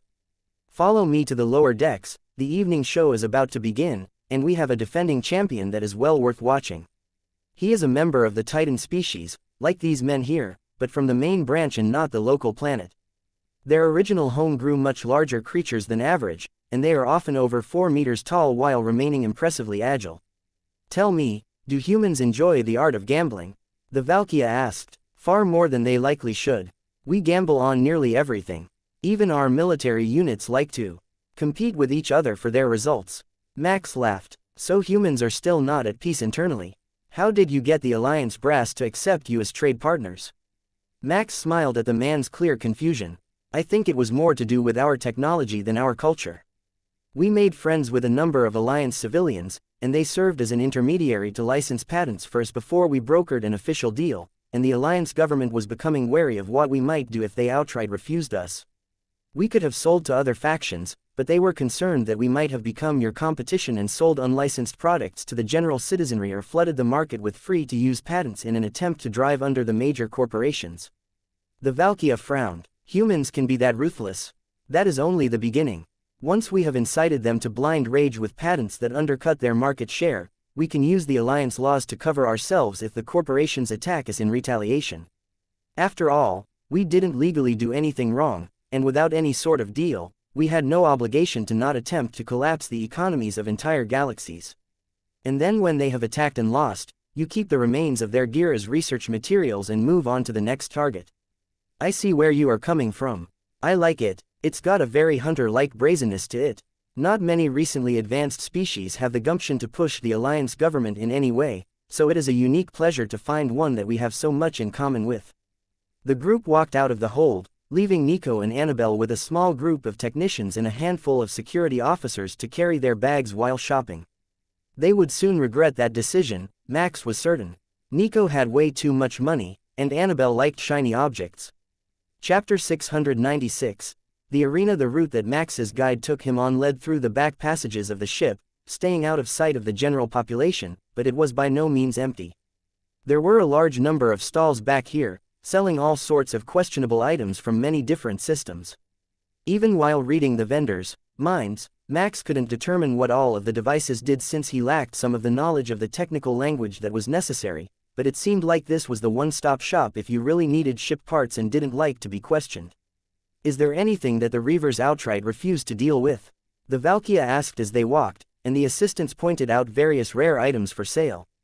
Only sentient beings and a few highly damaging substances. We don't have a problem with most things, but some addictive substances will ruin an entire population without any upside, so we don't deal with them at all. It's just too low for us. The companies also take in a lot of freed slaves, refugees, and other downtrodden sorts, so dealing in slaves ourselves would rightly cause a revolt among our crews. We don't always go out of our way to end such situations, but we will give a discount for that sort of mission as long as we can determine that it's not a scam trying to take out a competitor. Max explained. That is good. If you are going to do business with a man, you need to know what his bottom line is. When you cross a man's bottom line, it should never be an accident. You can't explain away such a thing. It will lead to an eternal grudge. So, knowing the things that a man simply will not accept as paramount to a working relationship. The wuxia boss agreed. What about you? What things won't the black market deal with? We do some sales of workers, but we have a standard for them. If they are mistreated beyond our codes, we will repossess them. It gives us a bad name if someone sees a worker we sold in bad shape or being treated too lowly. We also don't deal in planet killers. We will sell weapons to take out ships, but we don't sell weapons to take out cities and countries. That made sense, in a way. It might not be completely in line with the Reavers' code, but finding a perfect match was unlikely with such different cultures. If you are dealing with Reavers in the future, a finder's fee to get them a worker is acceptable and normal, but some of the captains will take it personally if you offer to sell them a bonded worker. As long as the worker is willing, they won't have many problems paying you a finder's fee for them though. Max suggested. Ah, so that is how it works. Free workers, not indentured. That makes many things clearer now. How do you deal with debts for training, then? One of the assistants asked. The same as any other debt. They either work it off or pay it off later if they leave. If a debt is owed to a Reaver company and a worker switches, we collect from their new employer, and then they can pay it back at their new job. Max stopped then to admire a handheld plasma torch with a variety of settings, designed for industrial use but outlawed by the Alliance because of its unstable nature. How much do you want for the torch? I collect these little curiosities of abandoned design. Max asked the merchant sitting on a rug in an alcove of the back hallway. 500 gray credits, no less. The man demanded and moved to keep a close eye on his goods. That's fair. You have a deal. Max agreed and transferred the credits to the man's wrist device without hesitation. Nico would love that oddball plasma projector. It wasn't like anything that Max had seen before, so it might give her team some inspiration when developing new technology, even if this version was inherently unstable. They walked along the corridors until they reached the end of a hallway and passed through a thick steel door with 2 armed guards on either side of it, making sure that nobody without clearance could come in or go out of that particular exit. On the far side was an office with a large glass window that overlooked what seemed to be a stadium with an octagonal ring in the center for tournament fights. It was much larger than the ones that Max had seen for boxing matches, likely due to the expected sizes of the combatants, and there were a pair of scantily clad 4 armed women and a short announcer with a prodigious beard standing in the middle of the floor. Welcome everyone to the Friday night fights. As you know, this is the peak of our weekly rotation, where the best fighter of the night will challenge our reigning champion for a chance at 10,000 gray credits in prize money and the honor of being named King of the Ring. You have 10 minutes left to arrange your bets, so I will go over the basics of the rules again for those who are new here or were too drunk to listen last time. First up, no weapons of any sort. Even claws must be either sheathed or trimmed. Secondly, no armor will be allowed during these tournaments. If you want to see that, come back for our monthly no-holds-barred matches that will start 15 days from now.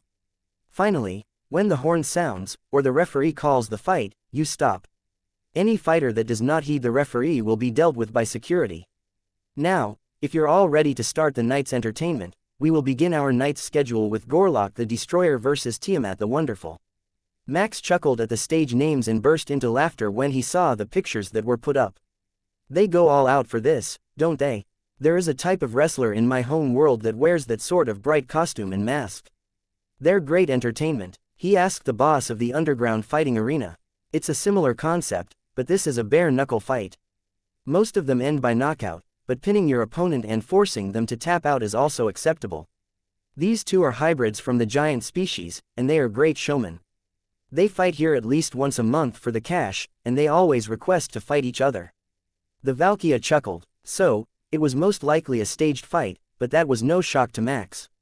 You couldn't expect an underground fighting ring to be completely honest and impartial.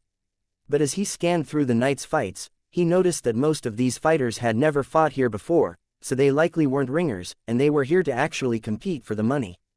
Would you like to be on the roster? I can bump one of my in-house fighters and get you a spot. The Valkyria offered. That sounds like a lot of fun. Pick whatever opponent you like. I don't need the money, but human soldiers like me are always up for a good fight. Max agreed with a smile. That was exactly what the envoys had been hoping for, a chance to impress the locals with the strength of his species and gain some respect so that they would be easier to deal with in the future. He had likely done that with the warp crystals, but being known as great fighters couldn't hurt their reputation. Chapter 697. First round. The Valkyria in charge of the black market here on the station tapped at his wrist device for a moment, and the announcer suddenly looked down to receive a message. His professional look turned to a smile, and he lifted the microphone to his mouth. Ladies and gentlemen of the audience, hold your bets. The fights will go on as scheduled, but up first, we have a challenger in the ring. The big boss has found what he claims is a worthy fighter to overturn our reigning champion, a mighty warrior from a species called humans. Now, I am told that they aren't the largest of species, but you all know that size and might aren't always the same. Their species fought a lead huntress to a standstill and is well known among the government sorts for their violent tendencies that saw them denied membership, despite holding hundreds of patents. I would like to welcome to the ring Commander Karras of the Terminus Trading Company, and his opponent, the 6-time champion, unseated only 1 month ago, Jericho. Max smiled and shook his head at the Valkyria, who just shrugged. If you want to impress them, you need a real opponent, not some amateur that we pulled from the crowd to get his ass kicked. Max stepped out of the room and onto the balcony, then hopped down to the ring using the gravity control function of his armor. It only took a second to stow it and leave himself in a pair of cargo pants and combat boots, with a tank top on. The rest of his outfit was stored in his flat space, and he wouldn't need it for a fistfight, so Max decided to just stay as he was. Forget the fight, I'm more interested in where he found that armor. The announcer laughed as the crowd cheered for Max's arrival. My company makes it. It's available for public purchase in a light armor configuration, so if you're interested, have the boss make the arrangements later. Max told him, not realizing at first that the microphone would broadcast it to the whole crowd. Not only a renowned commander, but a savvy businessman as well, it seems. But can he fight? Let's welcome Jericho to the ring. The announcer replied. The side door of the ring swung open, and a massive man entered the octagon. Standing just over 4 meters tall and sharing the same blue skin that the Narcians had but having 4 arms and a much more powerful build, the former champion was a monster of a man. No matter the species, do you think you can even land a blow above my knees, little man? The mighty titan laughed as the ring girls held up the betting odds displayed on their cards. Care to wager on it? We might not be allowed to bet in the cage, but a little wager between us shouldn't break the rules. Max countered. It was not allowed for you or your close companions to bet on your match in the ring since it could be used as a way to get rich by throwing the fights. That meant that most of the fighters would actually make less on their own fight than they did on every other fight that night unless their bets were way off, but it kept the fights a bit more honest. I'm taking my title back tonight since you gave me the chance to fight. How about we go double or nothing? 10,000 gray credits, the Titan suggested. That works for me. 10,000 gray credits. Max agreed and held out his wrist device to the referee to hold for them during the fight. If there was any constant in a fight, it was that the referee was required to look impartial, so he could be trusted with the money until the fight ended. He would likely want a tip for his service, but that was no big deal to either of these fighters, and the credits were quickly verified, much to the joy of the crowd. Combatants, get ready, fight. The referee called once they moved to face each other and then leapt back to the wall of the cage and out of the way. 4 mighty fists came rushing down at Max, much faster than an unaugmented human but far slower than Max was capable of. He launched himself upward at the Titan's chest and threw a hard right uppercut into the tough blue hide, sending his opponent flying up into the air to crash against the cage. The crowd roared in shock and appreciation as the former champion was thrown from his feet, but he didn't fall. Once he hit the wall, he pushed off with 2 arms and charged at Max, crouched low, like a gorilla, so he could use 2 hands to balance while the other 2 attacked. Max braced himself for the attack and rapidly blocked the flurry of punches, then rolled right, in between his opponent's chest, and kicked up into his ribs, aiming for the same spot that he had punched. The kick stood the Titan up straight, and Max spun into the air with a kick to the back of his knee that sent him crashing down. The Titan seemed to have flexibility issues due to the extra arms, so Max went for the back and wrapped his arms around the Titan's neck, aiming to choke him out. He was violently slammed into the mat when the Titan flopped over backward, and it loosened his hold just enough for the man to pull him free and throw him across the ring. Max twisted in the air and leapt 10 meters up to get the timing right for his next attack. Once he reached the apex of his jump, where his momentum naturally came to a halt, the Titan leapt up and grabbed him, just as Max had predicted. Against a lesser opponent, that would be the end of the fight. They would be pinned in place and pummeled. But Max was the stronger of the 2 of them, and when he grabbed the Titan by the wrists, the 2 hairy arms, each larger than Max's thigh, twisted around and released him. Max's follow-up kick was thwarted by the Titan tossing him again, this time at the ground, so he couldn't get a bounce off the wall of the ring, and again the Titan launched a 4-handed flurry of attacks at him. Even though he could block them, his arms were getting numb and sore from the constant impacts until, eventually, one punch slipped by and hit Max in the ribs with a sickening crunch of a broken bone. He healed incredibly quickly, but that would still be sore for hours, assuming that he didn't break any more bones during this fight. The Titan pressed his advantage while Max hugged his left arm to his side to avoid stressing his ribs while the nanobots set them in place and began to mend them. Missing flesh and burn damage took ages to repair, but broken bones were just a single line that needed fixing, and the system could fix that sort of damage much more easily than organ or muscle damage, like the bruise that was spreading all across Max's torso. Max flicked a kick up to the Titan's chin that sent him reeling and took the time to circle his opponent and let his body recover from the damage it had taken. This species was incredibly durable. Max's last kick would have taken the head off a human or even a Clem warrior, but it had only cracked the Titan's jaw. They traded a few more testing blows, both cautious of their opponent's power, while the timer counted down and the 3 minutes of the first round came to an end. The referee didn't step between them but moved closer and yelled out his orders when the bell marking the end of the round rang. Break. Fighters, return to your corners. We will have assessment medics and water waiting for you. What a fight this is shaping up to be. The mighty Jericho will be facing the second round for only the second time in his career and against the diminutive human challenger known as Commander Karras. The odds are updated, and your bets may now be placed for the intermission break. We will return to the match in 2 minutes, so be sure to return to your seats on time. Chapter 698. Fight. A small woman with powder blue skin and long black hair stood by Max's assigned seat with a water bottle and a rag filled with ice. No medicine between rounds, but I can press down swelling if you're having issues seeing. What do humans need? She asked. Ice is good. On the ribs, please. It will help with the bruising and numb the pain a little. Max replied with a forced smile while he considered how exactly he was going to knock out an opponent like that. We also serve as your coach if you need us. The armpit of the lower arms is a weak spot, and if you hit it hard enough, you will wind him. It is nearly impossible to knock a titan out with a hit to the head, but if you aim for the spot just above the clavicle where the neck muscles meet, you can do it. It looked like you didn't know before. You should be fast enough to hit it. Even though your striking to the ribs wasn't exactly wrong, it is the best way to wear him out enough that he will drop his guard and let you at his vital spots. Got it. I'll take water. Max agreed and opened his mouth for her to spray a mouthful from the bottle on him. It was mildly citrus flavored, likely to make it easier to drink, and at room temperature, so it didn't cause cramps. They had prepared everything just right for the fight, and Max took a second to listen to the thoughts of everyone here to see if that was normal. It seemed to be, and he even caught a few flashes of how the blue-skinned titan had been defeated before. The current champion had gotten him into a chokehold, much as Max had done, but he was large enough that he couldn't be thrown off so easily. That wasn't going to help him here, but it would help him later since he had an idea of how the champion fought after watching other people's memories of the fight. Good luck. The corner assistant cheered Max on as the referee motioned both fighters back to the middle of the ring. The titan was smirking, likely having gotten some hasty advice on how to fight a human from the assistant in his corner, and the second round started with a ring of the bell. The titan tucked his lower arms tight across his chest, blocking both of the vital spots that the assistant had pointed out but opening one vital weakness that almost all bipedal males shared.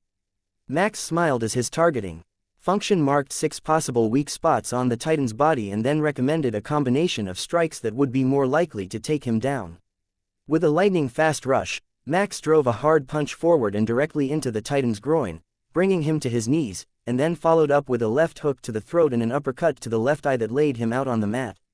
Break. It's over. He's done, the referee announced while the titan curled into a ball. The sturdy alien lifted Max's hand in victory while the crowd roared in a mix of celebration and rage. The titan had been a heavy favorite for obvious reasons, and Max had defeated him in what might be the dirtiest possible way. Your first match winner, Commander Karras of the Terminus Trading Company. We can add that to the list of accomplishments of their species. Not even a giant can hit hard enough to bring a titan to their knees with a groin punch. He announced into the microphone while the titan wheezed and slowly climbed to his feet. Max wasn't sure what he meant by that until he listened to the titan's thoughts. Their species had a protective bone that guarded their reproductive organs like a jockstrap, and Max had broken that bone with his punch before knocking him out with the throat punch, hitting exactly where the nerve cluster was.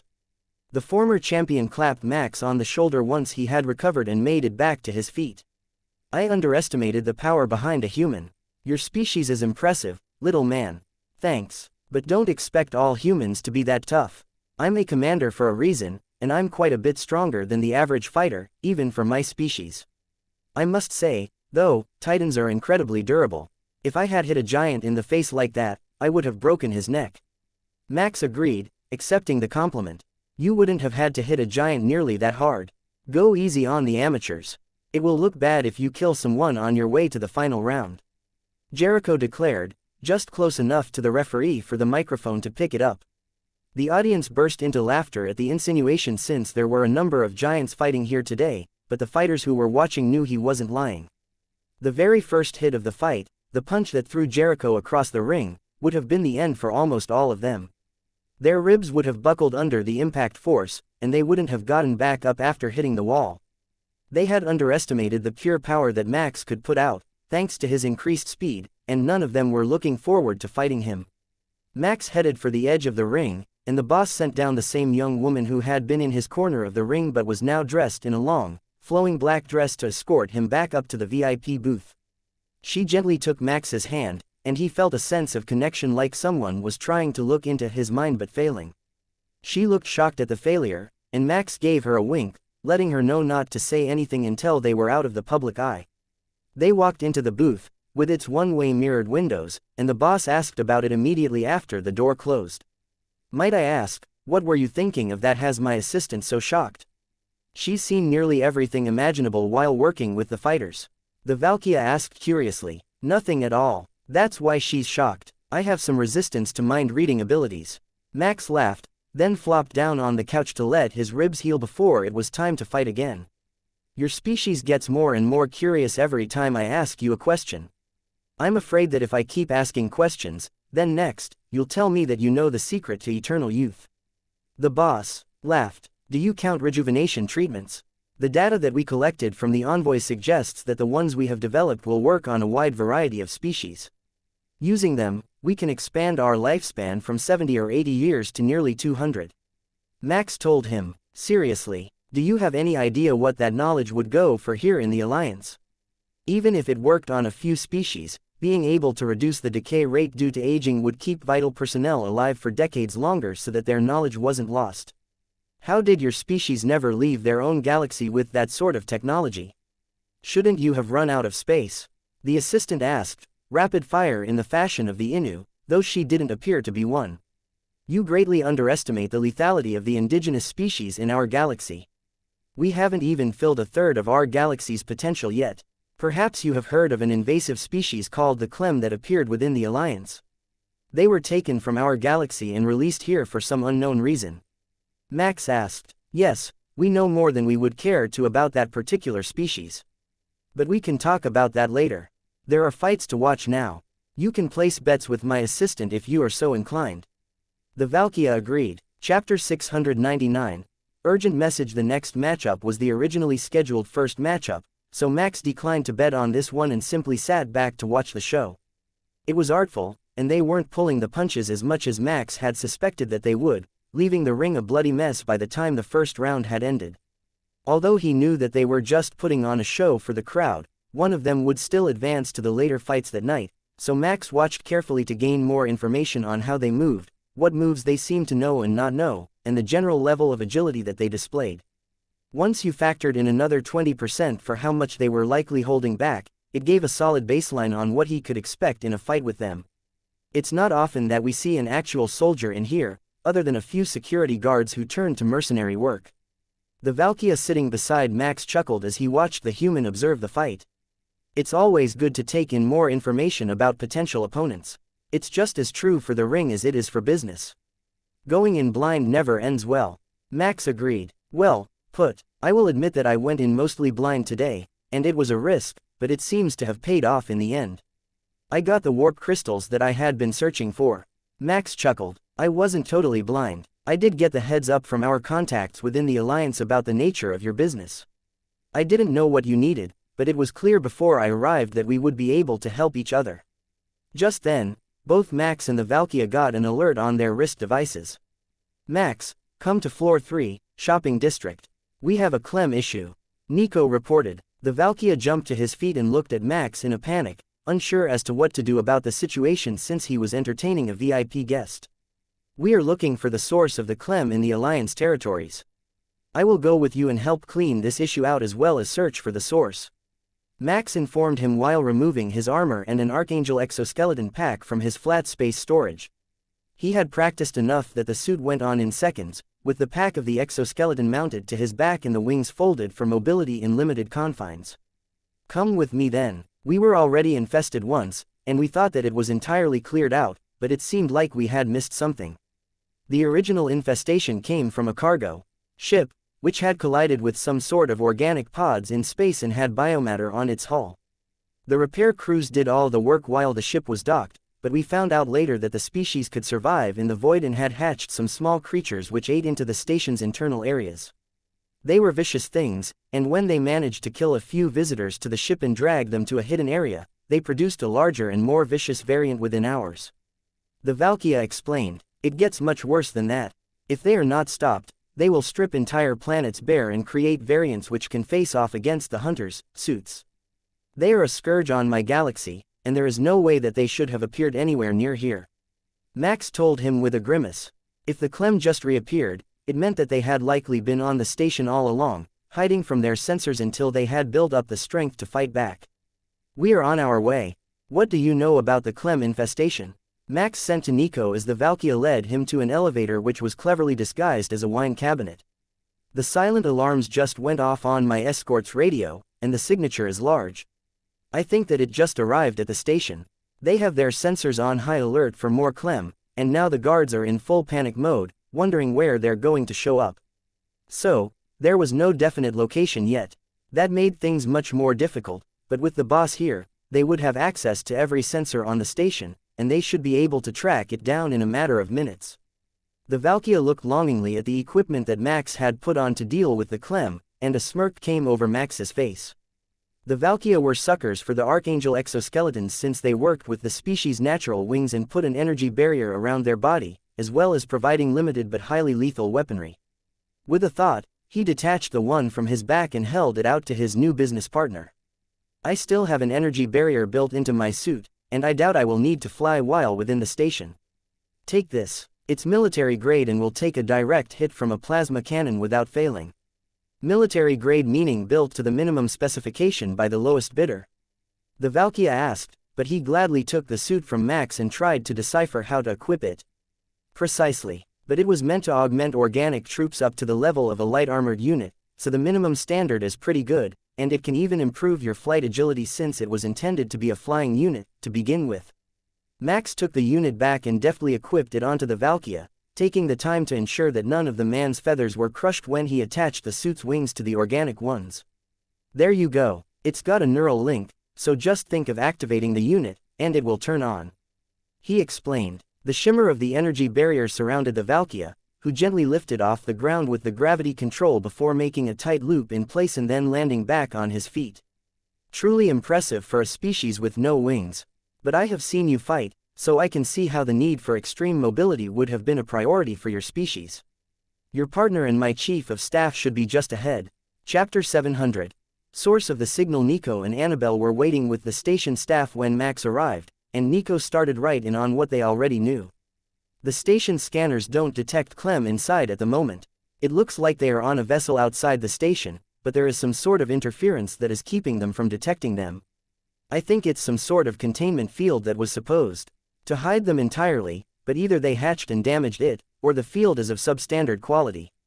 Unfortunately, it's good enough quality that we can't tell if it's a ship that already docked or one of the dozens that have recently come up from the planet beneath us. The wuxia winced at that suggestion.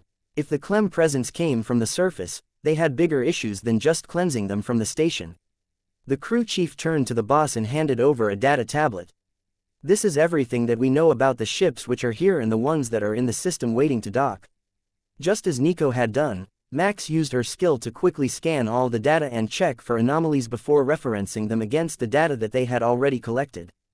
It was a tedious process, but Nico was on it as well, so between them, they might find something of note. There was a moment of silence as everyone went through the data that they had available, and the crew members adjusted the sensors, trying to get a clearer picture of where the signal was coming from. Is the station locked down right now?